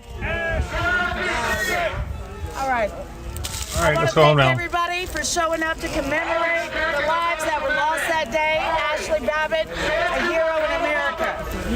We're going to go back to the corner tonight, and we're going to celebrate all those patriots that showed up for their country that day, and I invite you to join us. That's right. Let's go! Let's go!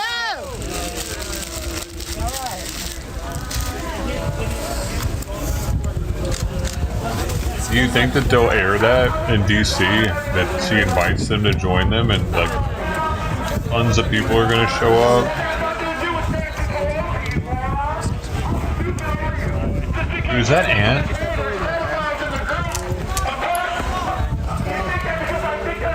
Gotta be. They're dressed like a fucking knight crusader.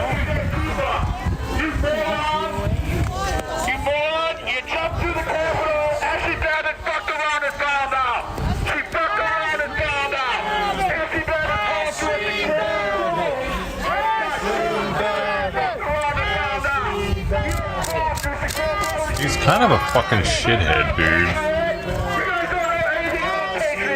Like, why tell her mom? Like she fucked around and found out. This is who you guys are represented by.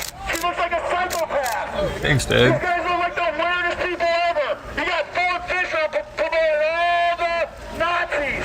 Especially with the Nazis, Thor Fisher, you loser. Oh, he's attacking the guy that's filming this. That's the guy, Ford Fisher, Today, brother. who we're with. Thor Fisher loves all the Proud Boy Nazis. She loves them. Always with the Nazis. You guys hang out the Proud Boys. Nazis.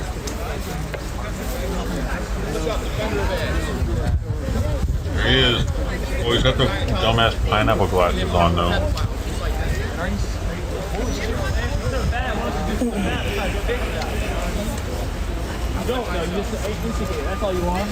Where is the clout chaser, dude? He clout chases anything he can. Like he's been on the Scientology thing for months. No, you don't compete their offense. That's the problem with our side. We're too fucking high. Because if he gives a shit about that. I always stay pretty nice on side. Have you noticed I'm pretty damn I nice? try to be pretty. I don't know why he hates me so much, in particular. He just wants to trigger him. I declined that. So this wouldn't I know, and everybody, I told everybody that was mean, and then they got mad at me for me telling them. 4 years, that's it. I know. Took you so fucking long to realize it's Well, 4 years. they're more I'm glad you are, but don't get me wrong. It took you so fucking Like when I saw somebody, the viewers here going over to his channel and supporting him, I was like, yeah, I'm good. Since the I let people know I didn't like him. 4 years Shit. ago, I have been fighting. I would die, I would kill if necessary, but I would not curse because I am more disciplined, and so should you be. But listen, that's all fine and good. Listen to what I'm about to tell you, though. Stop, get off your high horse for a minute. Listen to what I'm about to tell you. Some good shit, all right? Sir, I am a nobody. I have no. We all here. No, all of us are nobodies here right now. Please, Oh, this do weird not shit. stoop to their level. What do you mean? What does that even mean? What I'm trying to explain to you is this: when you're in a war, we're not physically fighting them right now. That would be great if we could, because we would destroy them because they're pussies. Physically fighting. Well, great. Where do you have scout? Do you have trophies? But my point being is this: we can't physically fight them right now. That's not legally possible. So we're in a war of words. So you have to use certain words sometimes to get your point across. Which is why you must be polite even to your enemies. No, but listen to this. The people, you guys understand, that might be good to make you sleep better at night, but there's young kids, young boys watching us, and when we look like little bitches on camera, then they say they don't pick our side because we look weak. These young black men, the only reason they came to Trump is because he exudes strength and masculinity. It's not because of his, without vulgarity. You can do that without vulgarity. That sounds great, but you need a touch of it to be authentic. That's just the truth. In the society, we live in a fucked up society, bro. Every girl has OnlyFans. It's like under 30. 40 years old, every girl has OnlyFans. You know what I'm saying? So look, that's the society we live in now. We have to function in the framework you're living in. We're a vulgar society. So what? That's the framework we're existing in. You see my point, though? That's part of the problem. It is, but that's not the battle we're fighting right now. Does that make sense? We fight for justice. Justice is the main thing. Truth and justice are the two battles that we have to fight for right now. Without justice, there is no republic. That's why Biden and Obama said. I did want to ask you about what is your opinion of what all has gone on today? What do you think Trump ought to do about the January 6ers? Donald Trump should, as soon as he gets into office, immediately pardon every participant. Blanket pardon, 0 exceptions, and then go back and find everyone who was an infiltrator, a treasonous intelligence agent, a disguised spy. None of them are in jail for sure. Find all of them and punish them appropriately. Well, no way he punishes them appropriately, because the appropriate punishment for treason is hanging, but at least jail time. But again, for all the J6ers, immediate and total pardon for anyone involved. What would be your hope for Trump for the next 4 years? What do you hope is accomplished? Trump? No Trump, only MAGA. Okay. Okay, so just within the past 90 minutes, the U.S. Story is sentenced him to. A federal judge sentenced the Utah man who filmed the fatal shooting of Ashley Babbitt on January 6, 2021 to 6 years in prison Friday for instigating the mob against police. John Earl Sullivan, 29, was convicted in November of 5 felonies and 2 misdemeanor charges for obstructing the joint session of Congress, civil disorder, and carrying a knife into the U.S. Capitol. It was the BLM guy I was talking about earlier. So one of them did get charged and convicted and all that. We're not a police state. Might be more. I'm just invested in knowing, so that's why I know. Very lax security before January 6th. It was actually kind of weird with the side effect of politicians saying, police weren't popular at that time.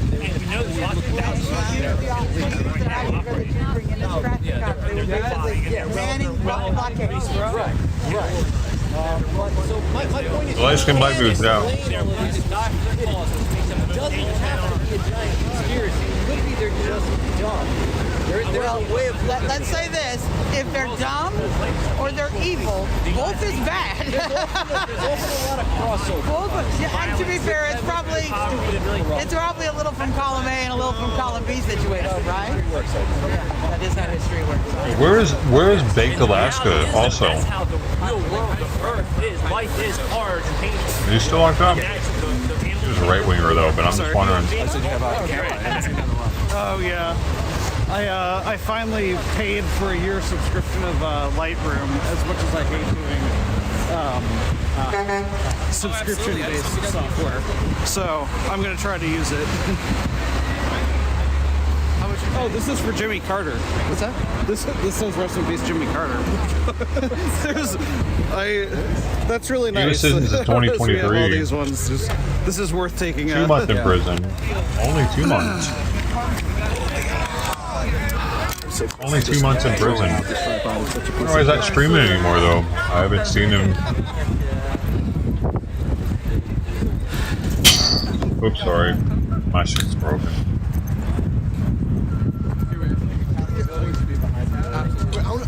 I get that guy with the pineapple. Yes. Wait, I gotta. Yeah, the pineapple guy. I got. I'm working on the meat.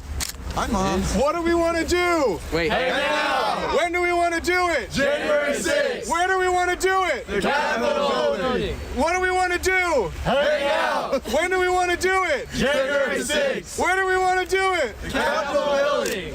Yeah. One more. Oh, you guys have to work. Group hangout. guys here for the hangout? Wait, we gotta get that guy. What do we want to do? Hang out! When do we want to do it? January 6th! Where do we want to do it? The Capitol building! What do we want to do? Hang out! When do we want to do it? January 6th! Where do we want to do it? The Capitol building! The barriers are unfair! The hangout is in there! So, are you guys just like a satirical January 6th group? Yeah, well, there was a bunch of flyers in the city about a big group hangout, and they're not letting us hang out. Right, like, what is this? Tyranny? Are you the leader of the hangout surrection? Legally, no. I just happened to see the flyers. And it's not fair, they're not letting us in. We just wanted to hang out peacefully as a big group. So yeah, thanks for coming, guys. No problem. Cool. Well, I guess we'll hang out for another like 15. Yeah, it seems relatively peaceful. Yeah, I mean, we just want to hang out, you know. Have you had any interesting interactions with the actual January 6th people who showed up? Whoa, actual January 6th people. I mean, not to diss you, not to say that you're not an actual January 6th person, but you know what I mean. No one really has any desire to hang out. But we got a couple people. We got like 12 of them. They can't hang. Yeah, they can't hang. So, I'll just sit here, I guess. No J6 stolen valor or anything like that. No. Stolen valor. This is not stolen valor. This is the real January 6th. They will remember January 6th, 3 p.m. 2025 as the big group hangout. So thanks for coming, guys.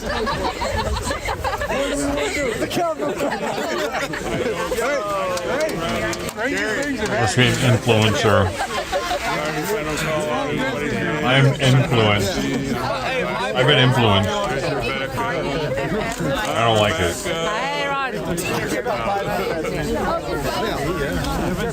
Are you with ABC? Channel 7. Great. Channel 7. Get it. Saw the flyers. There's going to be a group hangout for the J6ers, and they went to it, and they did that.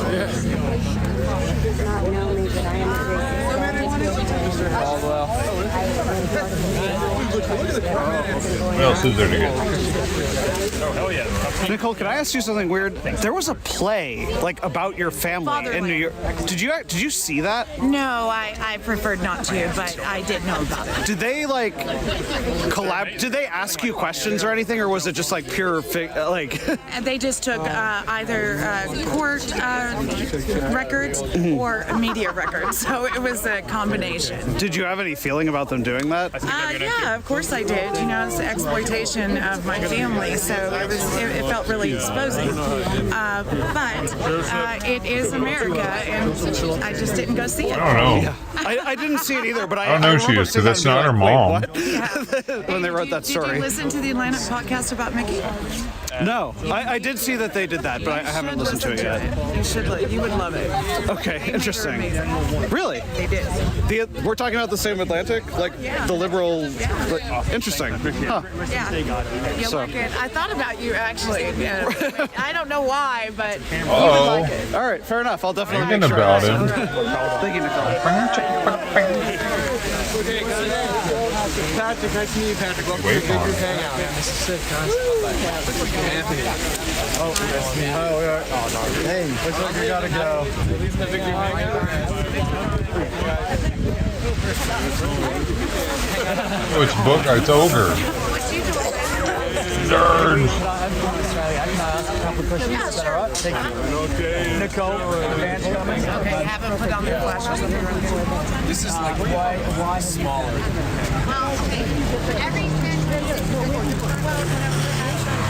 It's definitely that guy, dude.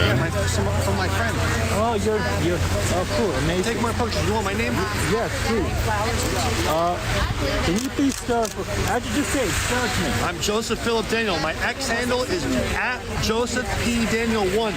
Okay? I'm Joseph Philip Daniel. Okay, tell us about those shoes. These are one of a kind, it seems. One of a kind. I just bought them today from the lady who's in charge of Trump merchandise. She's part of the Jan 6 community. She's amazing. Thank you. God bless you. Enjoy this. What a How kind. much were your Trump shoes? $100. $100. All Pretty cheap, actually. That's a good deal. Yeah, I think I heard them going for $400 at one point, Yeah. so that's not bad. They went more for that when they were new. There's a bunch of different kinds. Wow. They were a lot more than that. I looked at their drop and it was limited too. They sold out.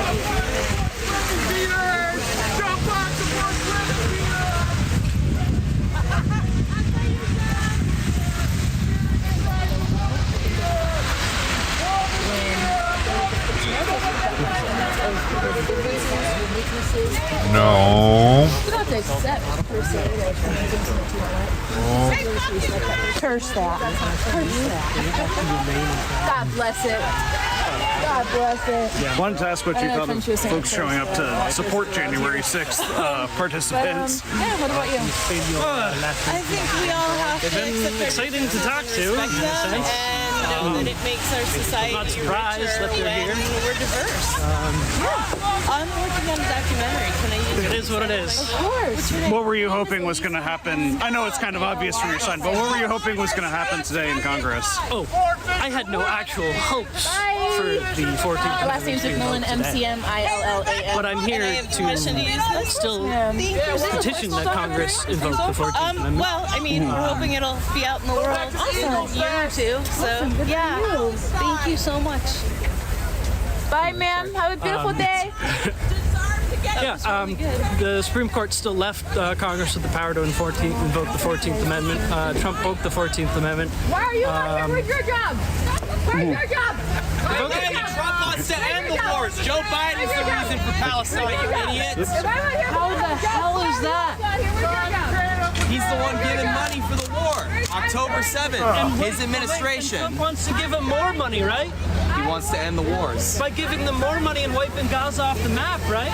End the wars. Oh, by killing everybody. End the wars. End the Not everybody, it's just Gaza. Oh, end the suffering. Something by you guys killing don't know how to them. do. There won't be You guys suffering love war. anymore. You Now love I war. get it. True though. Put them out their misery. You think that they like living in a cage? They hate it.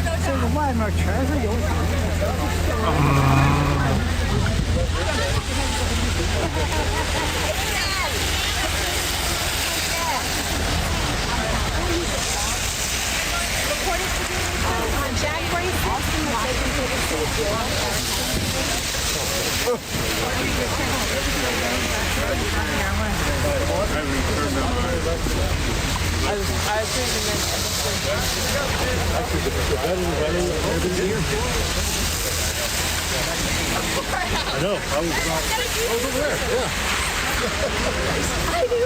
I have no idea either. I got his photo. I guess it's all moving this way. The big group hangout broke up, so. It's interesting. You had the left J6ers, you had the right J6ers, and then you had the like centrist. It's just a hangout. It's the bulwark. I thought it was like, man. It's the never insurrectionists.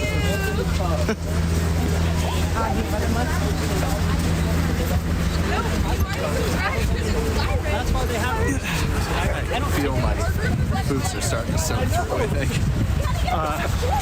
I'm still live, but do you want, and once they're like definitely gone, do you want to like find lunch or something?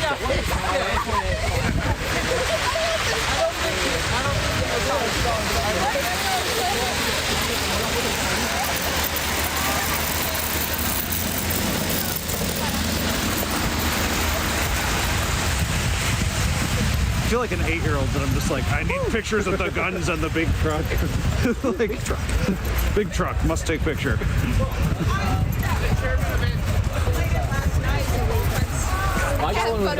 Actually,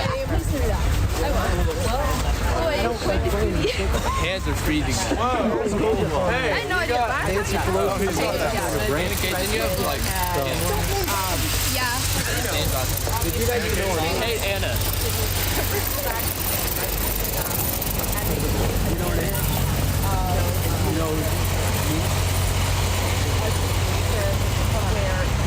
They had it in them to be violent, and they were violent. Michael Berg murdered. And they continue And to so sit did in your our Metropolitan city. Police Department officer Lila Morris murdered Roseanne Boylan. And in front of the That's violence.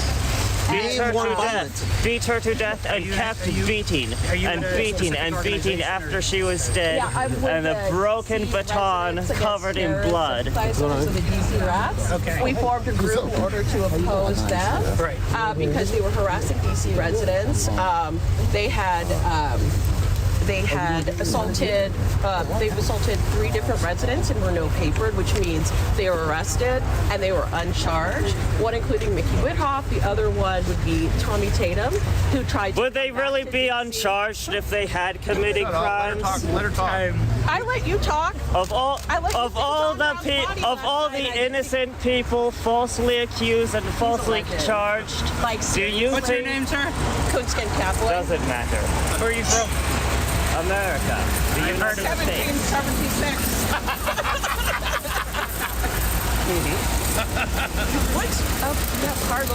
This is a very weird. I do have traditional pants, but I don't want to get them ruined. Are those the traditional pants? No.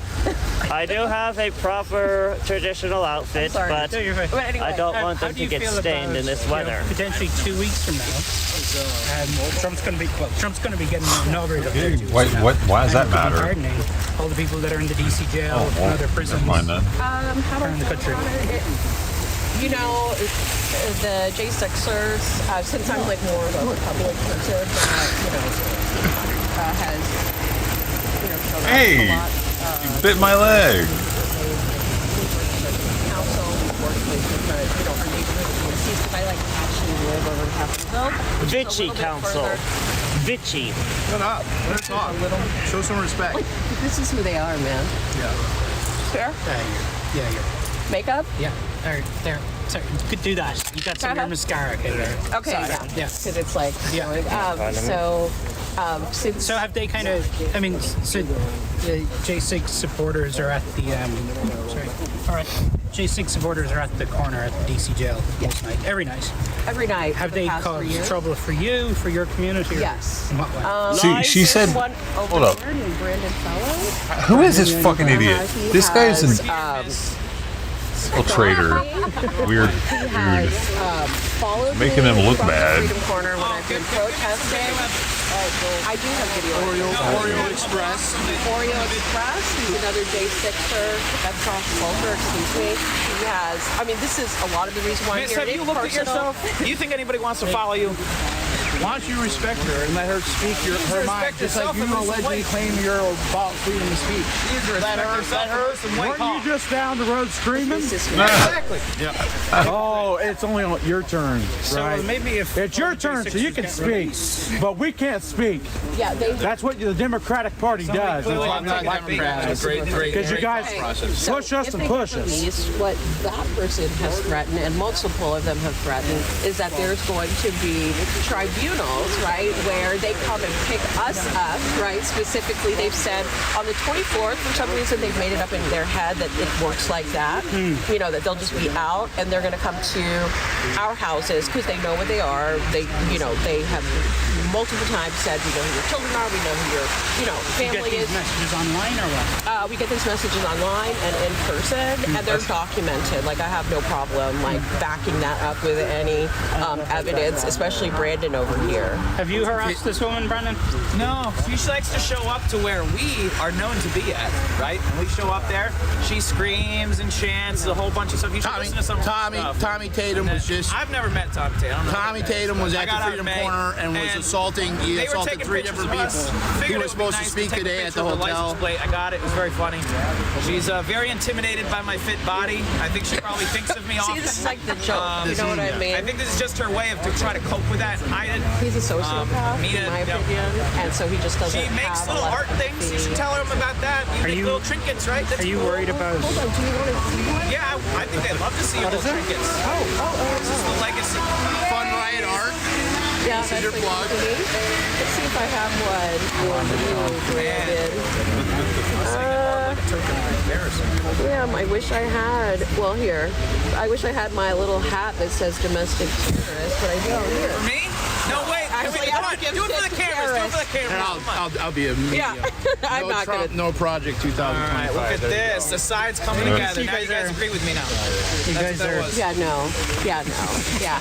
But I'm just concerned. I'm a little bit concerned. Do you ever get, are you? What? I mean, you guys are here Or today. Yeah. nerdy guy. With Oh, a lot of bra. folks who are supportive of Bra.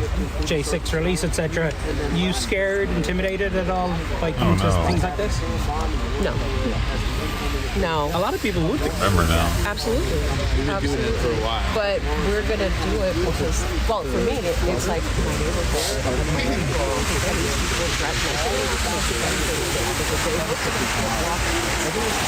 right? And I just want them to know, right? Like what I work.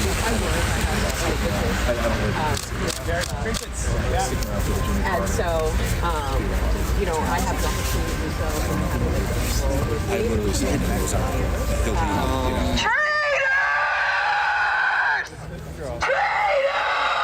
Whoa, it's this chick. Wait, is it? Wait, who? Is this a new one? Wait, who's this?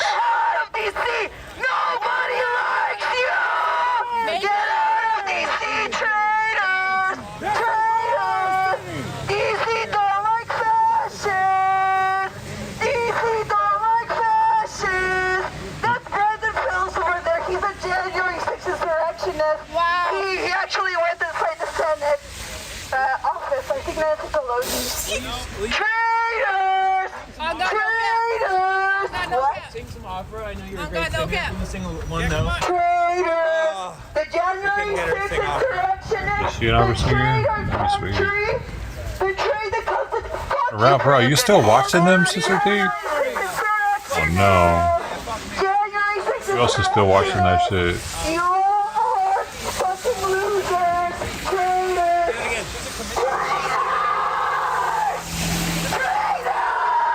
These commissioners.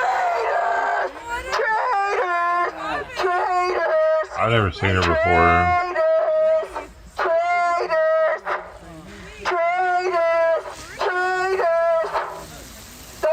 I'm surprised the cops are just letting her stand in the street like that. I know Brandon Fellows was there. Who else? Raise your hand! Raise your hand! Raise your hand, losers! Raise your hand, criminals! Traitors! Traitors! Traitors! Traitors! Domestic terrorists! She definitely should, man. That sounds pretty good. She could scream like that every night. She could make some money.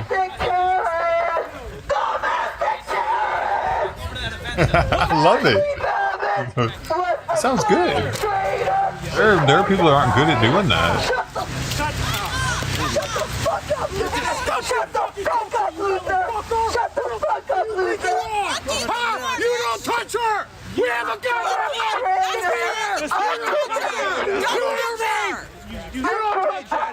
Oh, he's a badass. Why did you do that? Don't touch her! Where the fuck you think you are? I'm literally not insulting anyone. I'm protesting peacefully.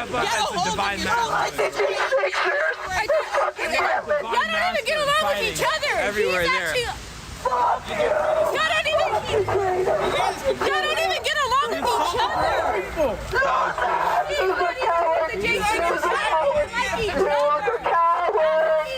Traitors! Look at that.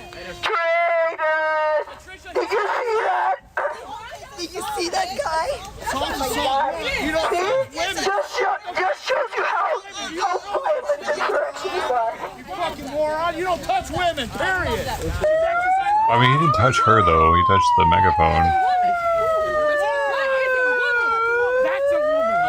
That's why people are out here protesting.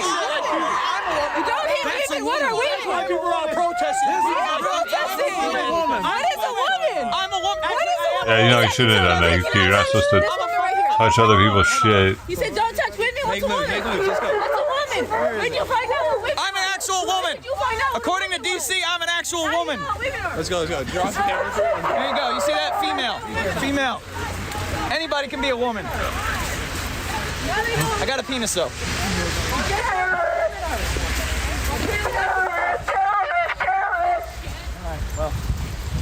Now we know what a woman is.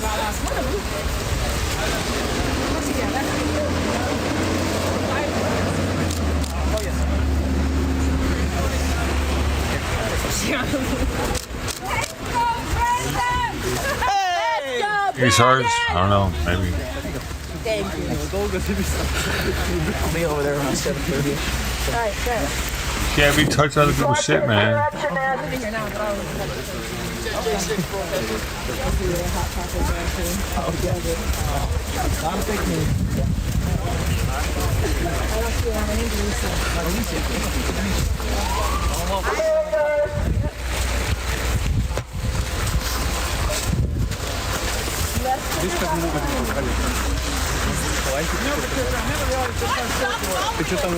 actually going this way.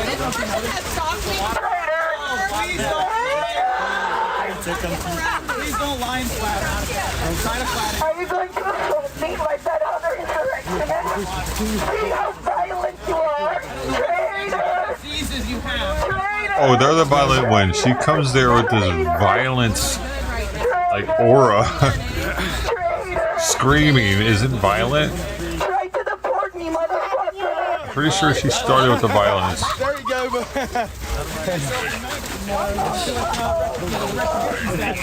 Did you hear that? Just say that you're going to show up tonight. And Screaming obscenities at people is violent, I believe. I can still do it. It just would be illegal.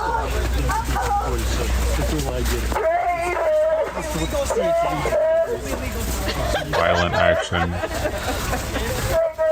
oh my God. Where's the cool rabbit? The shit that you got?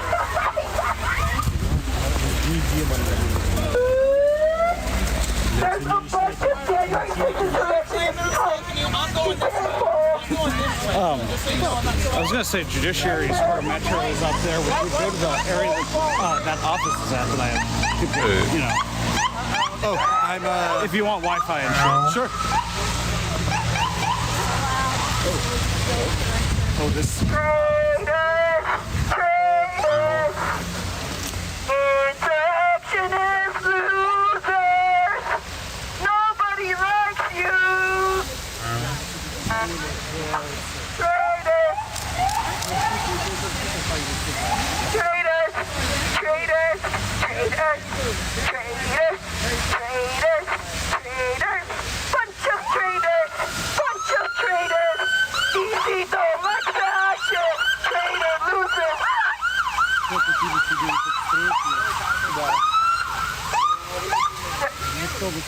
Domestic terrorists! Get him! They're jaywalking! Get him!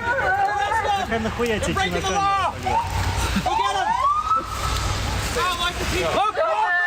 Breaking the law! Patricia almost got me over!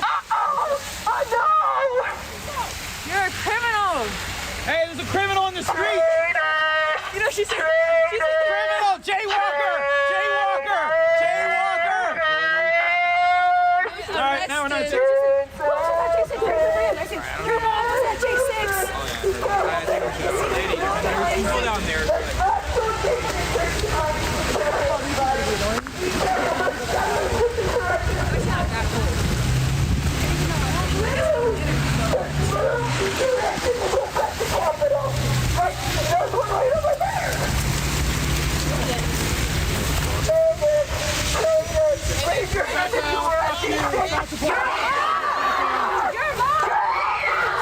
I was thinking of going that way. Good to cut it. All right. Yeah.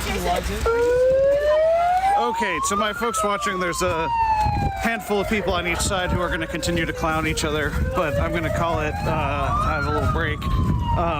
I do plan to probably go live around 7 or 7:30 at the DC jail, which is where they have a vigil every night for the people who are inside of there, many of whom, or all of whom, are expecting to be released if Trump indeed goes forward with pardoning them. So, been told that that's going to be a celebration of sorts, so probably going to try to live stream there. Sometimes the signal doesn't work that well, so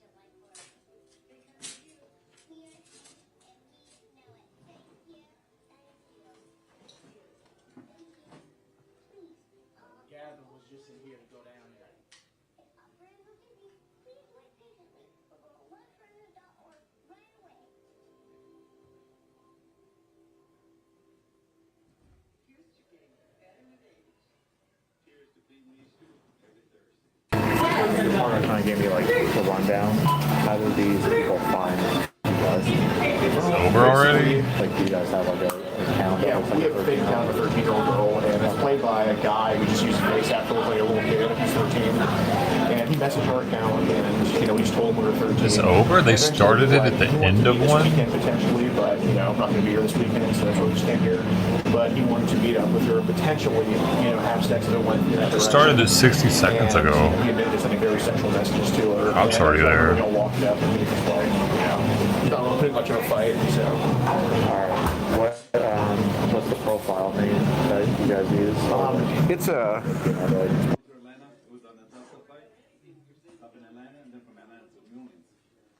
What the fuck? It went down. Weird. I was just spinning.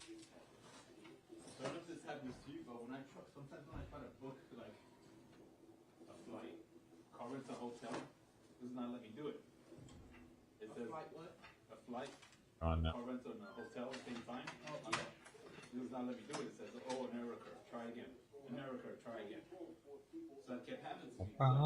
Where you going? No, go the wrong way. Man.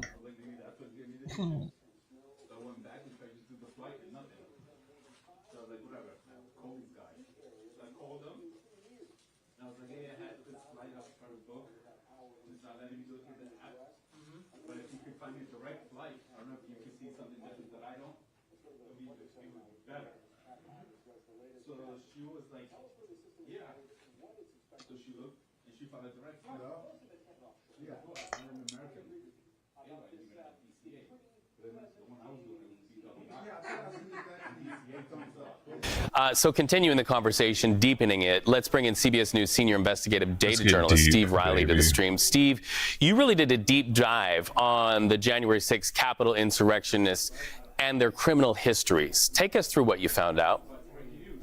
Well, thanks for having me. Yes. So as we heard Major This guy Garrett gets deep, say, I can tell. nearly 1,600 people have been charged with crimes tied to the Capitol insurrection. That includes more than 170 charged with using a deadly or dangerous weapon or causing serious bodily injury to a law enforcement officer.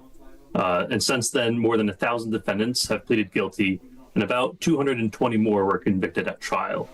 And what my colleagues and I did was scour federal sentencing records in order to see which defendants have prior criminal records.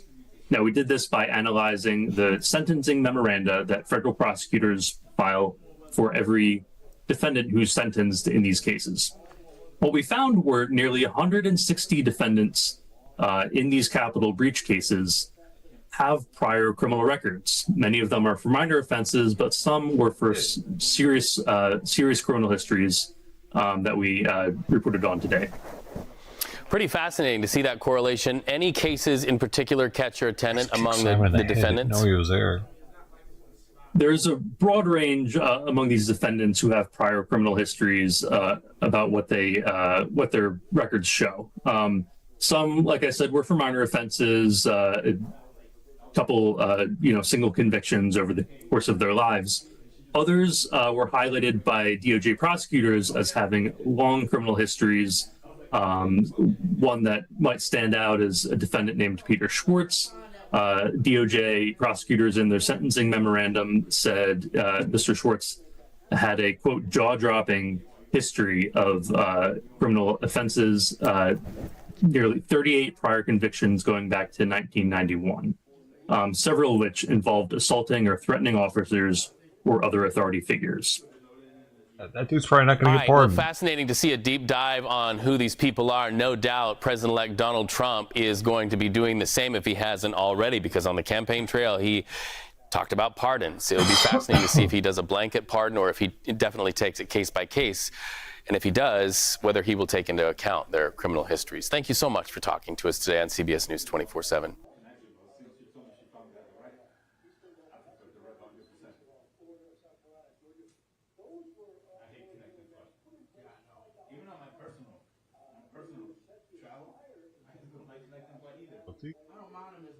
That's how to feed the kitties.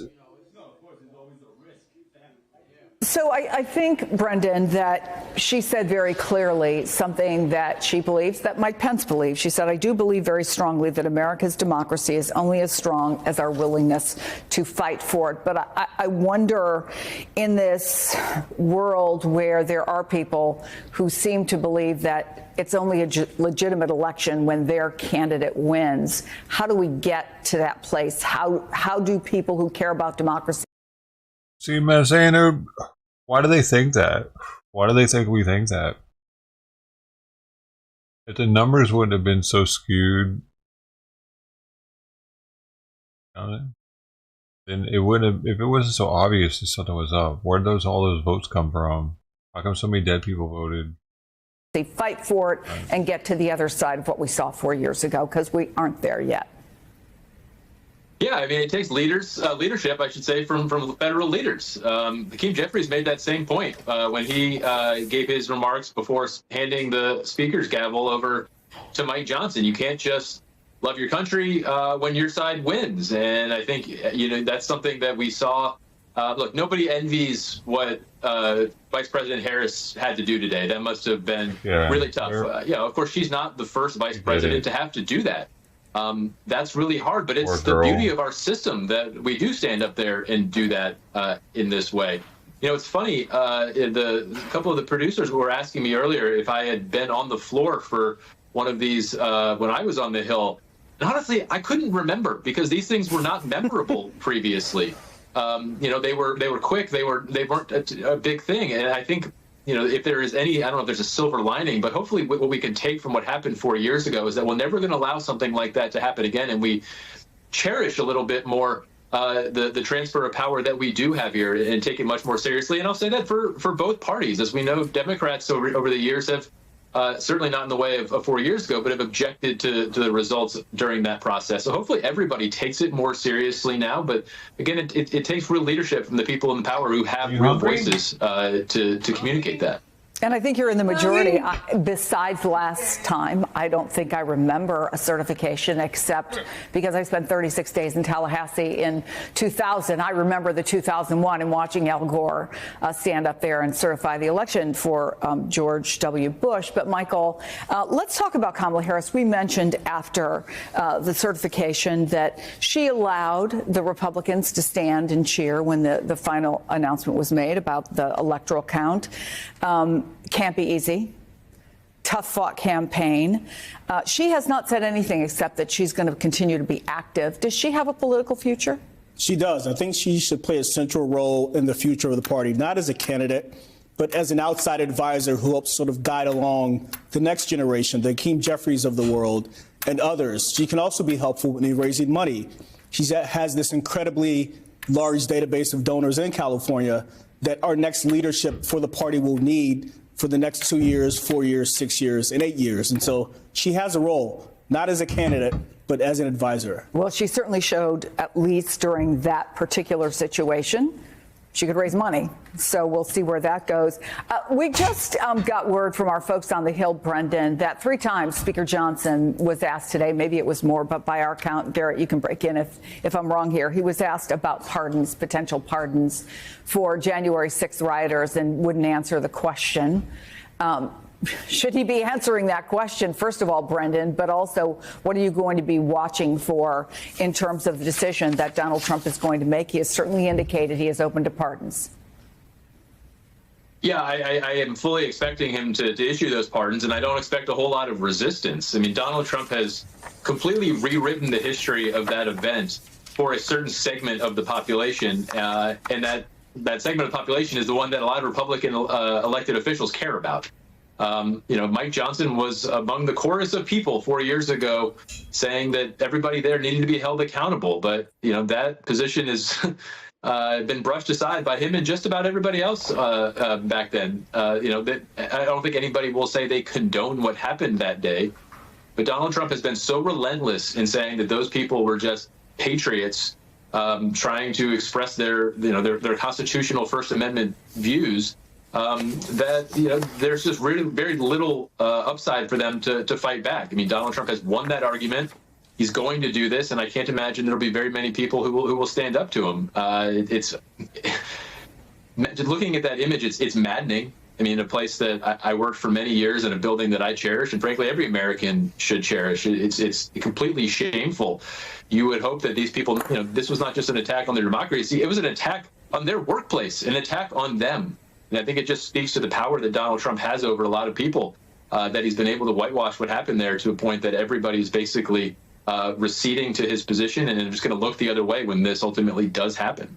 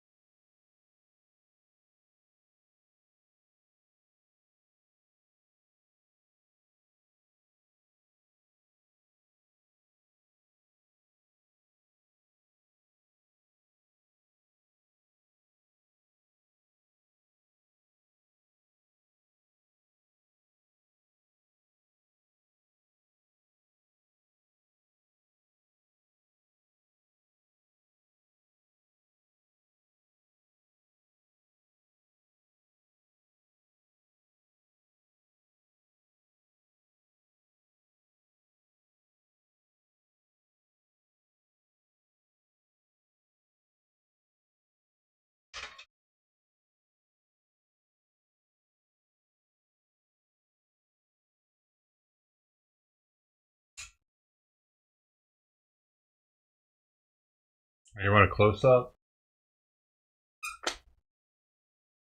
You there? Yeah. Close up cat eating. Damn. Should have done that sooner. Why was I doing that before?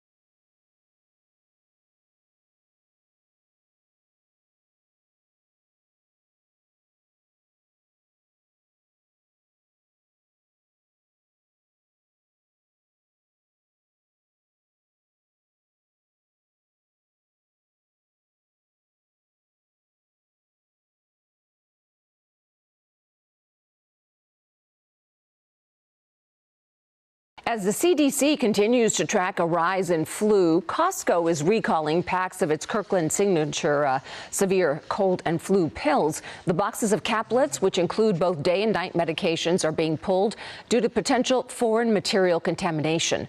The recalled medicine was sold at Costco stores in the Midwest and Southeast states between October 30th and November 30th of 2024. People can return the item for a full refund. Hello, I'm Mark Brown. Get more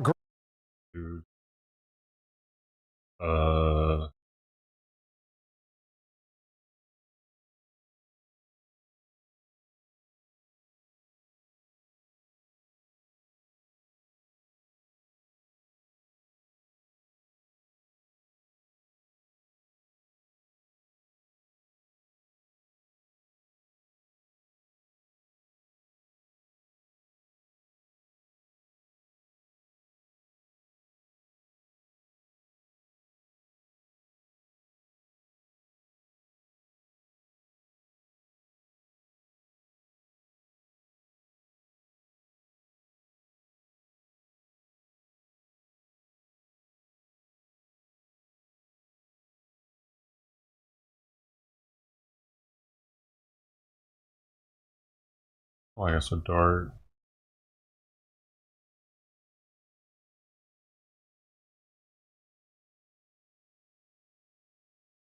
There's not a dart out here. I can see the sign.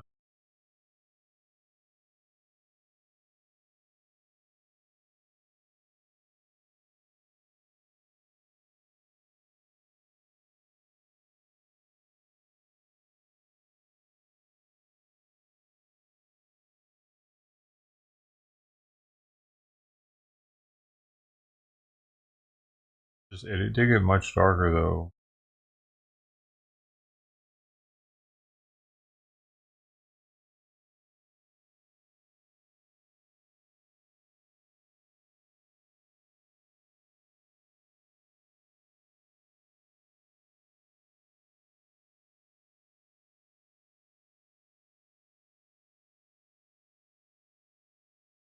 This is the brand new Garmin Instinct 3, but so is this, also the brand new Garmin Instinct 3. In fact, all of these are also the brand new Garmin Instinct 3. It is not just one models or two models, but a slate of different models and now different display types, different sizes, you name it. There's even a cheaper option called the Instinct E, which we will not even begin to dive into today.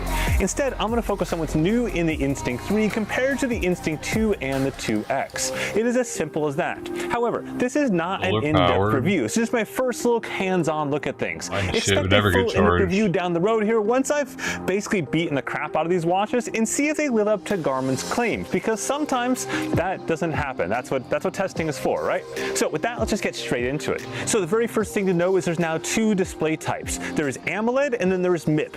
MIP is the same as it was in the past, a monochrome display, but now it has built-in solar in every model. In the past, you had to choose between solar and non-solar. Now all MIP-based displays are solar in the Instinct 3 series. Versus you also have the AMOLED edition. So the same kind of ruggedized case design, except now with an AMOLED display inside of it. This of course makes complete sense because it's exactly what Garmin's been doing for their Forerunner and Phoenix series and their Vivo series and every other watch series they have, splitting it between basically an AMOLED side and a MIP-based side. At least until the MIP-based side goes away, but that's not going to be for a long time for the Instinct versus like the Forerunners. That sunset has already happened. Now of course, if you're not familiar with the two basic display types, a MIP-based display essentially has a heck of a lot longer battery life because it burns a lot less battery. It's got just one color, it's just black and white or white and black. However you want to describe that, that is a MIP-based display. Versus an AMOLED display is a very brilliant, colorful display, but of course it burns through more battery life. In terms of things like visibility in the sun and all that kind of goodness,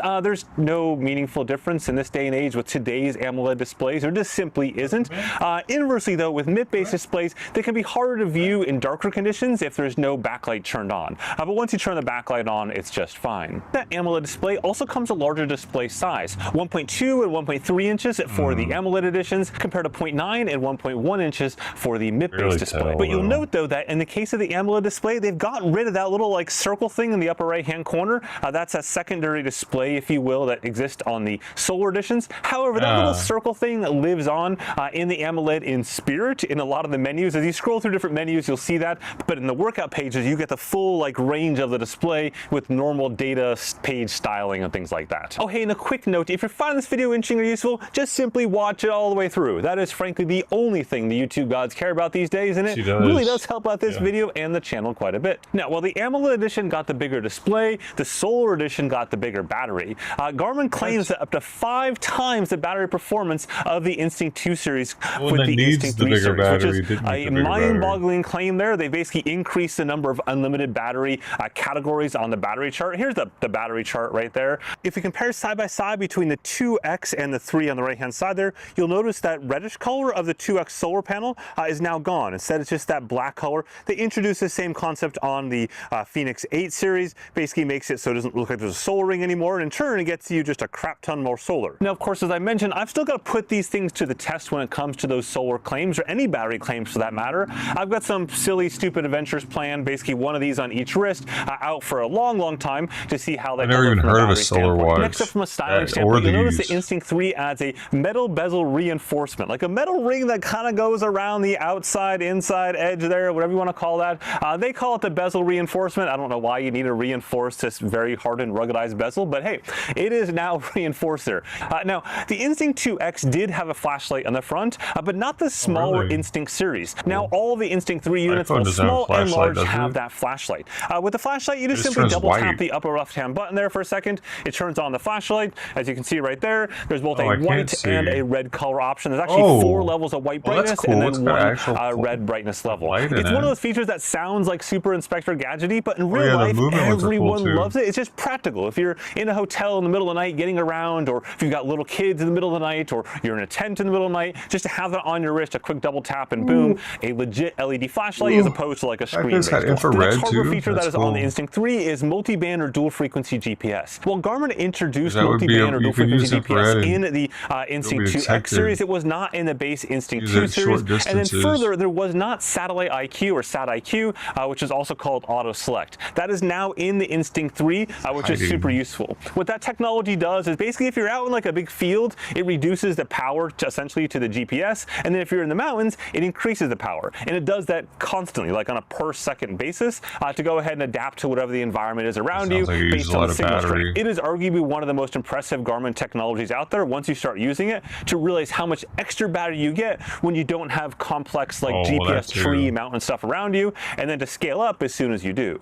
Now, on the flip side, literally the flip side, the biggest disappointment on this unit, well, there's a few, but this is the first one.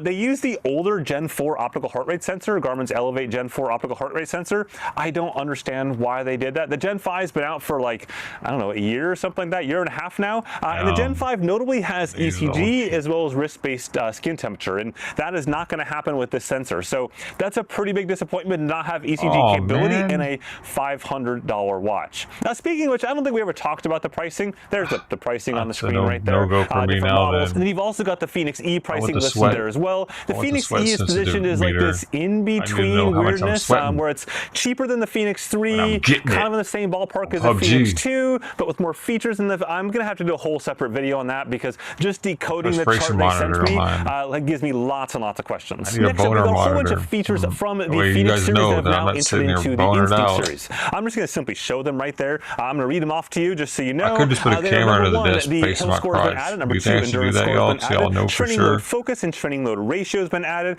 Multi-sport triathlon auto transition. So they've had multi-sport and triathlon mode, of course, in the past, but this is auto transition, meaning you don't press any buttons. You just finish swimming and it automatically figures out you've done swimming and goes to biking and running. Just so y'all know. So that's cool to have. I have it right here in front of me. Sleep coach, muscle map for strength workouts, as well as the strength workout animations. Those last two are just for AMOLED only. They've also added Garmin Share. That allows you to share basically courses just directly between the watches. Say you're out in the woods and you want to share a route or a course or whatever it may be, you can do that directly between the two watches without any phone whatsoever involved. They've also added the Garmin Messenger app. That allows you to basically send messages from the watch itself, assuming you have a phone involved. There's no built-in cellular or anything like that into this. No satellite built into this or anything like that. So you have to have your phone nearby, but you can do that from the watch itself. They've also added the large font mode option. So if you've got older eyes and maybe want a bigger font size, that's now an option. And then finally, they made Garmin Pay standard across the board on all. He got boring new all of a sudden. I don't know what the fuck any of that is, so I don't care. What happens if you recarbonate an old Sprite? Is it actually decarbonated though? In my right hand is an old Sprite using a soda stream, which is highly, highly overrated, using 0.1%. And the letters were much smaller.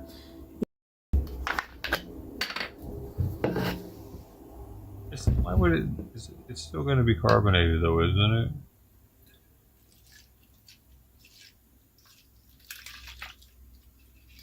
Well, maybe not. It doesn't seem to be bubbling.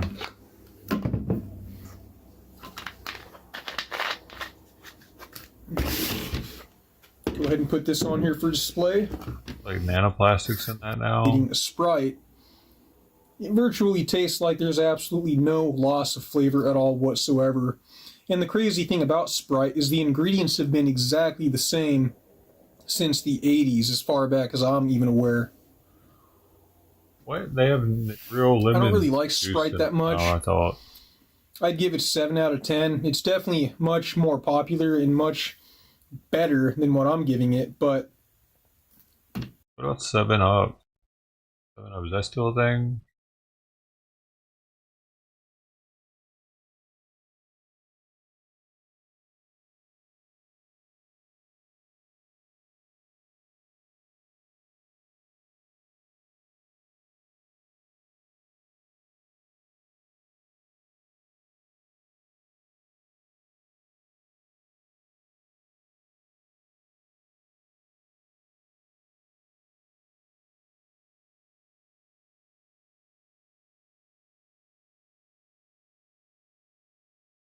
Videos and this is going to be an interesting video. So let's dig into some of the background on this device if you are new to my channel. If you are new to the channel, my name is Matt Brown. I do this for try to figure out here, and then also deployed in fixed locations like on highways, interstates, where they want to monitor the vehicles that are passing by. So we discussed in the last video These things are all over the country now? They find these devices sitting on top of cop. What began as a family visit in Palm Coast videos and they don't have a cop car analyzed even. its software. And today we are going to show how these devices on the public internet can be viewed, their video streams, without authentication. No logging in, no nothing. The video streams are open to the world, and live data feeds of the captured license plates that are going by. This is going to be an interesting video. So let's dig into some of the background on this device if you are new to my channel. If you are new to the channel, my name is Matt Brown. I do this for my day job. I rip apart devices like this, perform security evaluations on a whole host of IoT devices, and try to figure out how they tick. And then on this YouTube channel, we do some of the same stuff, but with a fun spin. So this device that we've been looking at is made by Motorola, right? And like I mentioned, yeah, usually you might find these devices sitting on top of cop cars. Actually, multiple of these devices, as we discussed in past videos, can feed into this kind of centralized computer device that we see here, and then you know, either they can provide a laptop, or oftentimes in a cop car there will be a laptop to view all of the license plate data that is captured by one of these automatic license plate readers. But cop cars are not the only places where these devices are deployed. They're also deployed in fixed locations like on highways, interstates, where they want to monitor the vehicles that are passing by. So we discussed in the last video that we were able to find this web server that was running on some of these devices, right? So here, when you go to this port 8080 on one of these devices that we ran this search for, and we found on the open internet, right? We found one of these devices, and so we can see that on port 8080, when we just go to the main page here, right? When we just go to /, it says 404 not found stream. And when we dug into the software of this device, we found that the stream name to get access to that video feed is /cam color for the color video feed, and then cam IR for the infrared video feed. So it's kind of hard to see here, but there are actually 2 cameras, and then there are a number of IR illuminators. And as some of you have pointed out in the comments, all license plates are designed to be IR reflective, which makes the infrared viewing really great. So even at night, you can't see anything else. You will be able to see the license plate number because the IR will reflect off of the license plate, and you'll get a clear shot of the plate number. So like we said, that this stream ID or this stream URL on the device itself was just /cam IR or /cam color, but when we go there on one of these devices that we found through our census search of devices that are out there on the internet, we see that it can't find that stream either. But when I thought about this for like a few seconds, I was like, well, of course it can't be that, because this system, what my hypothesis of what one of these systems are, is not one of these, but is this box. It's an aggregator box. It's going to have multiple camera feeds feeding into a single box. And so then, wouldn't we just guess that the right name would be to put cam and then a number? Right? So the first thing I tried is, something like this. Maybe the URL scheme looks like this or something. But it turns out that it is as simple as putting cam and then a number and then appending that either color or IR identifier. And we can see here in Firefox, it can't actually do anything with this because as we talked about in the last video, this is a video stream that we can open up in VLC. So let's go ahead and do that right now. What the heck, bro? This is awesome. So we are going to paste that in, and with no login information, we are now viewing on network. Where else? Let's go ahead and do that right now. I don't know. So we are going to network protocol. Paste that in, and with no login information, we are now viewing a live video feed from, let's go back to our little census search here, from Illinois. So somewhere on a freeway, on an interstate in Illinois, there's one of these cameras sitting up there, and we have a live stream to the video feed of this device. Let's go and look at that color feed, which will help us to understand better that this is obviously a road.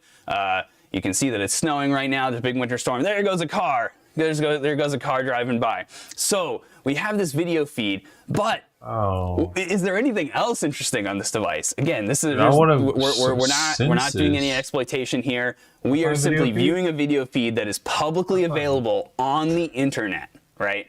So there are these other services here that are kind of interesting, right? So I went through a couple of these, just connecting, not trying any attacks or anything. But here on port 5001, let's go ahead and let's see if we can pull this up. We're gonna do a side by side here, and we're gonna run this command, and then we're just gonna watch this as a car drives by. And so this is live, so I don't know how long this is going to take. But what we should see is that when a car drives by, we get some data dumped, and there you go. So we saw that interaction. We saw a car goes by, data starts streaming to us just because we've connected to this thing on port 5001. So this is fascinating. And if I'm just going to Control C out of that, but what we can see here is some really interesting, something that kind of looks like JSON, but there's obviously a bunch of, this is obviously like a binary file that has some text-based data interlaced into it. But what's very, very interesting to me is that up at the top of this file, if I can scroll all the way to the top of it, if it will let me. Oh, this is awesome. All right. So, you know what? All right. We don't see it there, but we're going to move on to our next step and show you how we can start to analyze all of this data that's coming through this stream. So what we're going to do is we're actually going to jump over here, and we're going to pipe data from this service into a file called test.bin. And so we can see we're passing the -v flag just to be verbose, so we can see that our connection succeeded. That's it. And then we're going to wait here until we assume that we should have some data in our file. If we see a car, and in fact we can just check that our test file, okay, sweet, our test file has 32 kilobytes of data in here, so we're just going to close out of it. And now we're going to use XXD. XXD is just a command line hex editor to take a look at what's in this file, and then we'll use less. So up here at the top of the file, we see this. So it is my belief, my hypothesis, that this is a license plate reading. Right at the top is where it's giving us the data about a license plate number. And then we have some kind of GUID. We've got, you know, a timestamp that's, you know, it's obviously not set or something like that. We have a bunch of other stuff. And then, quite interestingly, we have a what clearly seems to be a header of an image file. If you've ever looked at like a GIF or an image file, like a JPEG image file, this header looks familiar. So now what we can actually do, since we dumped this all to a file, is we can actually use binwalk to see if binwalk can identify anything inside of this binary. And in fact, it was able to identify a JPEG image file. So let's go ahead and have binwalk extract that for us. So we're just going to use the -e flag on our test.bin that we dumped out. And then here in the extractions folder, we're going to drill down. Actually, I'm just going to view the image that it extracted out here. And there we go. We now have an image file that we extracted out of the larger binary, you can't read the license plate file that the video we saw at the beginning. We saw the license plate number, maybe. And then here, this image is terrible. I'm sure the IR image was better, right? Gotcha. Is how it was actually able to get the real data out of it. So let's go ahead and yeah, let's do this where we're going to. All right, so we're going to do side by side, and then we're going to say strings. So we're going to pipe it to the strings command, and then what we're going to do is we're going to grep for. I think it takes like a license plate can't have lowercase letters, right? So we're going to grep for only things that are A to Z, 0 to 9. You know, we're going to grep for strings that have at least one of those characters, right? So let's try that. And at the start of the string. So as that goes by, we should get a license plate reading that is correlated with what we see over here. Now sometimes, sometimes data is not good. Or it lags behind or something. Hey, okay. We got something there. 9. Okay, so there's a license plate. There's a license plate for sure. Okay. So what we're going to try to do now is we're going to try to switch it to the IR mode, cam1 IR. And now I'm going to try to like stop it when I see a car, so we can verify that we're capturing a license plate in real time. So now we just have to be patient and wait. And I have to click pause at the right moment. Oh, okay. So we can see that the license plate starts with EA9. Okay, so obviously we got a bunch of false positives. We could write a Python script to parse this better. Oh, there you go. in real time, we have the video feed, but we're also getting this streaming binary data. Again, no authentication on the video stream, no authentication on this port that's just dumping all this data about the license plate itself. So it'd be really easy to like write a Python script that would parse this data out, and we could determine what the other obviously there's the image file, there's a image capture inside this binary stream of the license plate image. There's there's the OCR, there's the conversion of the image into a text based license plate number, and then there's a bunch of metadata about it, right?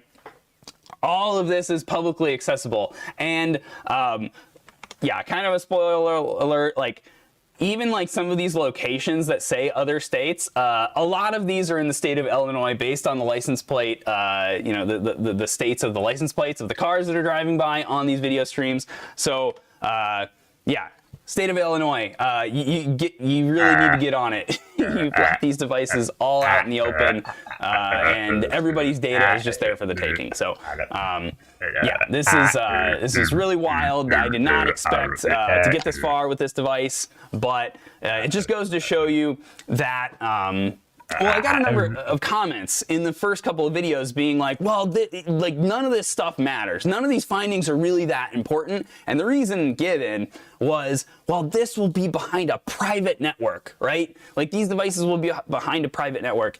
And even if that were so, I think Bruce Schneier talks about this principle in cryptography. I think it's generally applicable to a lot of areas of security, that attacks always get better.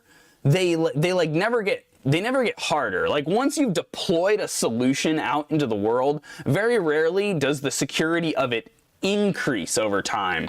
You might patch stuff, but just your general security architecture of how the device functions in the ecosystem, maybe you can give people some new best practices, or you can push some security patches and stuff like that. But generally speaking, your security architecture is going to be baked into that device once you deliver it, and it's only going to get easier. The attack's only going to get easier, and especially if you have nation-state actors, or you have people that misconfigure these devices and then they put them on the public internet, right? Which is what we see in this case. So I want to thank you for watching this video. If you find this content interesting, it really helps me and the channel if you subscribe. And then I don't know if I want to. Or that.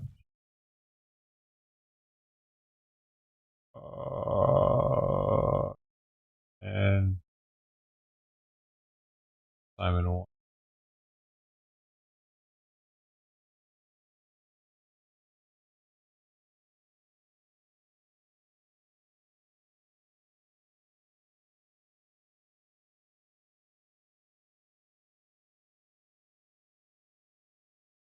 I was harassing me.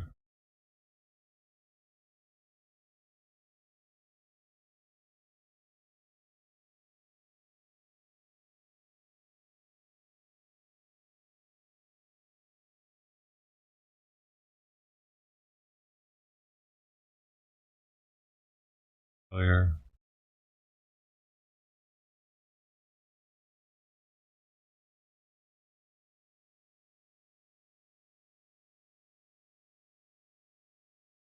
Well, I guess that's it, fellas and ladies and everybody else. It doesn't either. There is no more.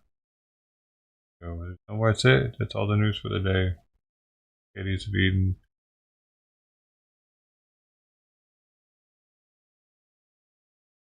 Time to go now. Thank you all. Thank you.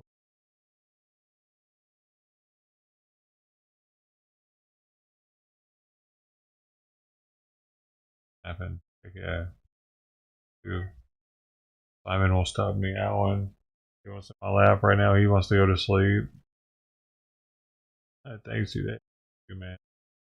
I got your package right here. I got y'all's packages right here. They're right here. I still don't know. Gotta figure out when to open them.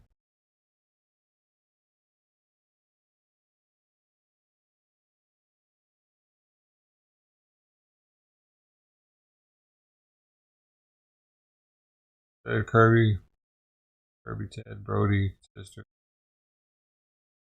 Simon said bye.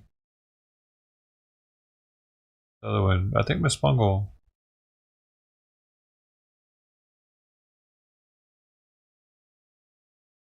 Dead inside, thank you. Wow.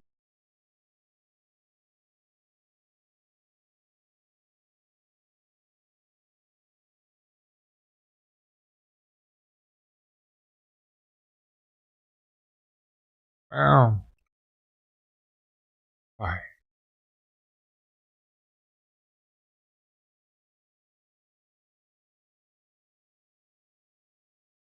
Monday. It's alright. I'm leaving Simon, okay? You happy?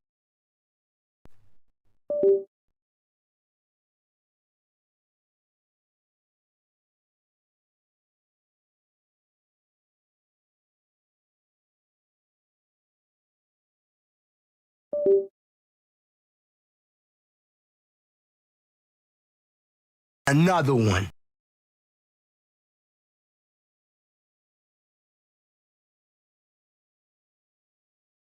Meow, meow, meow, meow, meow, meow.